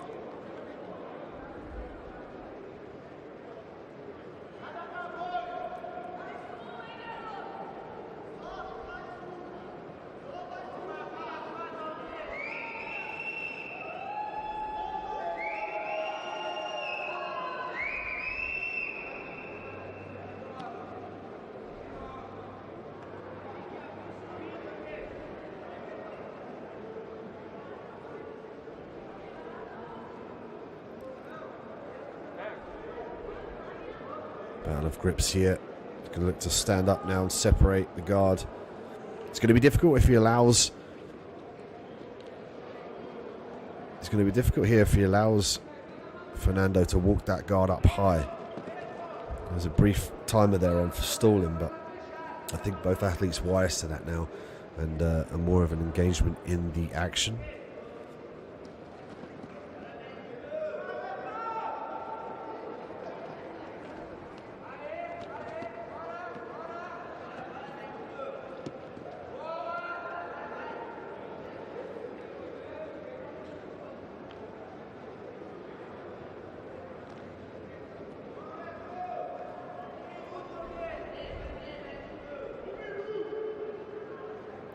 Full guard here for Fernando again.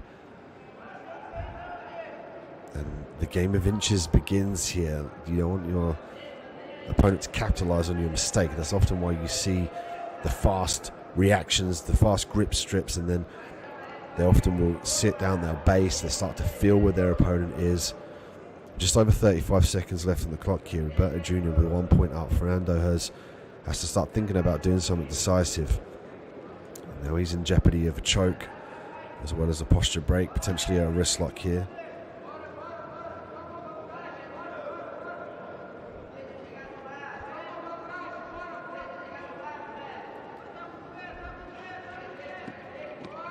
Roberto's very active off of his back. And Fernando looked at the clock and it could be a little bit too late here with the dying seconds of the fight. And already you can see Fernando accepting defeat. Roberto to his feet here, 1 point up. And a difficult fight here, evenly matched between Roberto and Fernando. So we didn't see a lot of advancements, a lot of guard passes.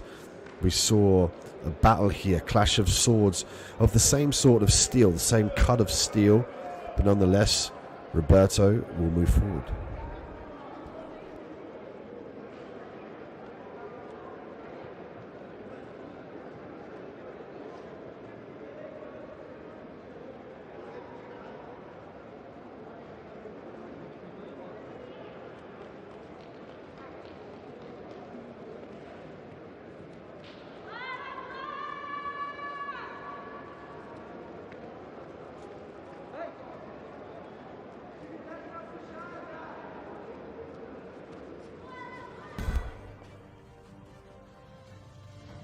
This is the replay here, the jump of the guard.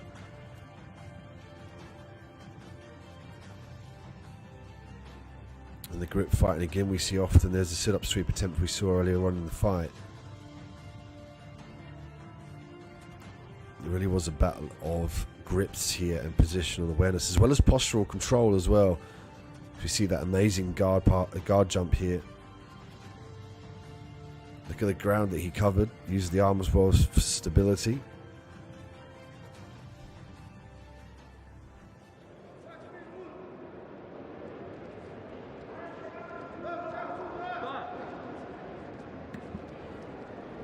Here we see Teddy Pinto, Yadu Nebrez. Pinto with the red belt. Nebrez off of his back currently with a black belt.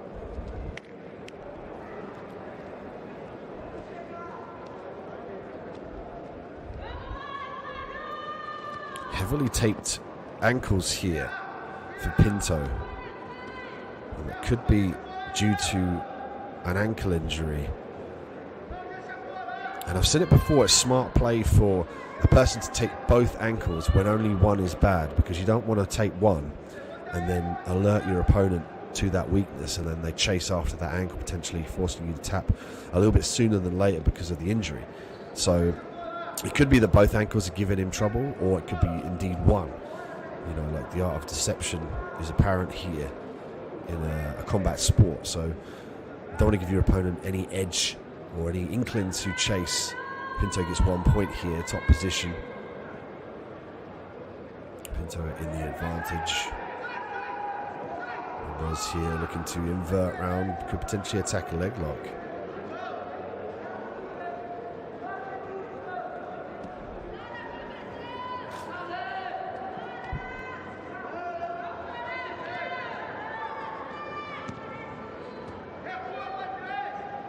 Pinto in the top position now. Begin with a knee slice. Great guard pass. It's important to have many guard passes in your arsenal. If you could have potentially 3 to 5 that you're very, very good at, you could switch between those advances as opposed to just use one advance which your opponent can see come in and they can decide to defend. So the more weapons you have in your arsenal, the better it is to try and pass the guard of your opponent.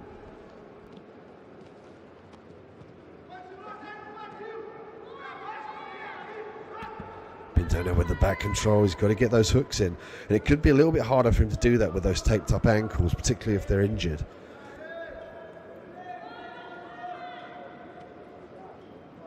Pinto looking to utilize the grip on the leg with the lapel. He's trying to stop the inverted guard and the dexterity in the legs of Nebrez.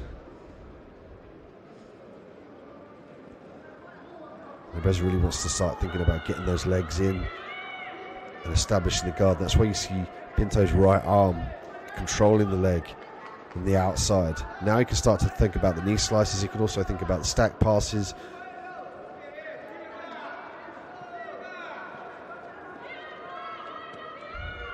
Positional control here, but good utilization of the butterfly hook from Nebrez.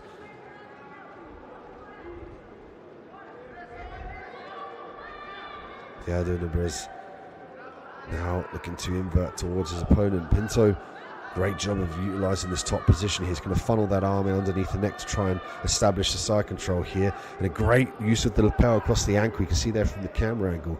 That largely enabled him to drag his opponent down to the flat to the mat and then regain those points. Now we see Pinto with 5 points to Nebrez's 0. Nebrez now looking at the scorecard. He's going to look to be much more active now off of his back.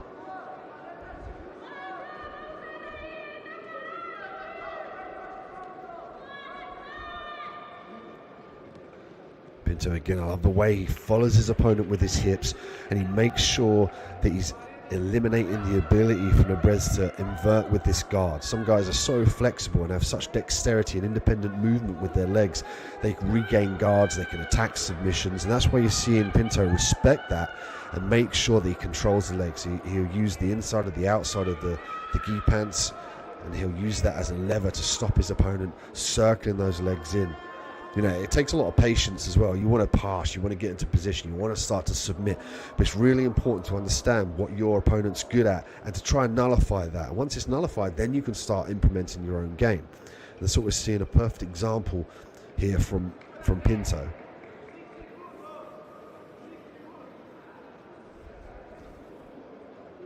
And again, the lapel guard being used from Pinto to gain optimal control over those lassoing legs of Nebrez, but it's Pinto that's going to move forward here with 5 points to nothing.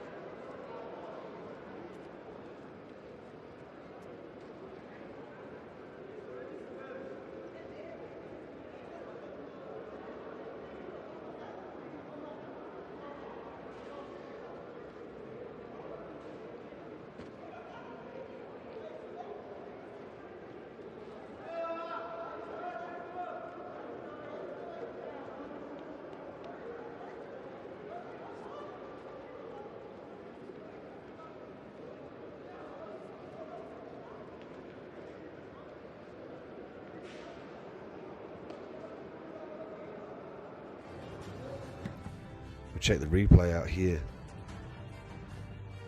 And we see the excellent ability of the guard passes into the side control, the manipulation of the legs as well, which is really important in this fight to stop the ability for his opponent to regain any sort of guard.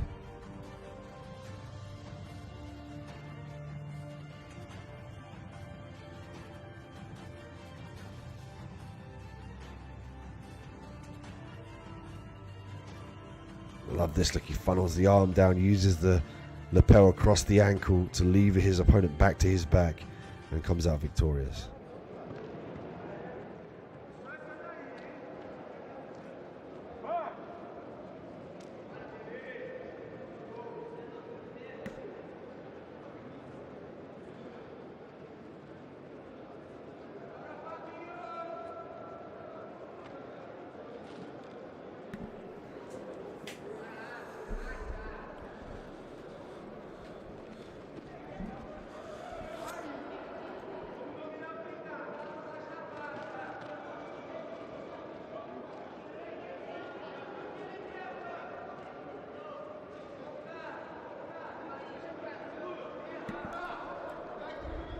Luciano Burnett and Claudio Cardoso. Luciano with the red, Claudio with the black.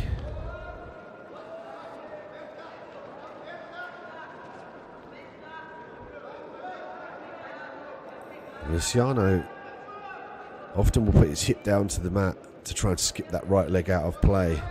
He does a good job of sensing when his opponent tries to come on top, and he'll re-establish the top position.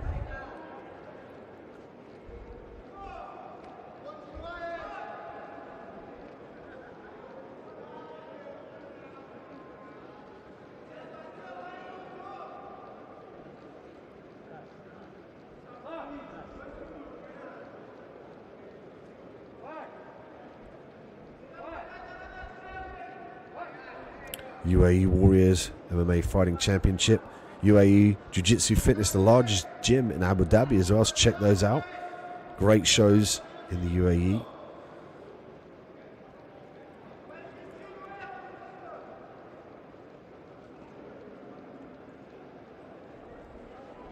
Luciano trying to get that leg up. He's got to be careful about the entry here from Claudio. He's got a good grip on the shin. He could use this as an opportunity to invert and take the back here. He could use it to get to the top position as well, and he's the underhook. Doesn't get the underhook. Nice sweep there. Guillotine attempt from Luciano. High elbow. Fully viable to finish here. He's got a little bit of leverage with that leg. Could switch to the Das here, or even the Kimura.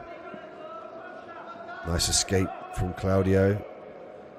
We've seen Claudio as well. He usually does a great job of being in the top position. Now he's forced to fight off his back as Luciano takes 1 point.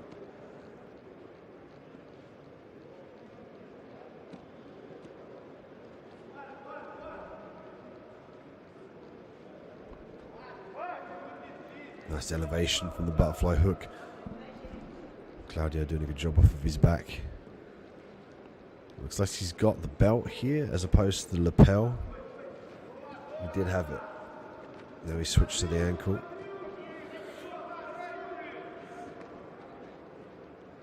can see the toes a little bit stuck there in the hip of Luciano. He's just looking to free that hip up a little bit by pushing the leg down of Claudio. Claudio invert. We've seen a different dimension now to Claudio off of his back. He's got great inversions as he looks around to try and secure that right leg. Luciano briefly looking for the footlock there, but aborts that to get into the top position. Yeah, nice stack from Luciano, corrected by Claudio. As we see a pause in play in favour of putting the fight in the centre of the mat. Welcome to the Abu Dhabi Grand Slam Jiu-Jitsu World Tour 2021 live from Rio de Janeiro, Brazil. We're at mat 3. I'm Dean Midhat. Thank you so much for joining us.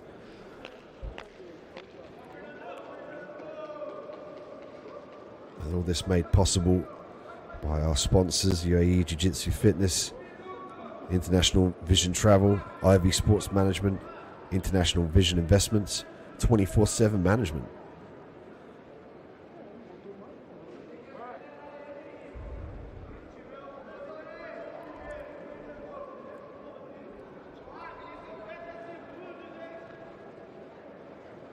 Here we see again the inversions of Claudio, the grip on the lapel. Such a learning experience as well, being able to watch these elite athletes compete.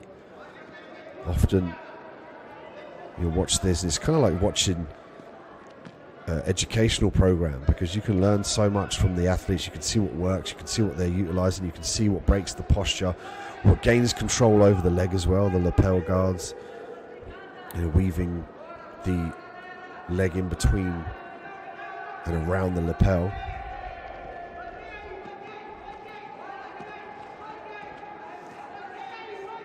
Luciano 1 point up now, and Claudio looking to invert now.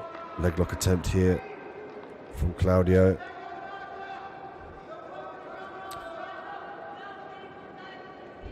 He's got a potential outside Ashi here, but it looks like he's trying to reach through to obtain the other side leg. Could be going for the knee bar, footlock as well. Yep, figure 4 footlock he's trying to set up. There we go, he's got it now. He's going to try and crank this down as the time runs out. Saved by the bell, quite literally. Luciano with 1 point up. Claudio unable to secure that submission right at the end of the round.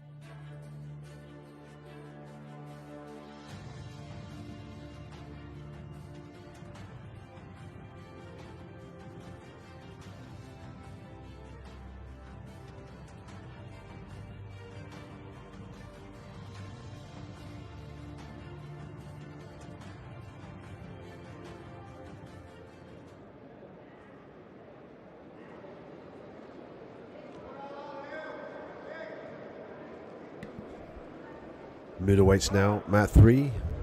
Lendro Portela and Victor Bofim.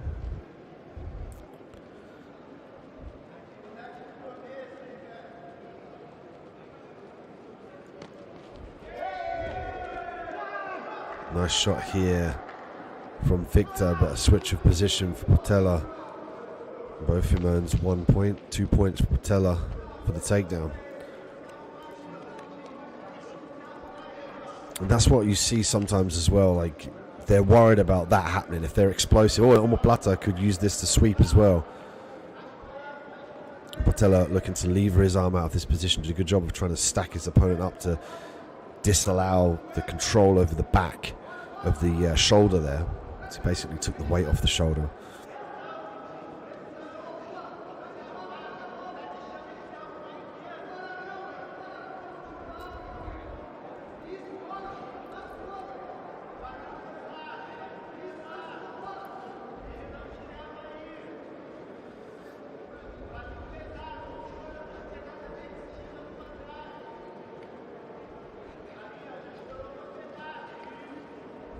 Triangle attempt here.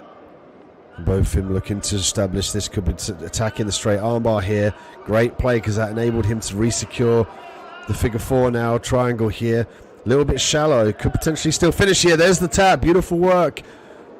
What a submission finish by Triangle here at the Abu Dhabi Grand Slam Jiu-Jitsu World Tour by Victor Bofim.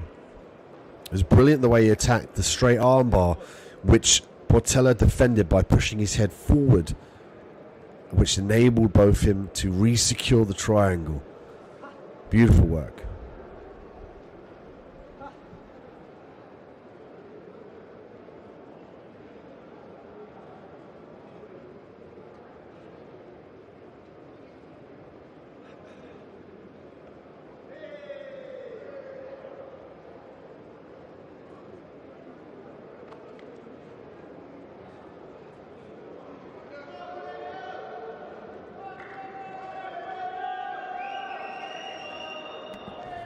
We'll check out the replay here.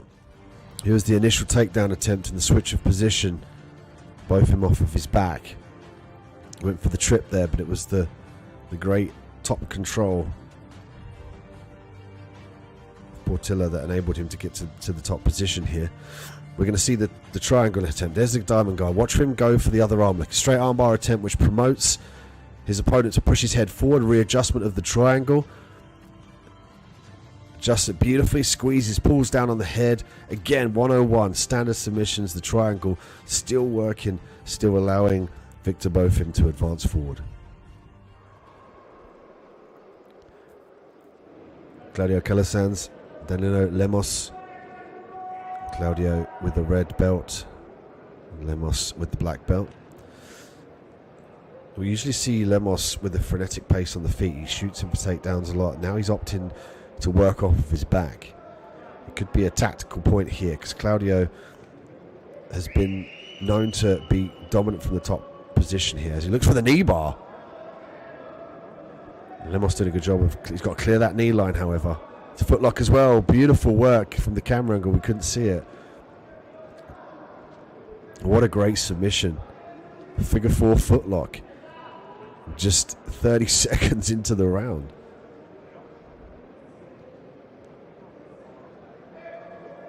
Claudio Calasanz with the submission victory. Figure 4 footlock. Super fast that was.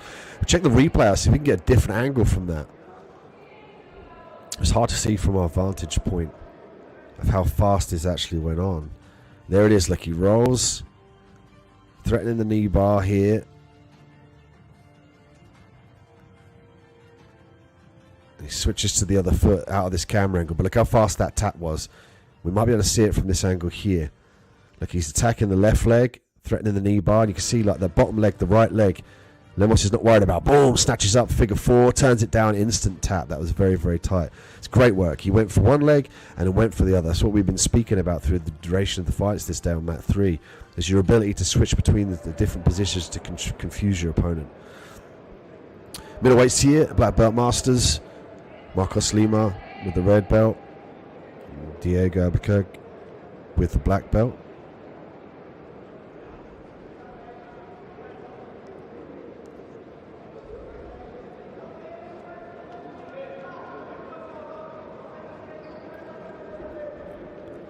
This is the battle again for a tactical position, but it's Diego that's opting to go to his back here.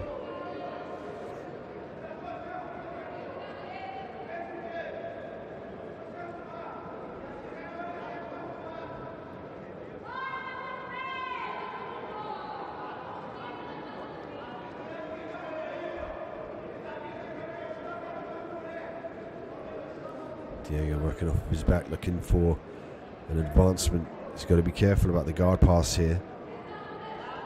Marcos Lima with great top pressure as well, likes the knee slice guard pass.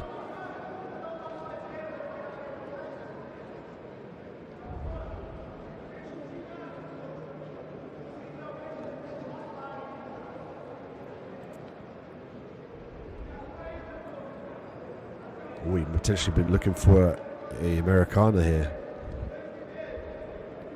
He's still got control of that wrist. He's just adjusting here to disallow Diego to look for the sweep. Diego might use this opportunity to re-establish the full guard. Lima sensing that.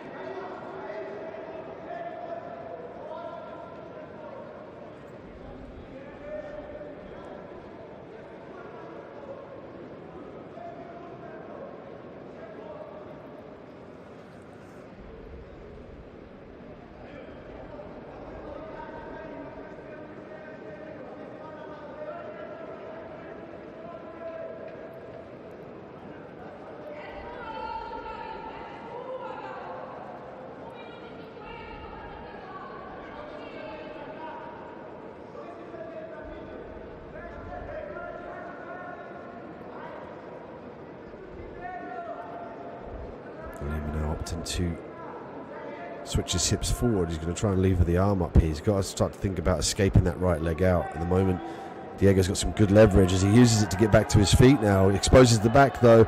Lima jumps the back, looking for both hooks. Going to get shaken off now. Could start to walk up for the arm bar. Did a good job of walking on his head to establish the one hook now. Looks like he's got both hooks. Hard to see from this camera angle. Yep, looks like both hooks are in now.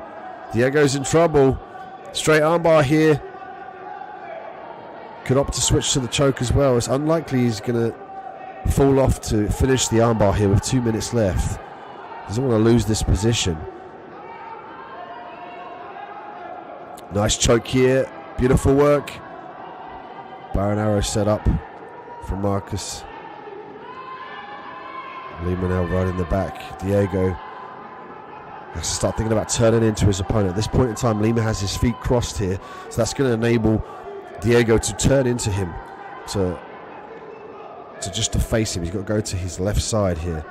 Can't afford to let him get grips though, because this is going to go on tight. It's a nice leverage here on the neck. You can see the grimace of the face of Diego.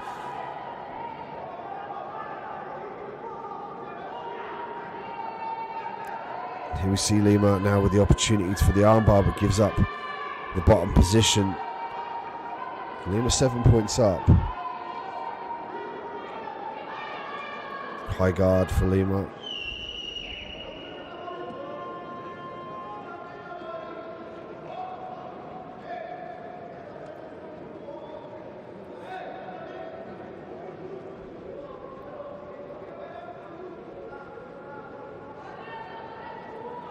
Grand Slam Jiu-Jitsu World Tour, the most prestigious Jiu-Jitsu championship series in the world, back. We're currently live from Rio de Janeiro in Brazil. As we see Diego look for the footlock here. And then we're doing a good job of keeping that foot nice and heavy. Could potentially threaten a footlock of his own as well.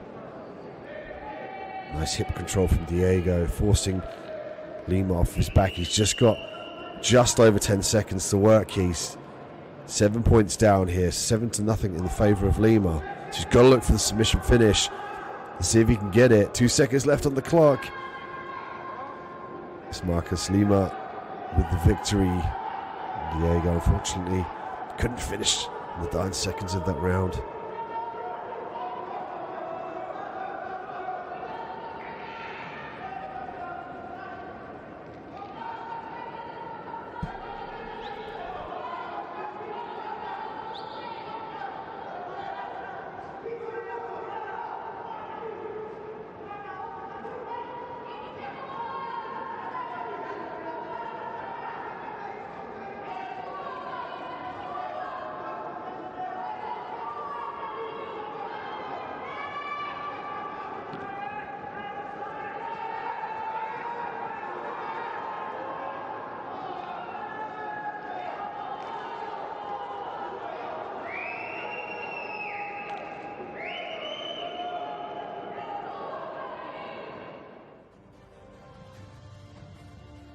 We see the Americana attempt here.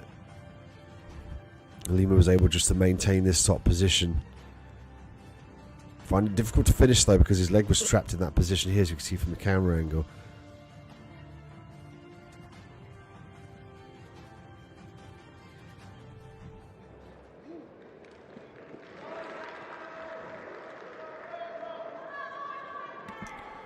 Luis Neves and João Batista. João Batista, known for his speed. Neves, known for his ability to control. So watch for him to control the posture here. Going to get a warning for inactivity. Touch of knuckles here. Neves looking to come forward a little bit here. Batista with some fakes and feigns. Big guard pull from Luis.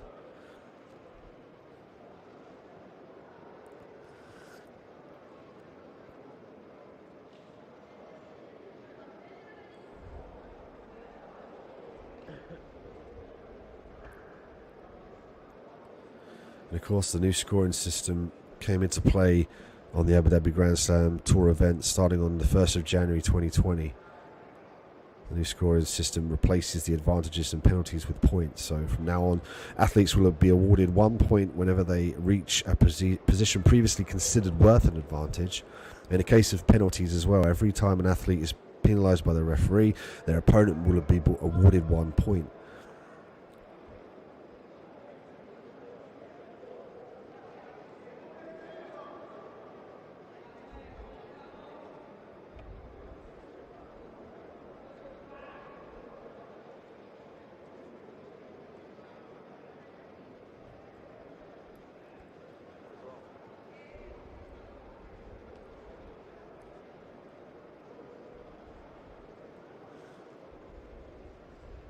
And of course we have 5 minutes in all matches before the finals, and the finals will be 8 minutes long.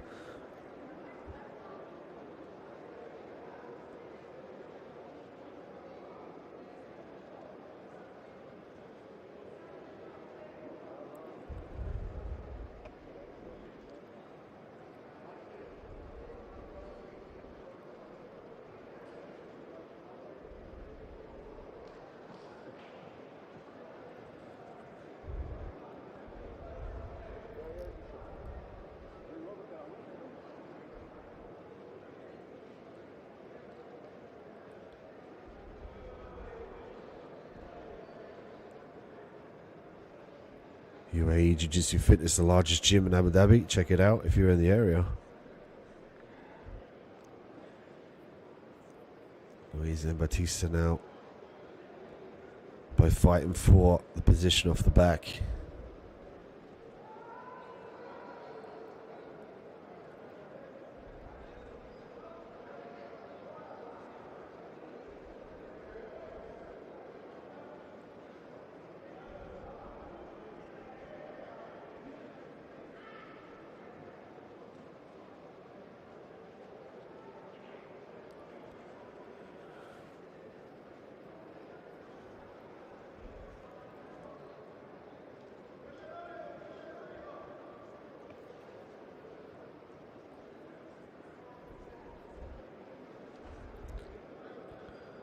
A bit of a break in the action here in favour of the top position.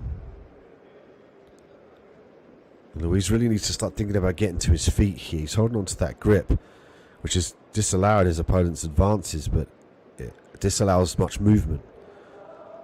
He switched the grip here. He might look to try and get one of those legs out to the ground and come up on top.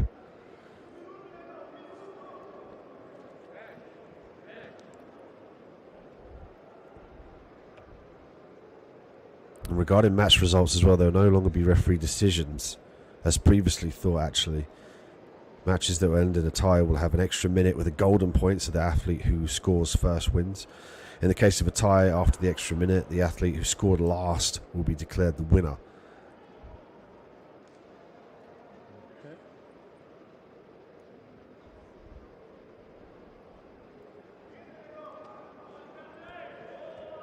Footlock attempt here. We're seeing Batista potentially search for this leg.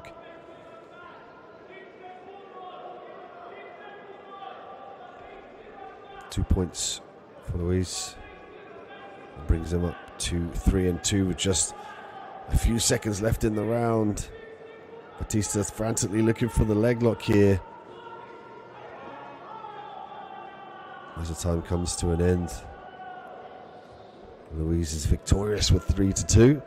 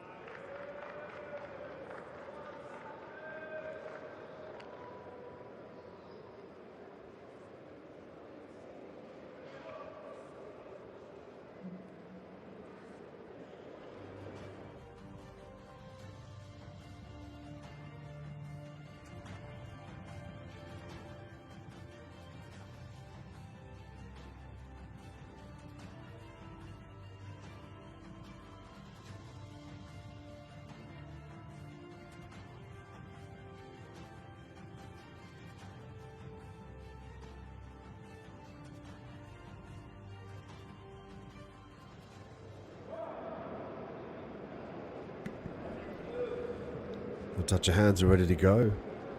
Roberto Jr. with the red belt.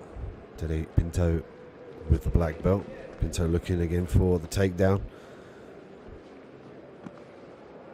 And we've yet to see Pinto's opponents chase him for that footlock. You can see there his ankles are heavily taped. And it could be that he's injured one, or maybe both give him problems. It would be wise to take both if you have one injured, for instance, so you don't single out the injury to your opponent. Ezekiel attempt, potentially a loop choke there from Roberto.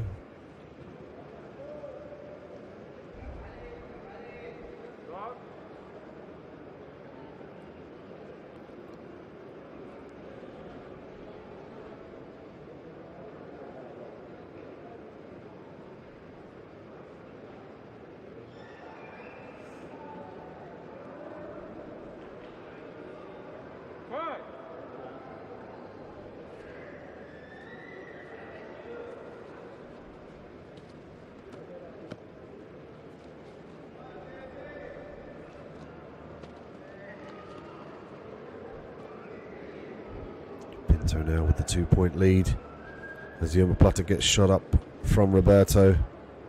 Briefly looking for the triangle as well, De La Riva. Roberto very active off his back as well, does a great job of utilising the hooks here.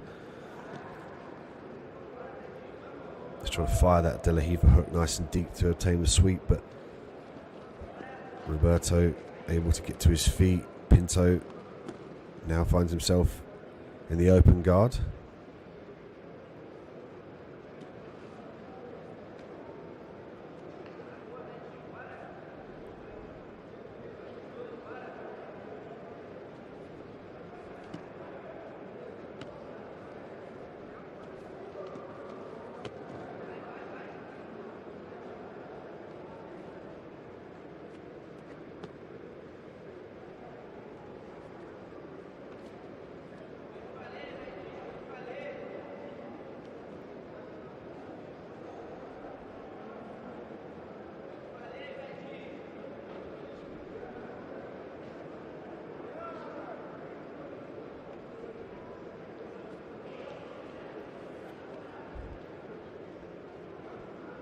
Roberto's still trying to stay active off his back.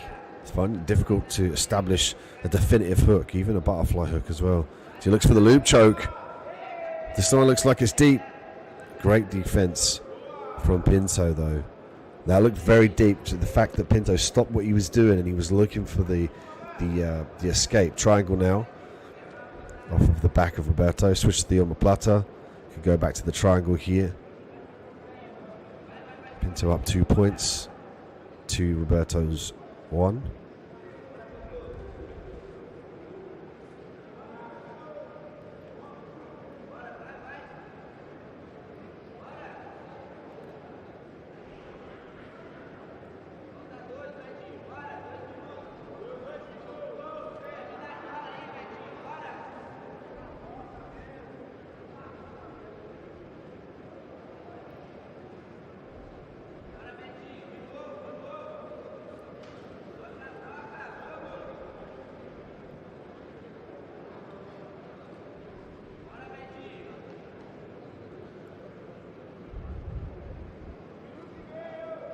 Pinto now looking to get back to his feet here. Again, the loop choke here from Roberto. Could potentially finish it here. And again, a battle of wills here for the top position. It's going to be very difficult for Roberto to establish this top position here off of his back without any definitive hooks or control of the hip. See, now he's got the control of the foot. He's got the De La Riva hook in. He's got control of the opposite side hip. Now he's starting to get some hedgeway here. Now he's starting to threaten the sweeps and the positional changes. That's what he needs to do. He needs to go up through the motions of control. And you can see now immediately he's able to get into a position where he can threaten the single. Didn't get it, but he's starting to get a bit more closer now. Pinto with the 2 points from that exchange.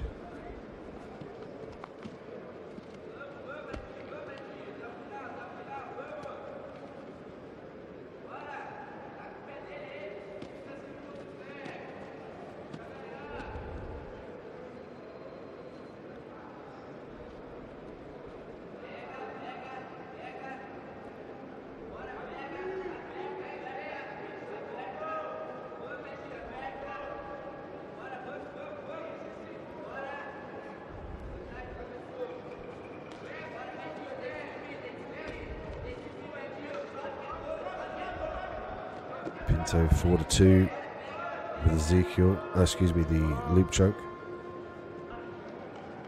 Roberto again really fighting for that loop choke off of his back, but unable to secure the position and force the tap, and it's Pinto that moves forward.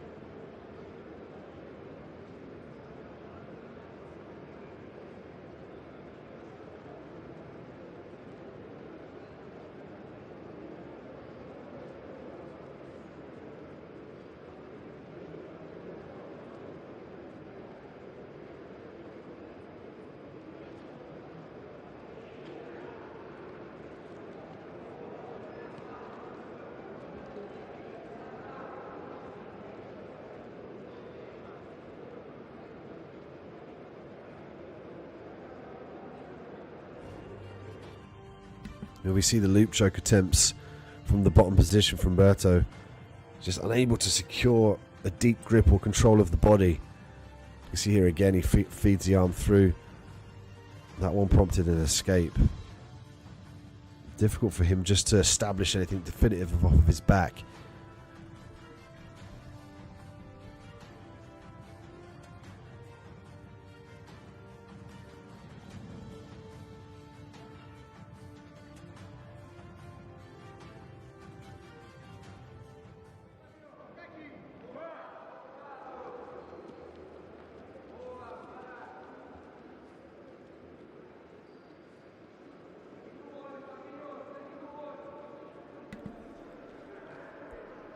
Fabio Belita and Victor Bofim. Fabio with the red belt, Victor with the black belt. It's Fabio now looking to go to the ground, stopping the action back to the mat, in the middle of the mat. Some nice warm-up rolls there. from Fabio.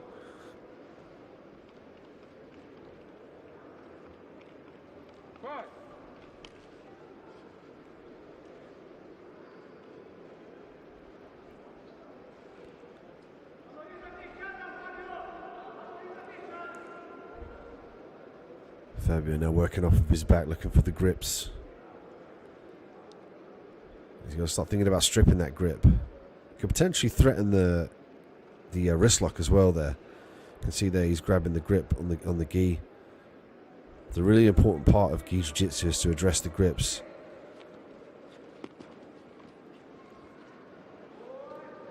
Some great work here in the top position from Victor.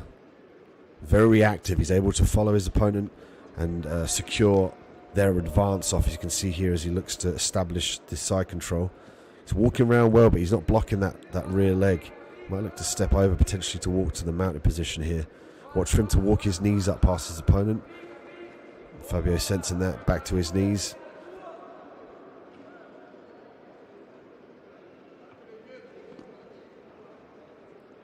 Victor obtaining 1 point. Upcoming tours in February 2022, Sydney, Australia. 27th of March 2022, London. And Jiu-Jitsu Arena, Abu Dhabi, 13th to the 14th of May 2022. Check us out. Keep updated on ajptour.com.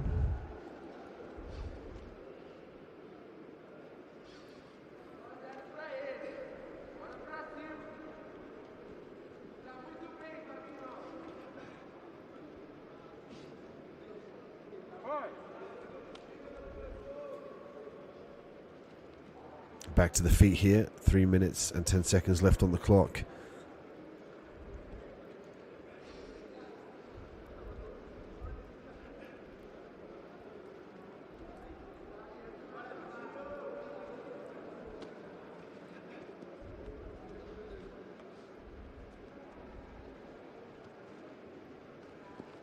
Fight for grips here. Victor with 1 point up now. He needs to start thinking about being conservative here, not giving anything away. That's why you're seeing him look to stay in the top position.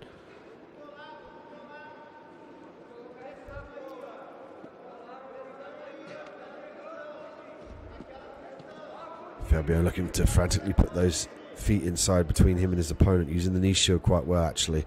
He's going to look to leave around that elbow here to gain some space to free that left leg. Victor's doing a great job of sensing that and stepping over.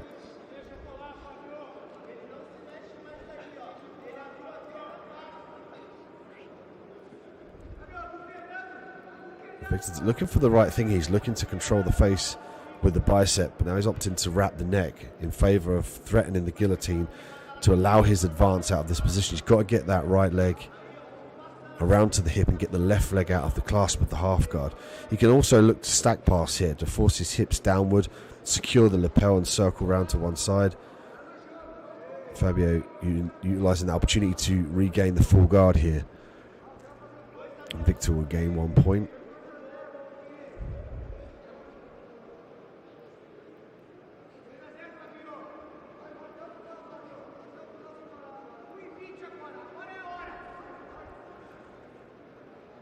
Melky Black Belt Masters middleweight at the Abu Dhabi Grand Slam Jiu-Jitsu World Tour 2021 live from Rio de Janeiro, Brazil. Happy to be here with you on mat 3 and D mid-hat.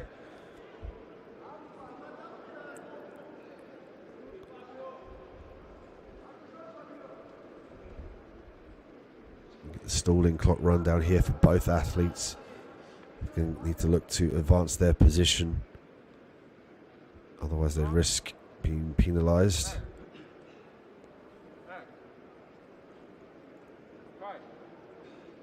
And then there we go. The advantage is now turned into points for the adversary.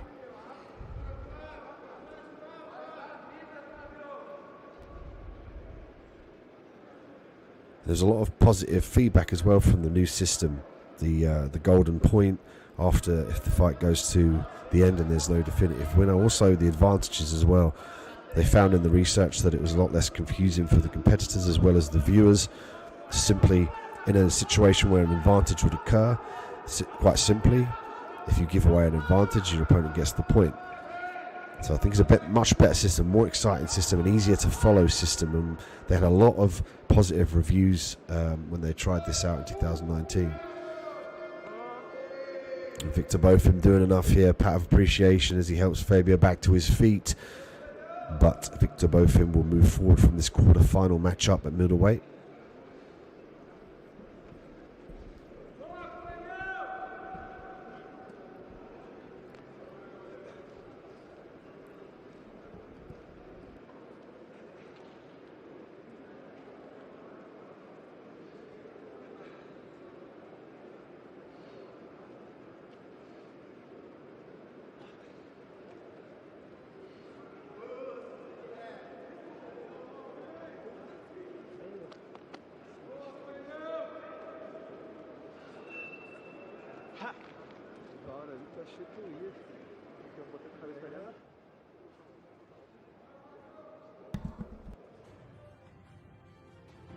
As we check out the replay here, both are moving round,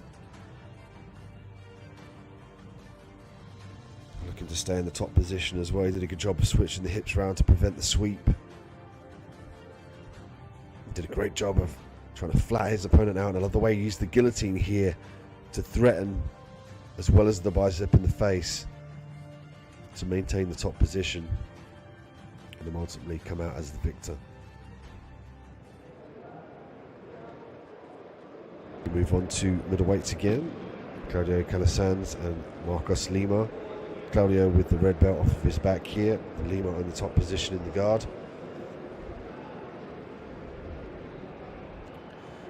And we've seen Claudio from the top position and off of his back as well. He likes to invert, he likes to get space between him and his opponents. You can see here the sit-up sweep. He's looking to hook the leg here. He could start to turn towards his right side, skip that left leg over to threaten the leg locks. And Lima, we know that he's got great top pressure, so if we look for him to get his leg out of jeopardy, straight footlock here. Claudio threatening this straight footlock for Lima. Lima doesn't seem too phased here. Usually you'd see the athlete chase after the ankle and try and break the grip or try and escape the position if he's in jeopardy. As of yet, we've not seen Lima frantically try to escape. Lima's got a nice grip on the gi pants, now switches to the lapel.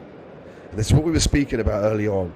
Lima likes to be on top. He likes to dominate from the top position. He likes to stifle your legs and make you carry all of his weight. That's what he's trying to do here. It would serve Claudio to start thinking about utilizing some sort of barrier between him and his opponent. Also in the transitions, I like to see him sit up and try and sweep. He's going to look to try and take the back now. Could potentially sweep as well if he'd blocked the arm and then underhooked the leg and rolled over to the side.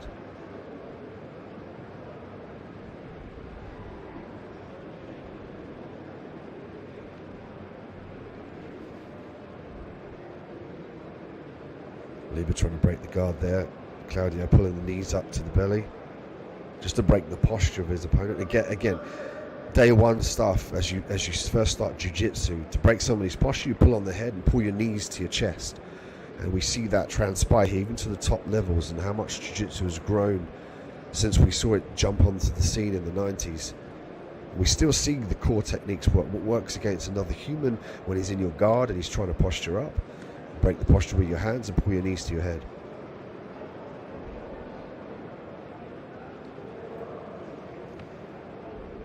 Just under 2 minutes and a half left on the clock here. As of yet, no one's scored.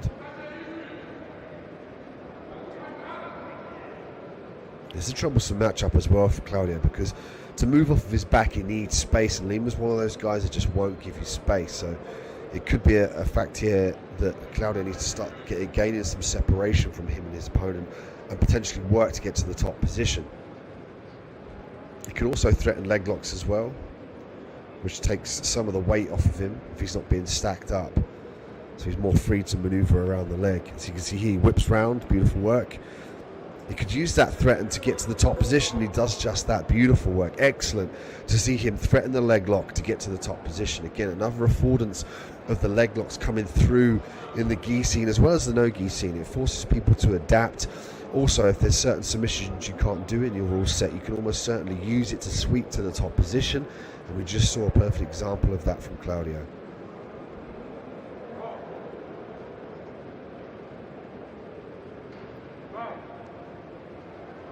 Claudio now obtaining those 3 points. 1 point here added.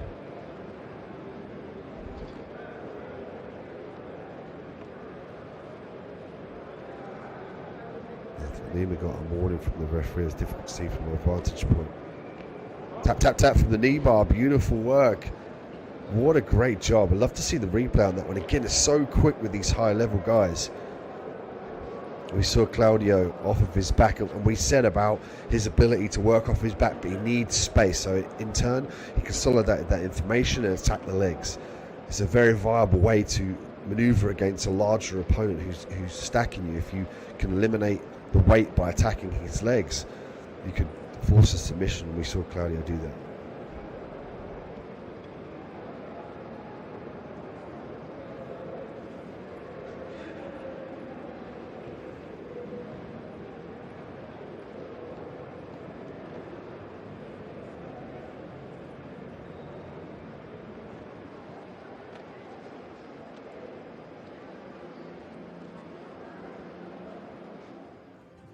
Here's the replay. So there's the attack. He switches around beautifully, uses this opportunity to get into the top position. And again, we see him whip his leg round. Secures the hips here. And here he's turning. He's gaining the angle of the back of the knee. It's fully flexed there. You can see he was hip down. It looked like the tap came really fast. Watch this. As soon as the hyperextension comes, the gravity as well. That's a hyperextension there. Eventually he rolled to the side, but he had gravity there to play as well as the hyperextension of the knee joint.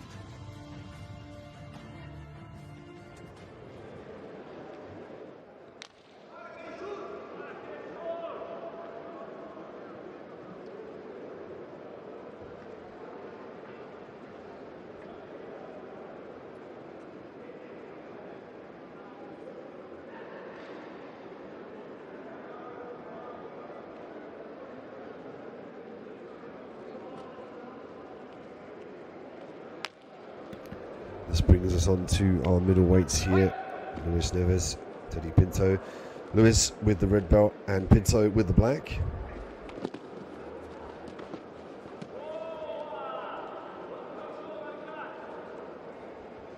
And already Pinto established in the top position. We know Luis has got some very precarious angles off of his back. He likes to swim those long legs round to gain leverage for the sweeps. You see here an example of that, looking for the scissor sweep briefly.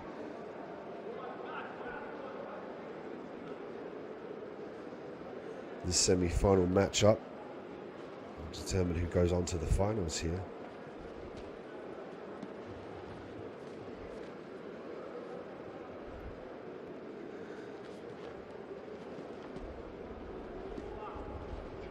Triangle attempt here off of his back. Luis got those long legs, look for him to reach up, switch into the armbar here, there's the tap, beautiful work from Luis. Pinto forced to tap very, very fast, and it was those long legs that we spoke about that allowed Luis to secure that triangle, switch straight to the armbar. Beautiful work. He's going to move forward now into the final. And what a way to secure his position in the final with a submission in the semi-finals.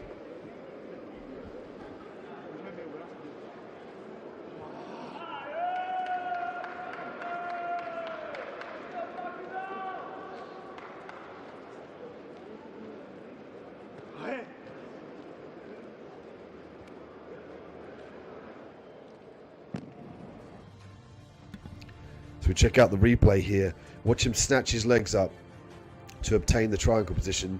Senses that he can't get it. Look, he's a little bit long, so he switches straight to the armbar. Textbook counter. Excellent work by Luis. Look at this from a different angle. Can't get the triangle because he's a little bit long, but what that means when he's long is he can establish the armbar The arm was hyperextended.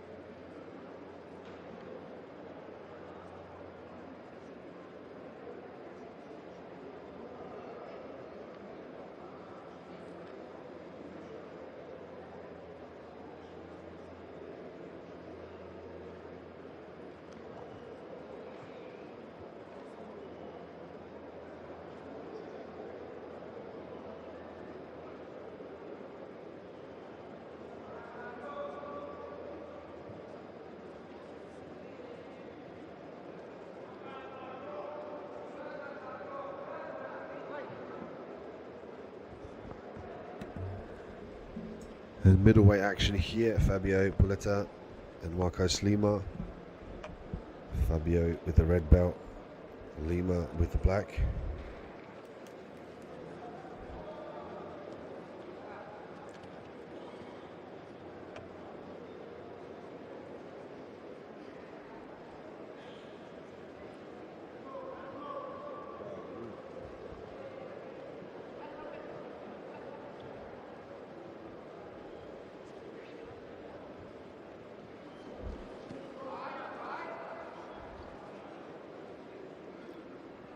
Fabio now off of his back, briefly looking for an advance in his position. He finds himself working off of his back, looking to circle around to the side. He's looking to gain an angle here to try and disbalance and get that right leg underneath the elbow of his opponent in Lima.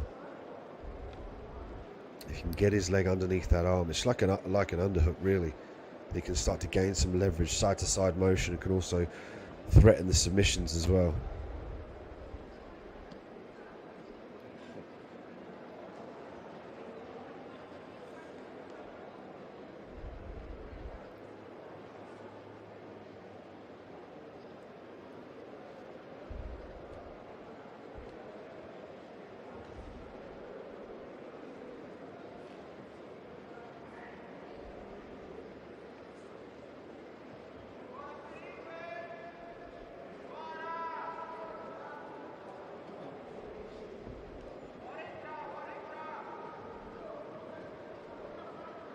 Fabio reaching up to grab the gi here. Might have been looking for the belt in that instance. Going to get a break in the action. Just going to get spin around here. Same position.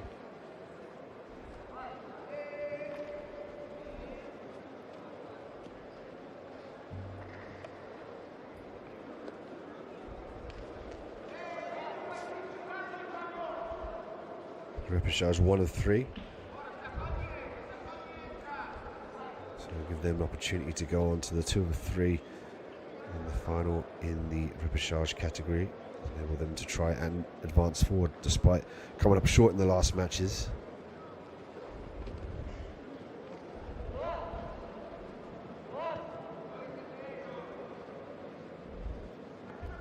Lapel control. Fabio off of his back, might look to circle that around. Get a break in the action here in the favour of the repositioning into the centre of the mat. Thank you for joining us live from Rio de Janeiro, Abu Dhabi Grand Slam Jiu-Jitsu World Tour 2021. And a big thanks to our sponsors, UAE Jiu-Jitsu Fitness, International Vision Travel, Ivy Sports Management, International Vision Investments, and 24/7 Management.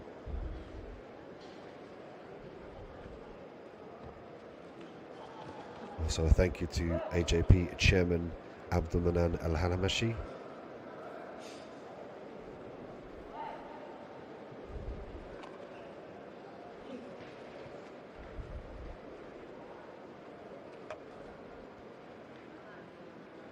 Great thanks to one of our biggest sponsors, the person that makes this possible, His Highness Sheikh Mohammed bin Zayed Al Nahyan.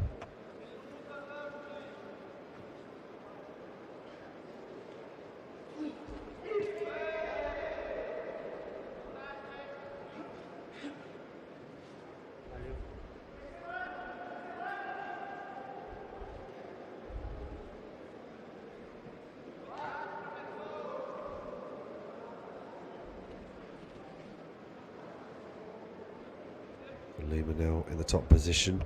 It's where he likes to be. He likes to pressure his opponents, just to force the passes. He likes to force the ample opportunity to pass the guard, and we're seeing that here. He keeps very heavy from the top.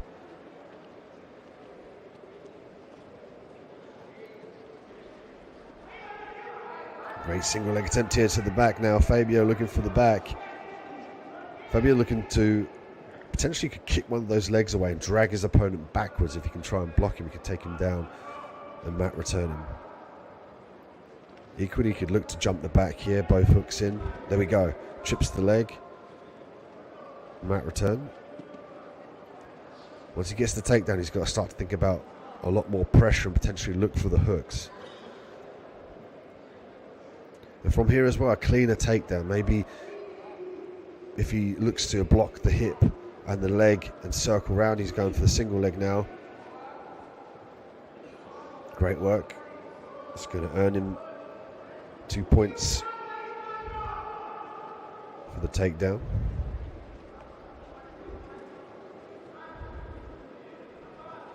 Leg lock attempt here from Lima. Looked like there was a time ending there. Looked like very tight actually. Looked like he was going to roll forward. A little bit of frustration from Marcus Lima as Fabio comes up 3 points to nothing. And it will be Fabio that will move forward. Repechage 2 or 3.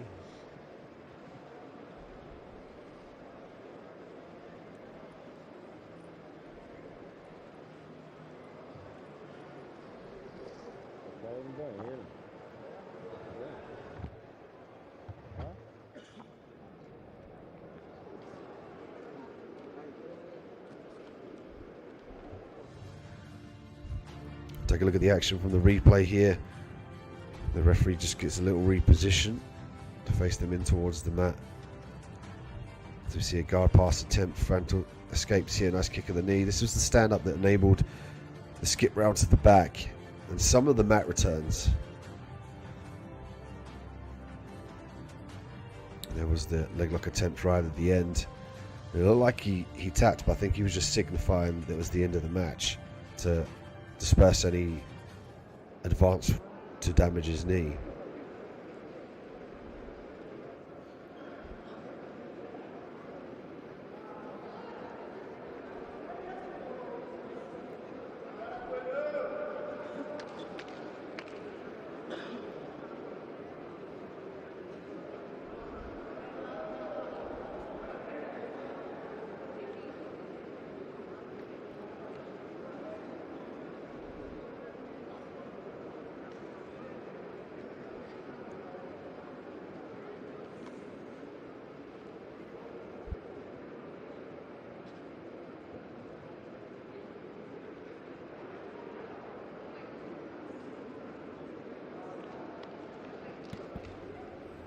We move on to the middleweight semi-finals here. We show respect to Victor Boomfilm with the red the red belt. Claudio Calasanz with the black belt, currently in the top position.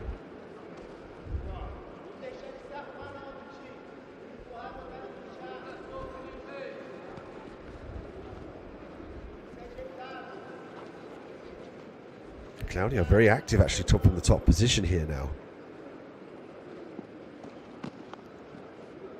Victor off his back, look to establish the butterfly hook sound. Now he might look to sweep.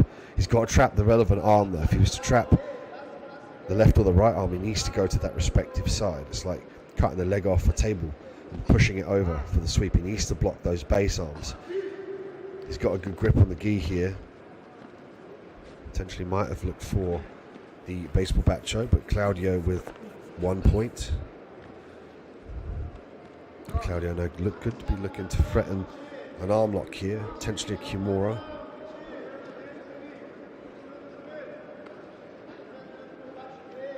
He might look to start to try to free that left leg as well.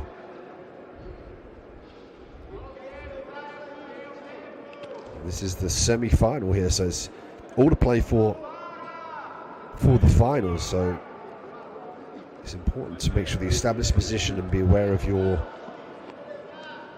point system here. UAE Jiu-Jitsu Fitness, the largest gym in Abu Dhabi.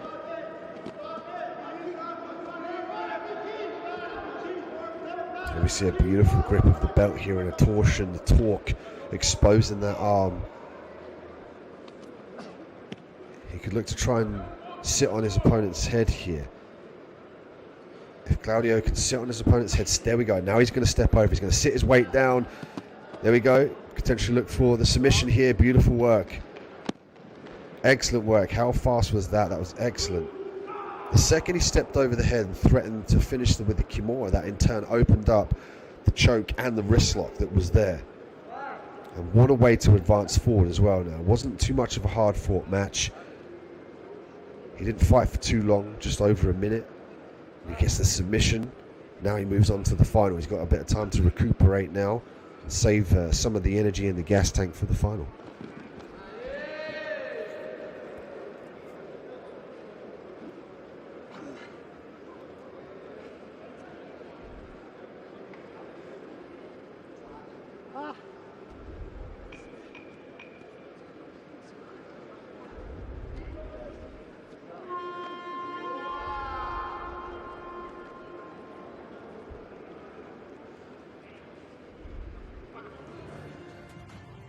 As we see the replay here, there was the butterfly. He just was unable to secure an arm to finish that sweep.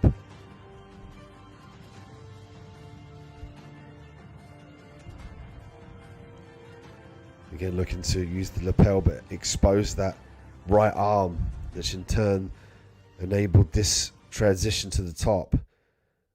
And it was the threat of the step over here and the clasp with the legs, and watch the wrist lock on the right arm as well. I think it was the wrist lock that actually finished that. It looked like it was tighter than the configuration around the head. Beautiful work.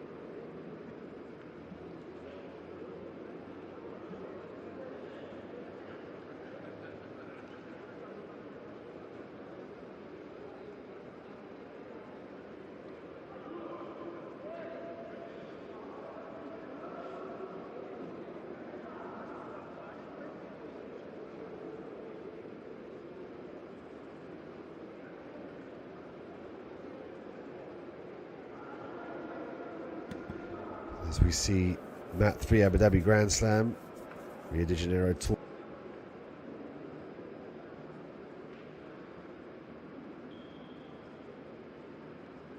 Let's check out ajptour.com for further information of upcoming matchups, the competitors. As you can see there, some of the competitors backstage warming up, getting ready to perform. Of course, all this made possible by our sponsors, UAE, JJ Fitness, International Vision Travel, IV Sports Management, International Vision Investments, and 24/7 Management.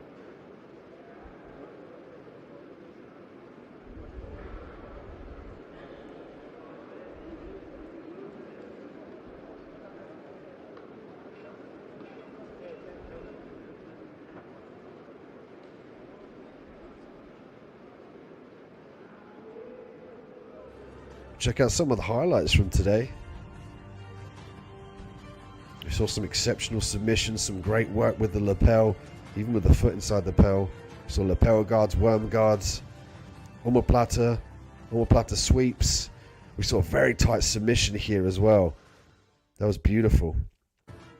And again, a display of the grips and the immense ability to use grips to advance your position and then look for the submission as well. Been a great day of Jiu-Jitsu here at the Abu Dhabi Grand Slam Jiu-Jitsu World Tour 2021. And of course, we were live from Rio de Janeiro in Brazil on Mat 3. It was a pleasure to be here with you. Please join us again for the next matchups. We will crown the champions in the respective divisions.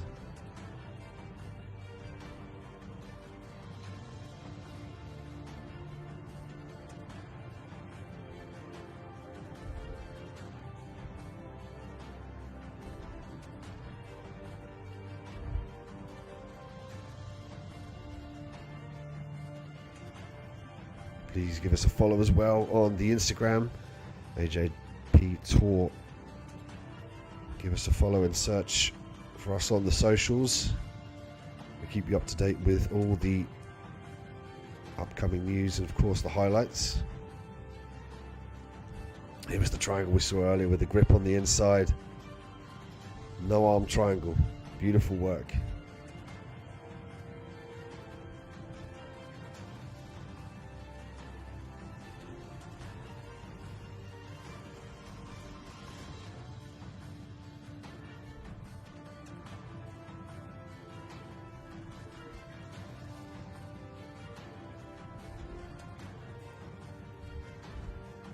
Great guard passes as well. We saw neon bellies as well.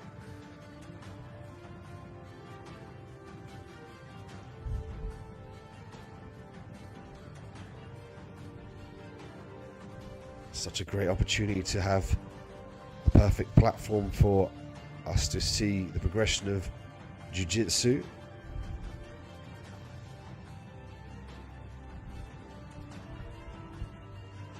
Take this opportunity to grab a drink if you need one. If you need to have a little break, please don't take too long. We should be coming back with the finals to crown the champions of the Abu Dhabi Grand Slam Jiu-Jitsu World Tour 2021. Live from Rio here, Mat 3D Mid-Hat. Stay tuned.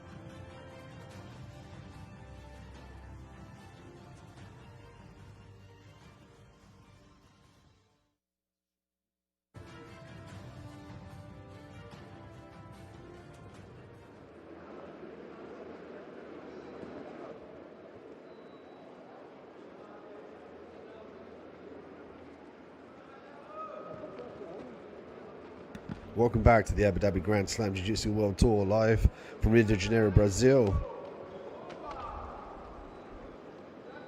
Here we have Fabiano Zilito and Luis Ribeiro.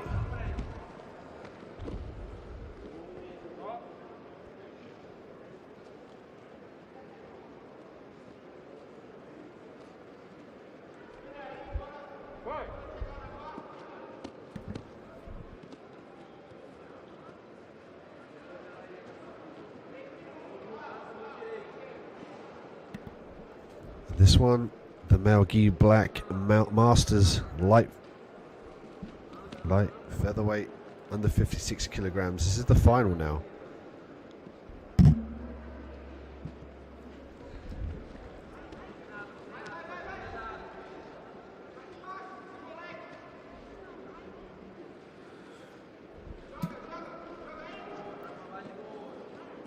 Great sweep here, back to the top position. Fabiano. He's got to clear that leg, however. There we go, clears it beautifully. Now he's in the position, obtains 1 point.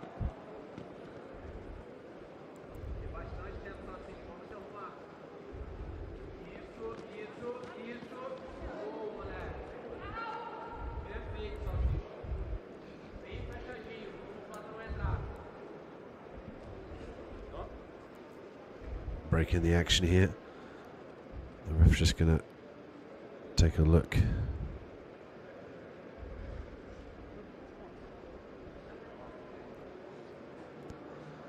think there might be a little bit of communication needed. They could have added 2 points when they shouldn't have done.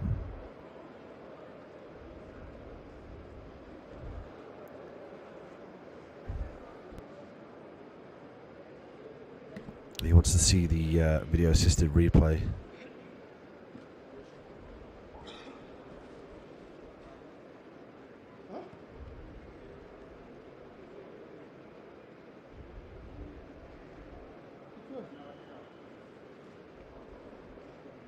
Brief pause in the action here for the male gi black masters light featherweight under 56 kilograms final.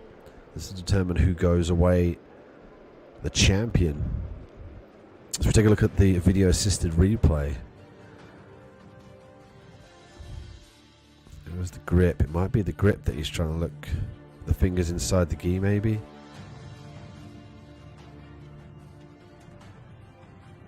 Looks like he's on the outside. The thumb inside there.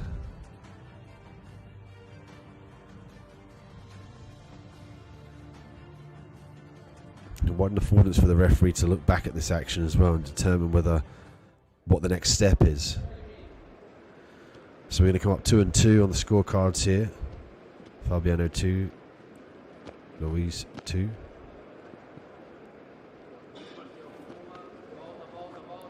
Fabiano now did a good job of utilising the heel. Inverts around looking for the omoplata. Secure the omoplata here. He's just got to free his head from underneath the leg. Look for him to dive his head towards his opponent.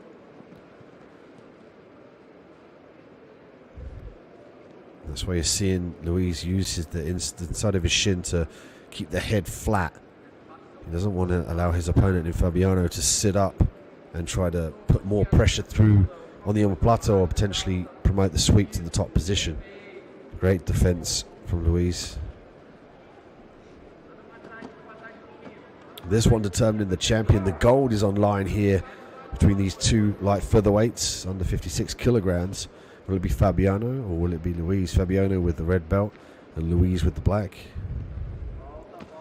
He does a great job of just scooping up that heel to try and sweep his opponent backwards. It's interesting to see the different types of techniques that have worked for these athletes in the gym, and then they come and test those on the biggest proving ground.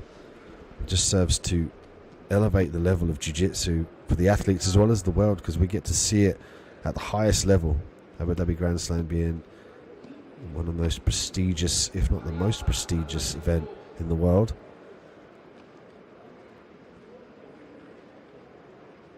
.2 minutes left on the clock here.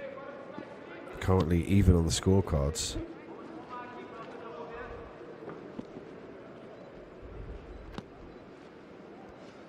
It's Fabiano looking for the back.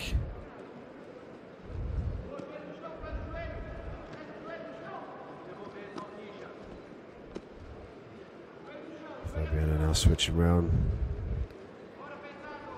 A little bit more difficult now. Now he's got his leg free. Now he's free to move around and to try to circle for the back here.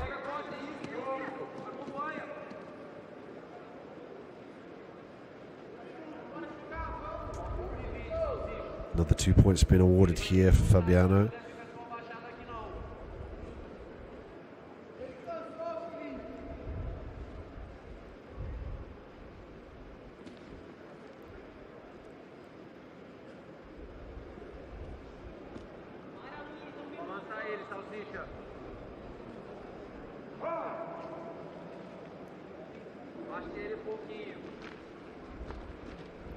Seconds left on the clock here.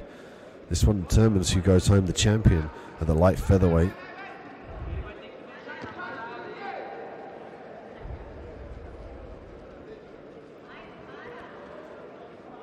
And Fabiano frantically looking to pass this guard. He's got to be careful about coming up in the center of that triangle. We've seen the triangle finish with no arm in previously on this mat.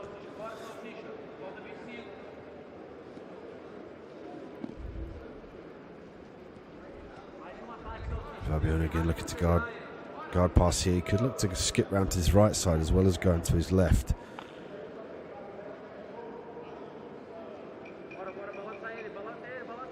Quick look up at the clock and the scorecards here from Luis, seeing that he's only 2 points to 4. Look at that, Fabiano Zaleto, your champion of the Abu Dhabi Grand Slam Jiu-Jitsu World Tour 2021 in Rio de Janeiro, Brazil.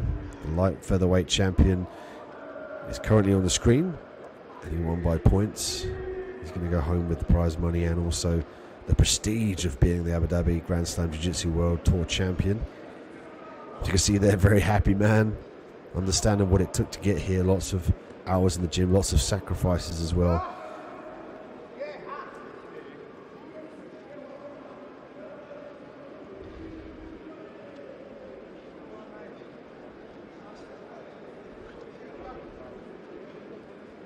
We get consolidation here from Matt's side as we go to the official decision from our officials.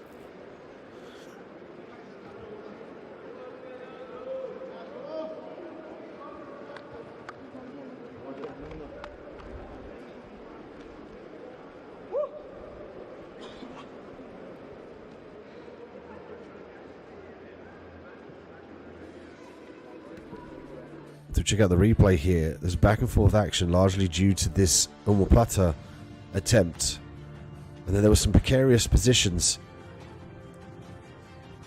You can see there the sweep that enabled the points.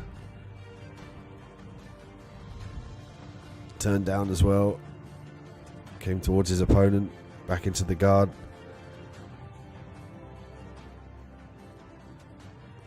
And there was the top pressure that we saw from the champion.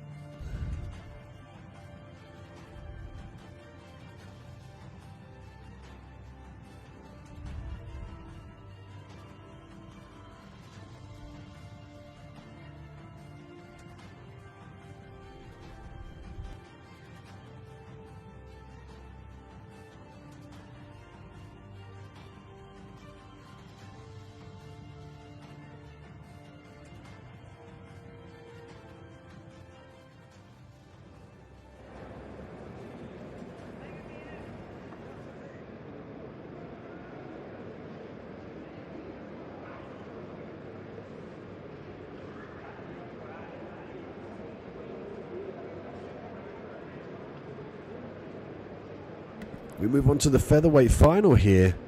Gabriel Moraes, Livanian Oliveira.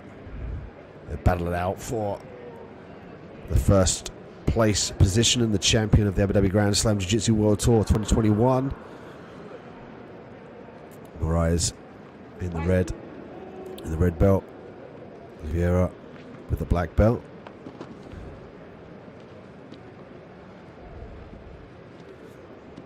Moraes looking to gain that top position.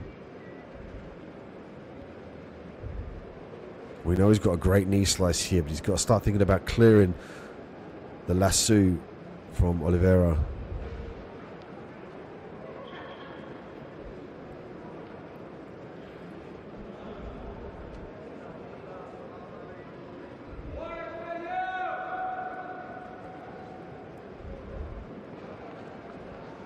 Briefly tasted the spider there. Was Oliveira back into the full guard now. Fala com vídeo. Fala. E agora? Moraes from the Alliance team. Oliveira from Checkmat International. In this match, the final, of course, to determine who goes away as the featherweight champion. This one contested under 62 kilograms.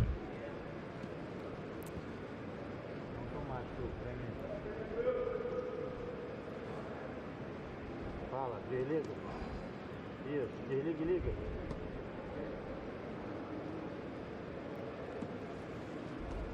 Tem cabinho não. Não tem cabinho não.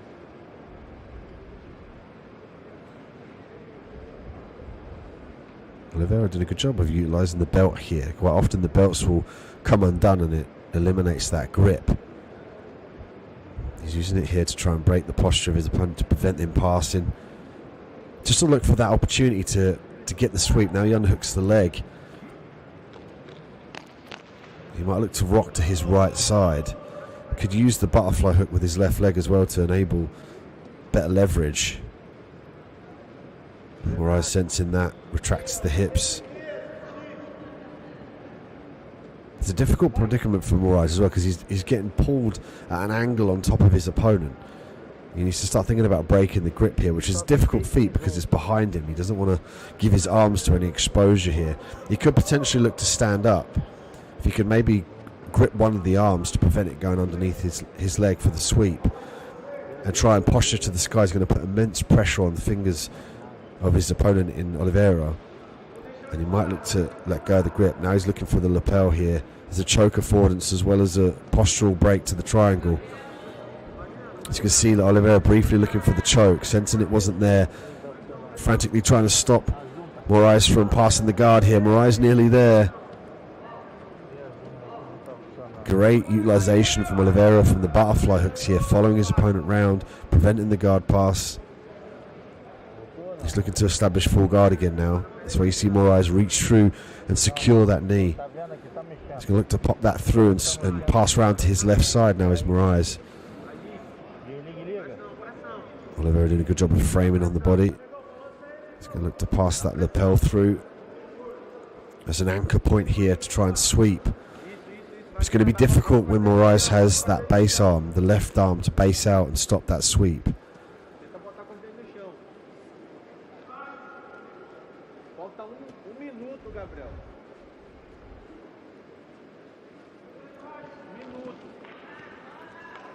Just over a minute left here for Moraes. You can hear his coach telling him how much time he's got left.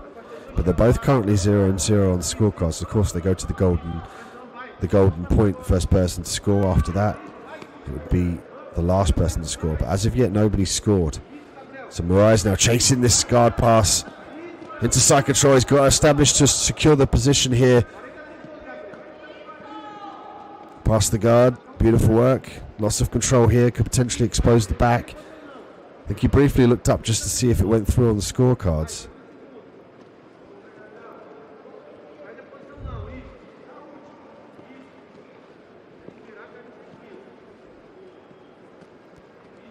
Moraes now with a knee on back to establish the point here, which would have been the advantage. Now it's under the new rule set, it goes to a point. So now he's 1 point up. 9 seconds of the round here. He's going to hold on to secure the gold.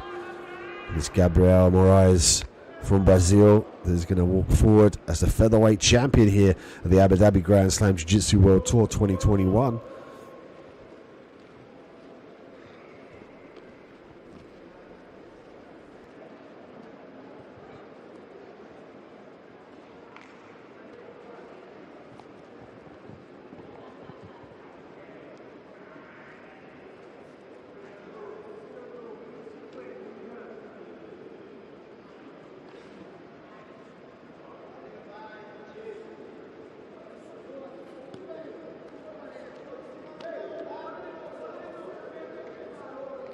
We get a readjustment here of the belts just before the referee dons the new featherweight champion.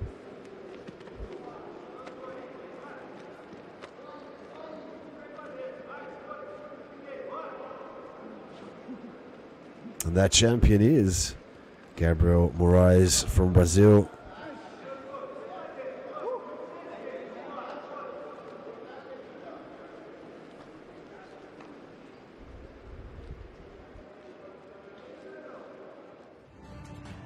So check out the replay here. Moraes on top, doing what he does best, pressuring to prevent the opponent from negating the pass here.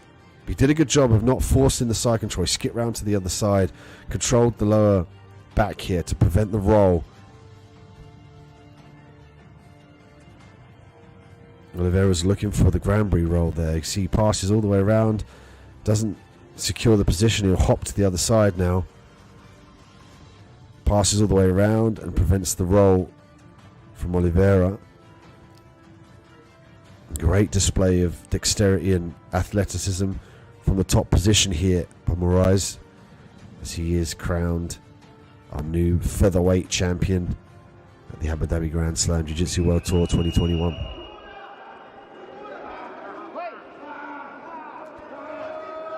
Rafael Mansour, Jairo Ribeiro. It's the final here for the Gi Black Belt Masters lightweight. This one's under 69 kilograms. A frenetic pace already. Looking for the choke. Mansour briefly tasting the choke here. Berrio looking to establish the top position here. Mansour with 2 points. 1 point here for Berrio.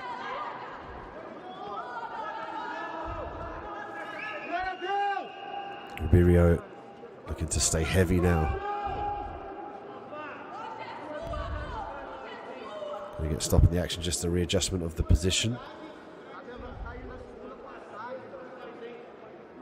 The action gets back underway here at our final of the Abu Dhabi Grand Slam 2021, live from Rio.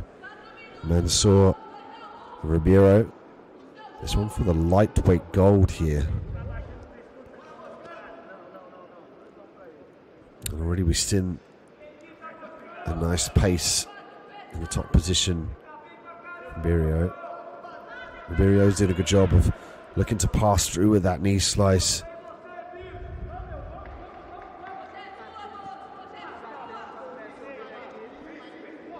Berrio looking to back out. He's got to free the grip here. See the left arm trapped. The lasso off the bottom from Mansour. Really is preventing him reversing out of this position. Now he's got lapel grip. He's got a lasso and half a spider. Traditionally, if you have two of them, it's the spider's web, but we're seeing the lasso grip on the other side. The spider guard off of his back from Mansour briefly as he's looking for the omoplata. He walks up beautifully. Now he's got a nice clasp on the shoulder, just slips off, however. Berrio did a great job of staying out of that attack and maintaining the top position in the transition as well. He didn't give up the bottom position despite being in trouble. We're still seeing Mansour 2 points to 1 as he looks up at the clock.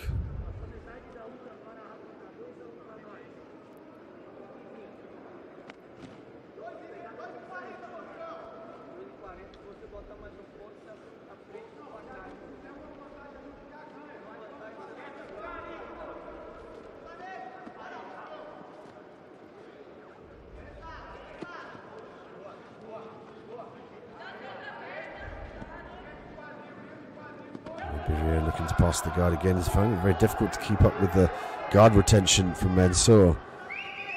He's got one arm under. Just to be careful about the triangles. That's why you're seeing he's driving the head forward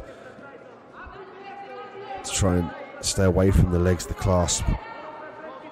Sweep attempt here from Mansour. Could have potentially attacked the feet as well. It's largely due to that lasso that Mansour has maintained off of his back.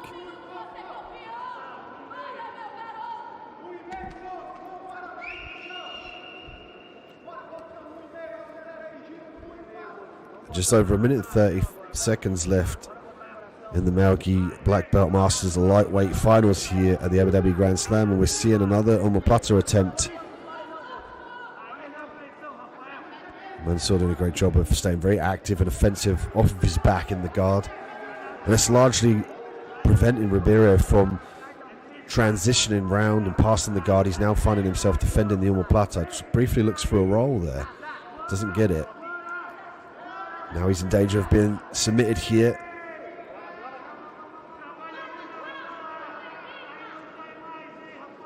And look for Ribeiro to start to skip round to his left side, try and jump over the body of his opponent. See there, he's looking for the angle, or he could try and pull the arm out of here, but with a posture. Mansour doing the correct job of scooting himself backwards to pull the shoulder down. Mansour really wants the face of Ribeiro to be into the floor, face to the mat, where he can get good control. From here now, he can still submit. He can use collar chokes, he can use rear naked chokes. He can also use wrist locks here, which might promote the roll for Ribeiro. Now he's in a position to submit the shoulder.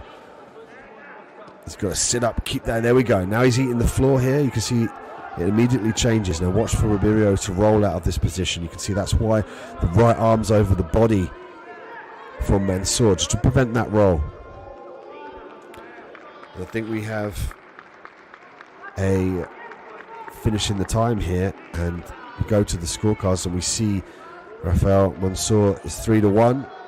He walks away the lightweight champion at the Abu Dhabi Grand Slam Jiu-Jitsu World Tour. And what a personal feat here to prevail over Ribeiro. Ribeiro very tough, very difficult to stop the guard pass, but Mansour used the omoplata to slow down the guard passes and edge out the decision win.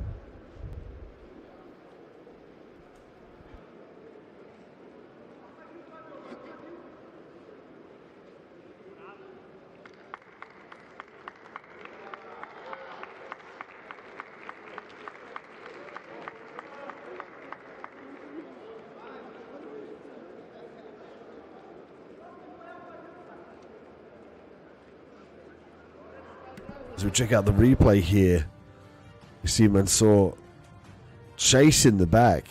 Ribeiro wasn't allowing that to happen. There was the grip here. Again, the lasso from Mansour off of his back that prevented the guard pass. Ribeiro known for his guard passes. That really was stifled by the lasso. And here was the omoplata that allowed Mansour to threaten the top position. He eventually got Ribeiro to eat the mat, but couldn't finish with a tap. But nonetheless, he walks away the victor via decision.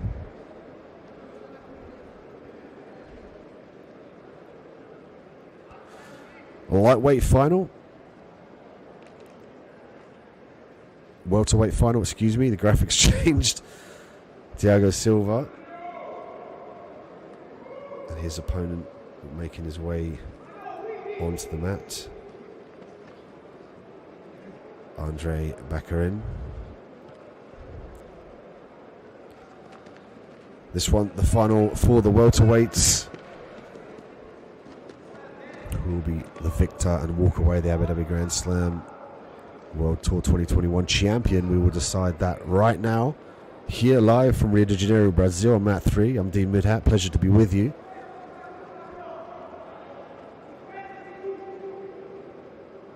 Huge thank you to our sponsors, UAE JJ Fitness, International Vision Travel, Ivy Sports Management, International Vision Investments, and 24/7 Management.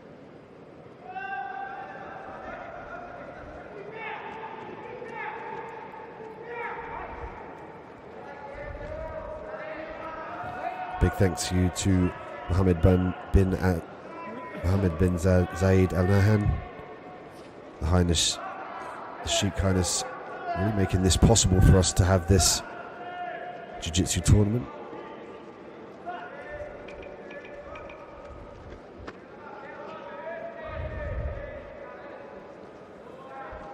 And Luis with the red belt, Claudio with the black.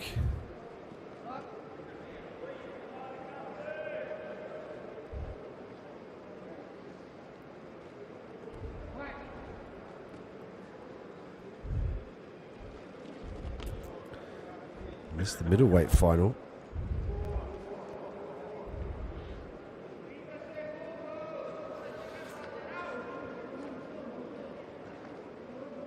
A bit of confusion there with the cards coming into, but nonetheless, we have Luis Neves and Claudio Colasanz fighting for the middleweight final here in the men's gi black belt masters.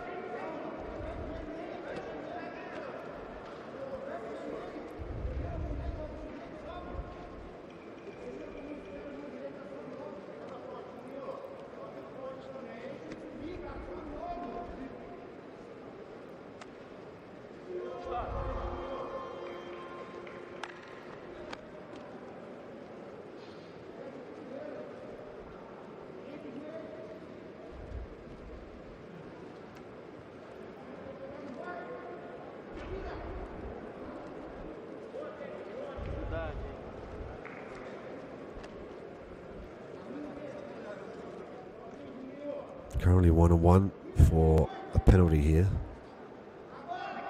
Luis off of his back.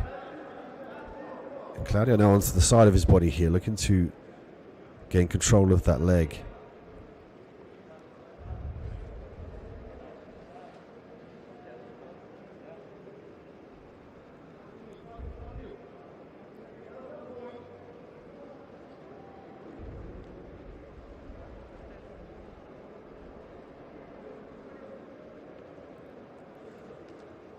Top position here for Luis.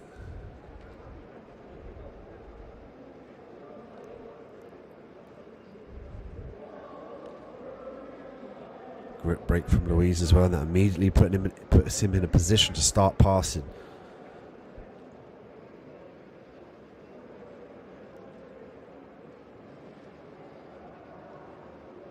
Claudio looking for the configuration of the lapel.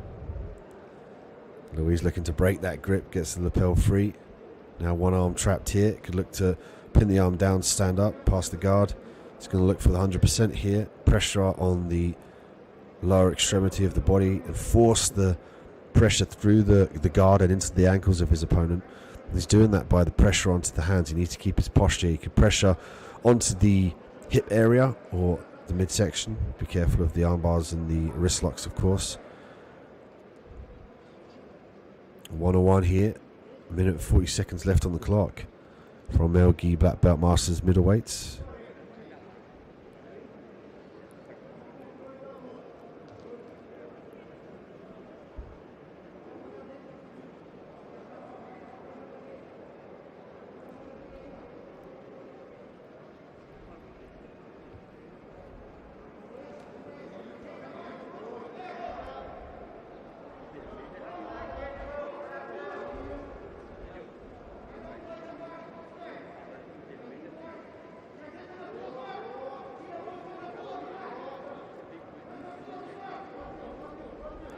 Armbar attempt here from Claudio. The elbow is a little bit shy. Might look to whip round into the omoplata. Watch him to drive that right leg down to the back of the shoulder of Luis.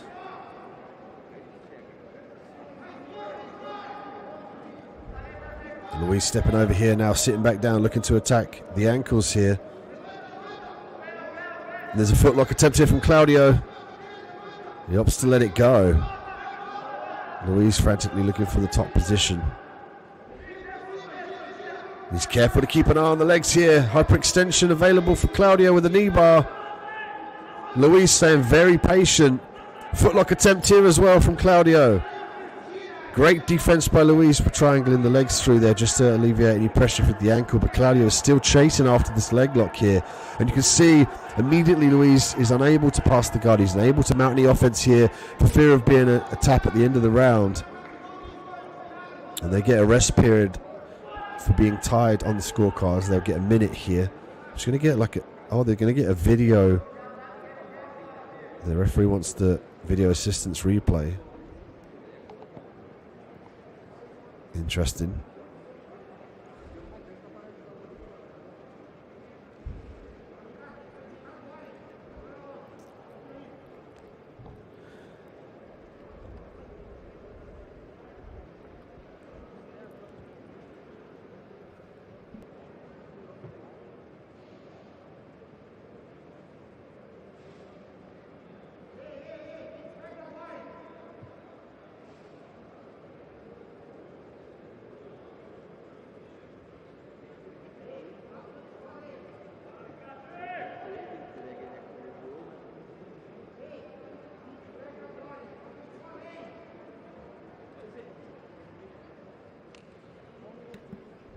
checking out the replay here. The referees wanted to revisit this moment in the fight via the Falcon Eye. Excellent piece of kit to revisit the situation to determine whether points were scored, points that were lost, or the position was what he thought it was. Here's the footlock.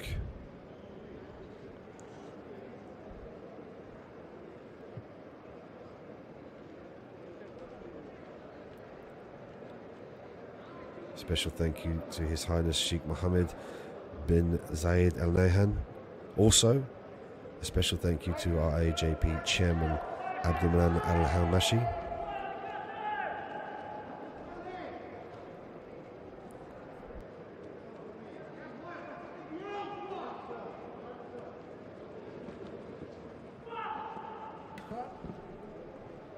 Nice drive there from Louise. 43 seconds left on the clock here. This really comes down to who can score first.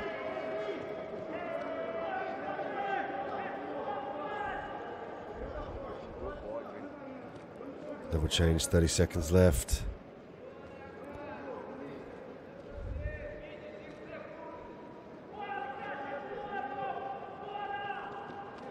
Nice level change from Louise.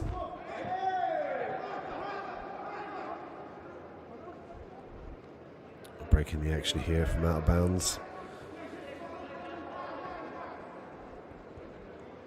Tense moment here. You can cut the tension with a knife here in the venue for the male Gi Black Masters middleweight champion of the Abu Dhabi Grand Slam. Again, he's looking for the video assistance replay.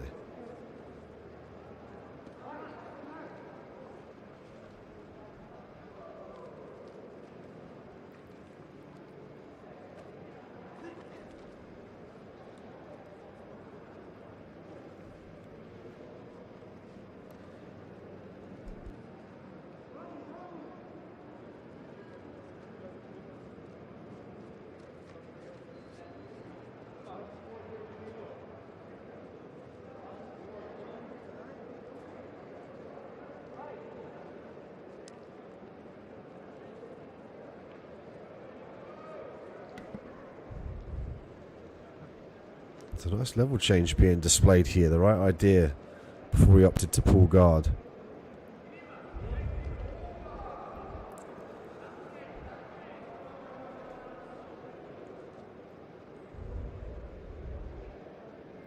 There was a level change. He shot upstairs.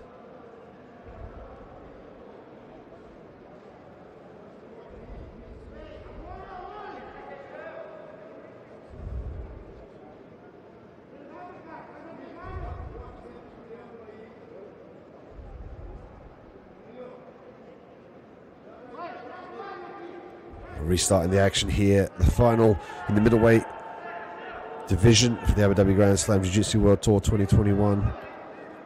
Maogi black belts here, the Masters level. Louise off of his back. Claudio now looking to fight to pass the guard.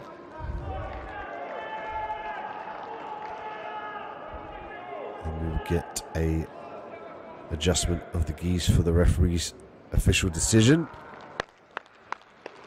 And it's Claudio that will move forward and wins by referee decision. He moves forward now to be crowned the Abu Dhabi Grand Slam Jiu-Jitsu World Tour champion at middleweight.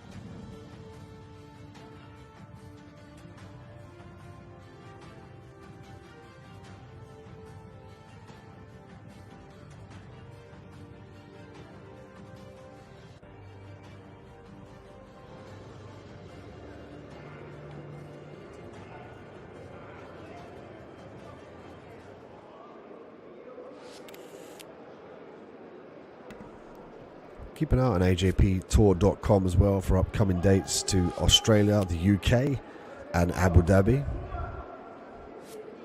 All the dates and the venues will be on the website.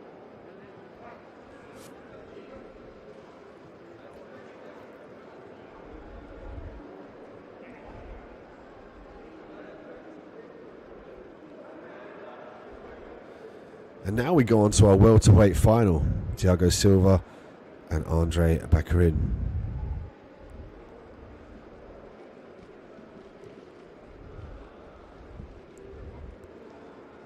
Thiago with the red belt, Andre with the black belt. 5 minutes on the clock. Male gi black belt masters welterweight. This is for the championship, the crown, the crowning of the king here at the Abu Dhabi Grand Slam Jiu-Jitsu World Tour 2021. Who will go through and be the victor? Live here, Mat 3 from Rio de Janeiro, Brazil. I'm Dean Midhat. Thank you so much for joining us. We've had a great day so far. Some crazy submissions, some excellent sweeps. Now we bring ourselves to the final to see who can advance forward as the champion in 2021. There's the triangle attempt here off of his back. Thiago looking to secure. He reaches up, grabs the instep of his shin. This is tight now. He's just got to pull down on the head here. This is immensely tight. He looks really confident. Thiago Silva off of his back now. He could switch this to an armbar. Potentially there's the tap. Beautiful work from Thiago Silva, the welterweight champion here at the Abu Dhabi Grand Slam Jiu-Jitsu World Tour. Finishes by armbar.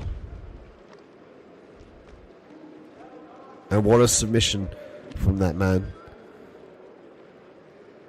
And you can almost see that when he slapped on that triangle, his opponent didn't really have any escape defense there. He accepted the triangle and accepted the armbars. We look at the replay here. Off of his back.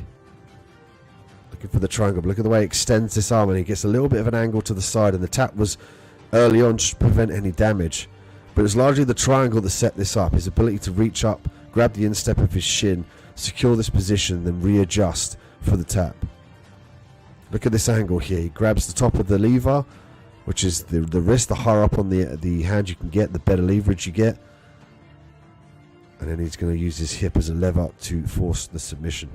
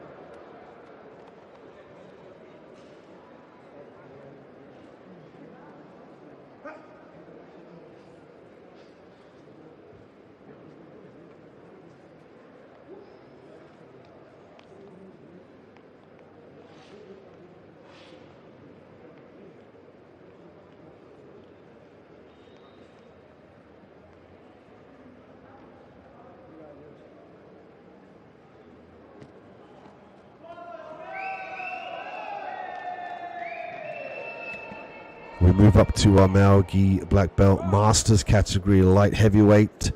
This is the final now. We have Alberto Ramos with the red belt, Eduardo Injosa with the black belt. Eduardo with some nice pressure. Alberto forced to move backwards. Now is that going to come into play here with Eduardo? Is he going to start working this push and pull motion when he gets the grips again? He knows he can push Alberto back.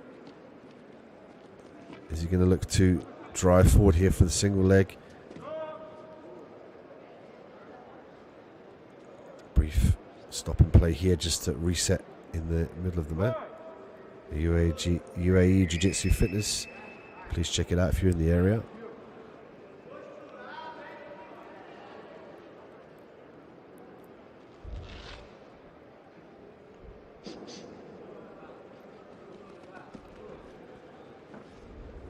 Grip fighting here. Nice strip of the grip, single leg entry as they go off the mat.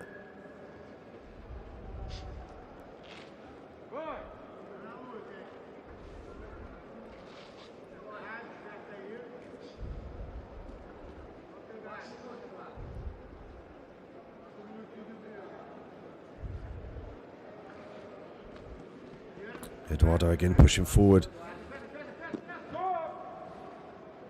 He's got lots of drive. I'd like to see him turn the angle as well to enable him to, we call it cutting the L, drive forward and then immediately go laterally into a direction. He drives forward really well, but he's not getting the angle he needs to finish the takedown.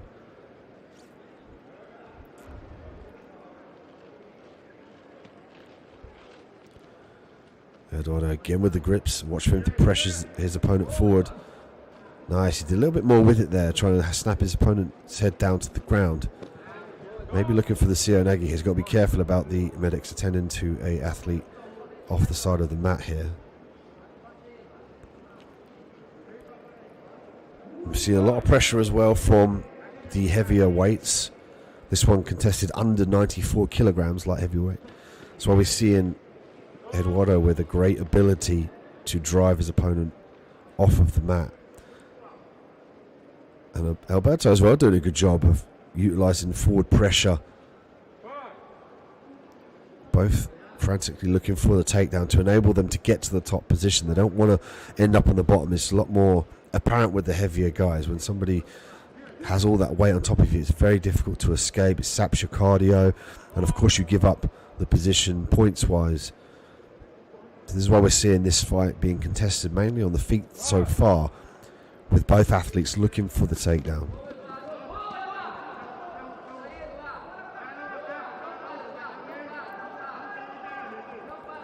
Side control. Eduardo now did a good job, and this is what we were looking for here. Whoever got the takedown, whoever got the top position now is usually going to start to come triumphant in this fight. It's going to enable them to control, to stay ahead if they've got the points to stay ahead, also to set up submissions from this position. But he's going to be careful to not give up this position. It's a very dominant position, side control. Might go to north-south here with a potential for Kimuras and north-south chokes, but he opts to go straight back to the side control position. He's got to block that leg. Did a great job of blocking that lower right leg from skipping in between him and his opponent.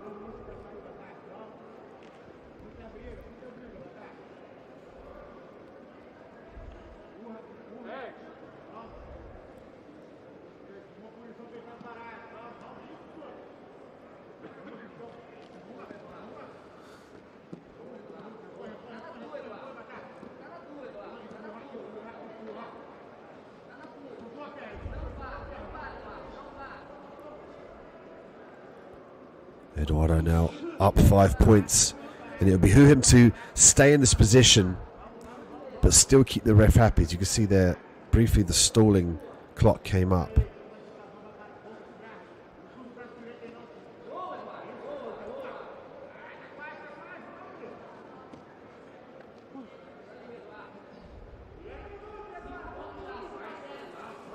Minute 10 seconds left here. Eduardo has to stay here, but he's got to be active. He's got to keep the referee happy. 6 points to nothing now in favour of Eduardo. Light heavyweight action here at the Abu Dhabi Grand Slam Jiu-Jitsu World Tour 2021, live from Rio de Janeiro in Brazil. What an event we've seen so far on mat 3. Beautiful display of Jiu-Jitsu here. You can see a choke. There's the tap, beautiful work. We spoke about Eduardo's ability to stay on top, and he could have rode that out. He could have stayed 7 points to nothing, moved around to keep the ref happy, but he was adamant on getting the finish. Eduardo Anjosa, now your light heavyweight champion of the world at the Abu Dhabi Grand Slam Jiu-Jitsu World Tour 2021.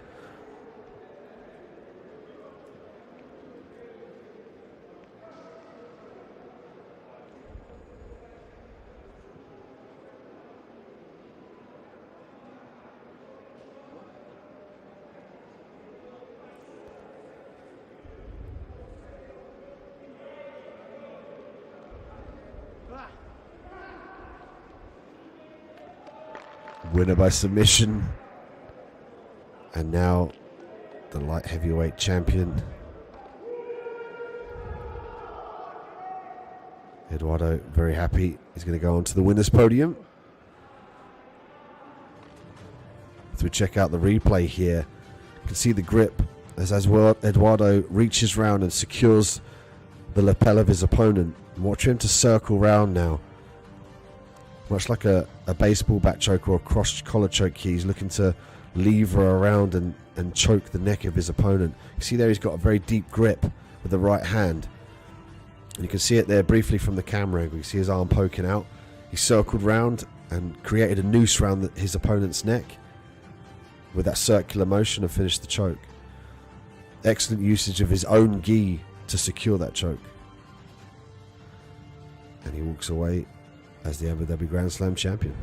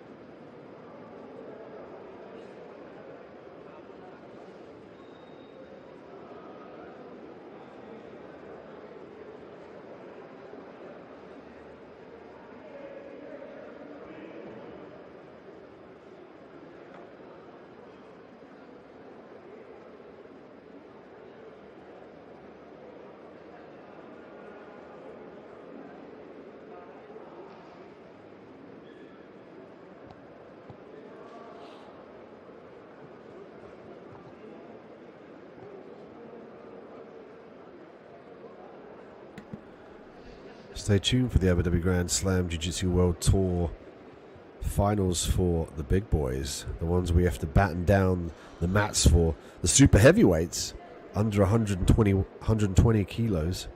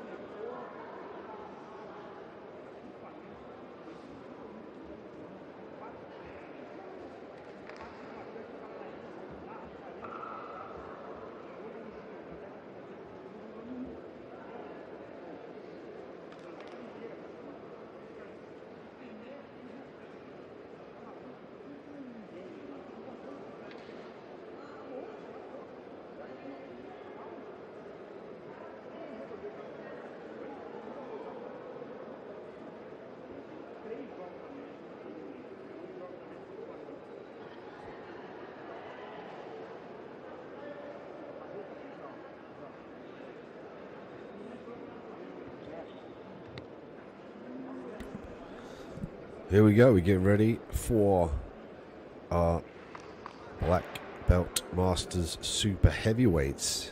This is the final. A lot of eyes were on this one. And a lot of anticipation if Will Wallace Costa could keep his title of division champion, but that's been answered. And now we'll see Enrico Pinto and Rubens Pedroso battle it out in the super heavyweight final.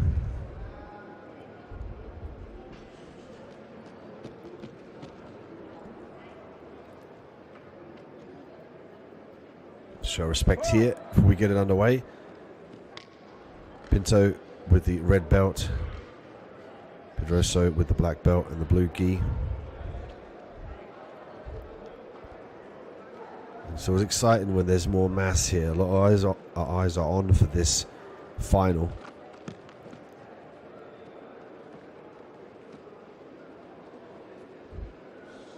The bigger weights tend to be a lot more powerful. Sometimes a little bit less agile and fast. We saw a nice single leg there from Pinto. So be careful of the sweep. Skips the legs out beautifully. 2 points for Pinto. I'm going to get a reset of the action here. And straight away, Pinto getting the 2 points for the takedown. He's 2 points up now. Now, if you can start to think about utilizing his takedown attempts to maintain the top position, if this fight gets back to the feet, or here he's got to stay away from the sweeps here and really try and disallow his opponent from looking to sweep this position here. It's going to be difficult on Pedroso's part. The fact that he doesn't have much control over the lower extremity of the body here. You can see there he goes for the legs. As soon as now he's got control. He's got control of one leg. He's got the sit-up guard here. Might look to funnel the lapel through, stand up, turn it into a single leg, which would allow him to take down to even the score. Oh, nice guard pass here from Pinto.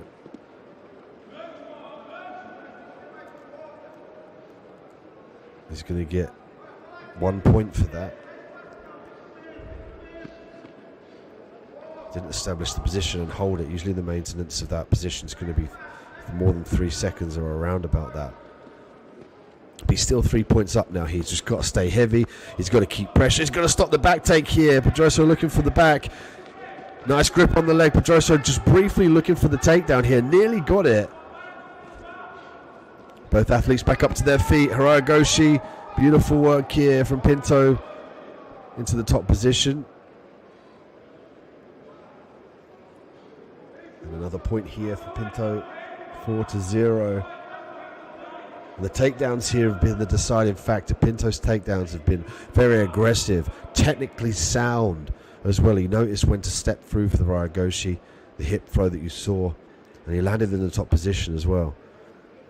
Be interested to see where the referee resets these two.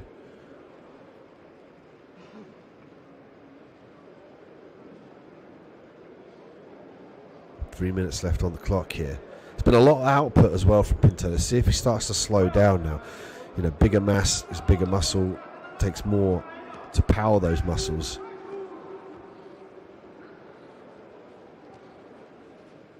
It largely comes down to cardio here. Can Pinto keep up the same pace, still threaten the same tenacity with the takedowns here? Got to be careful of the leg.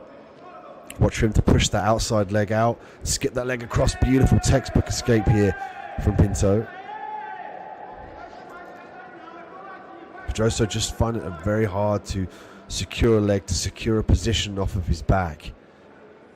Pinto making it very difficult for him with various movements from left to right. Video assistant replay here being requested. Great affordance for the referee. Matt's side to rewatch the action during the fight as well. Another benefit the Abu Dhabi Grand Slam has implored. And largely due to the Falcon Eye above recording the action.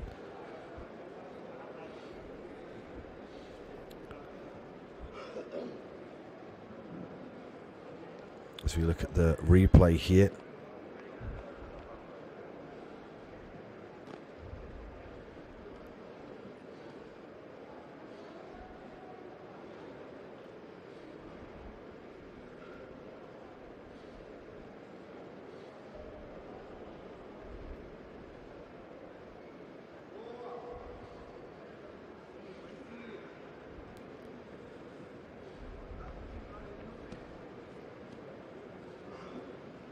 We get back to the action. 1 point awarded to Pinto.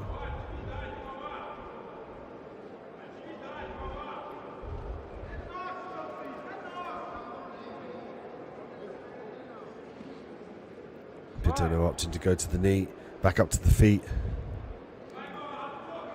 Pinto's going to look to stay safe. He's got to square his base up. I'd like to see him try and strip that grip. The whole time his base is compromised, he runs the risk of being swept back here, particularly for the De La Riva or the sit-up, as we're seeing here from Pedroso. Pedroso now looking to turn this into a sweep, potentially.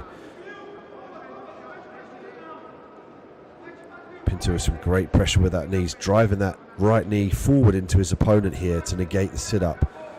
You can see the Pedroso has a grip.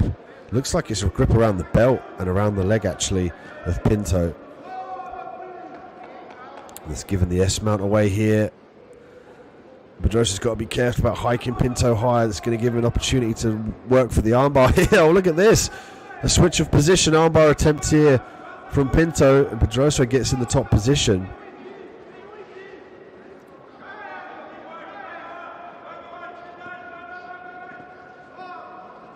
Roll around here from Pinto. Pinto with the leg stuck.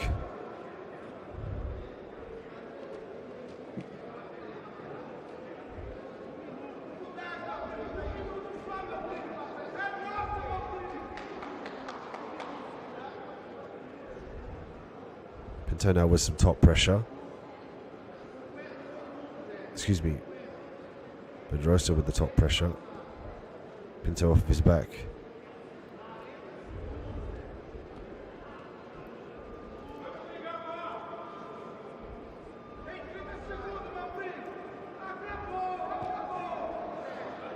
Pedroso chasing now. This is what we spoke about with regards to the cardio here. As Pinto utilised all the gas in the tank here. Could he get choked? This would be an emphatic finish here if Pedroso could look for the choke.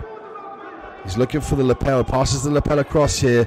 He's going to look to pressure the head backwards. He can dive underneath the arm as well. He's going for the collar choke. He's got just over 5 seconds to finish it. The clock's running down.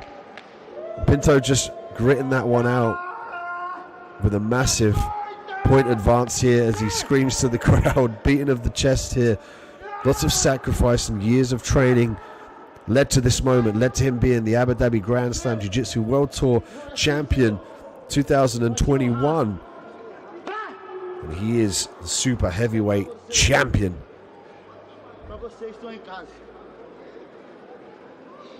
What a fight. What a display of technique as well. His takedowns were excellent. He did start to fade towards the end though, which gave Pedroso an opportunity to get to the top position, but it was too little too late for Pedroso to finish.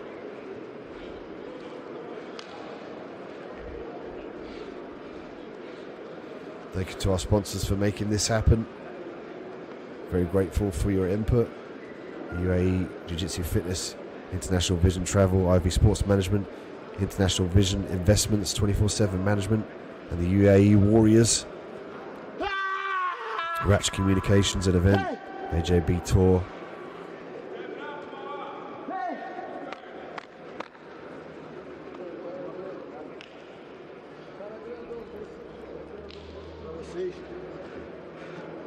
Obrigado de coração.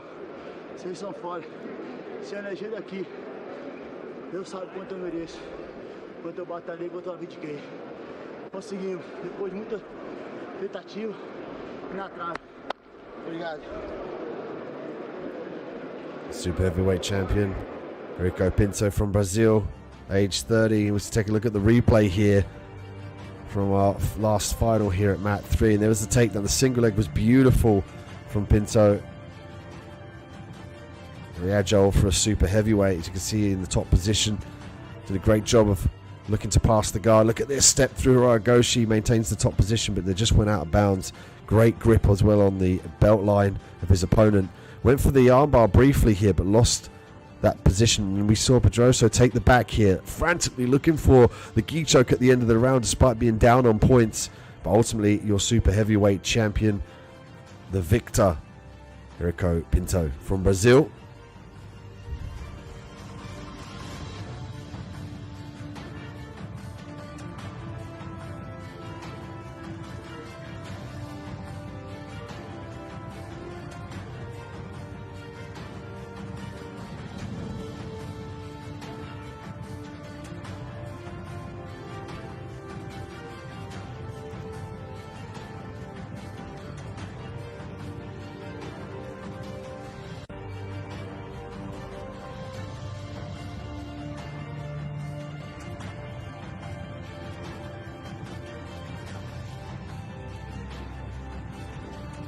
And that brings us to the end of day 2 here. We saw some of the finals, the Abu Dhabi Grand Slam Jiu-Jitsu World Tour 2021, live from Rio de Janeiro in Brazil. Mat 3, we saw some excellent submissions, a battle of will, great back control, some footlocks. We saw early taps from the arm bars as well. And what an event so far it's been, but there's still more to come. Please make sure that you tune in tomorrow for the action here. Of course, all the information available on ajptour.com. Go ahead and select the events and look at the brackets. You can even select which mats the fights are on, so you can search for your favorite fighter. Mat 3 is the one that I've been on today, but you can look who's on mat 2 and mat 1. Even mat 4 and mat 5 as well. And here are the highlights from some of the action today. We saw a crazy knee bar attempt here. And there was the omoplata. I love the way he turned this one into a sweep to get to the top position.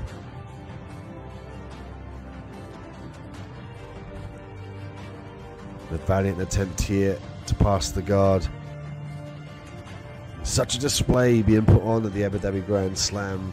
As always, the evolution of Jiu-Jitsu being made possible for us to watch, and the elevation of Jiu-Jitsu as a sport being allowed from the special people behind the scenes, and everyone who runs the AJP Tour. And there was the lapel coming into play, as we saw throughout the majority of the fights here. Lapel guard, the lasso as well, that was being utilized here. There was the triangle, the squeeze, the immediate tap from the pressure. It was the knee bar with the belly down as well, an instant tap, beautiful work. Arm bar here. Tapping early on to prevent any damage.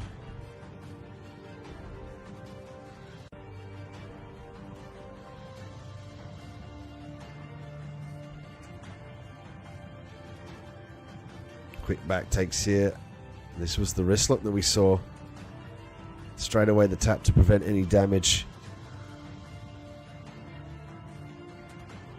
An elite level competitors here at the most prestigious event in the world, the Abu Dhabi Grand Slam. Currently in Rio de Janeiro, Brazil. We will be traveling to Australia, the UK, and of course Abu Dhabi. So please stay tuned on our social media, as well as our website as well. We can get all the information you need about the competitors, the upcoming matches, the future events, the results, and also of course the live stream. So thank you so much for joining me. I've been Dean Midhat on mat 3. Please tune in tomorrow. We've got more excellent matches, crazy submissions coming your way. I will see you there.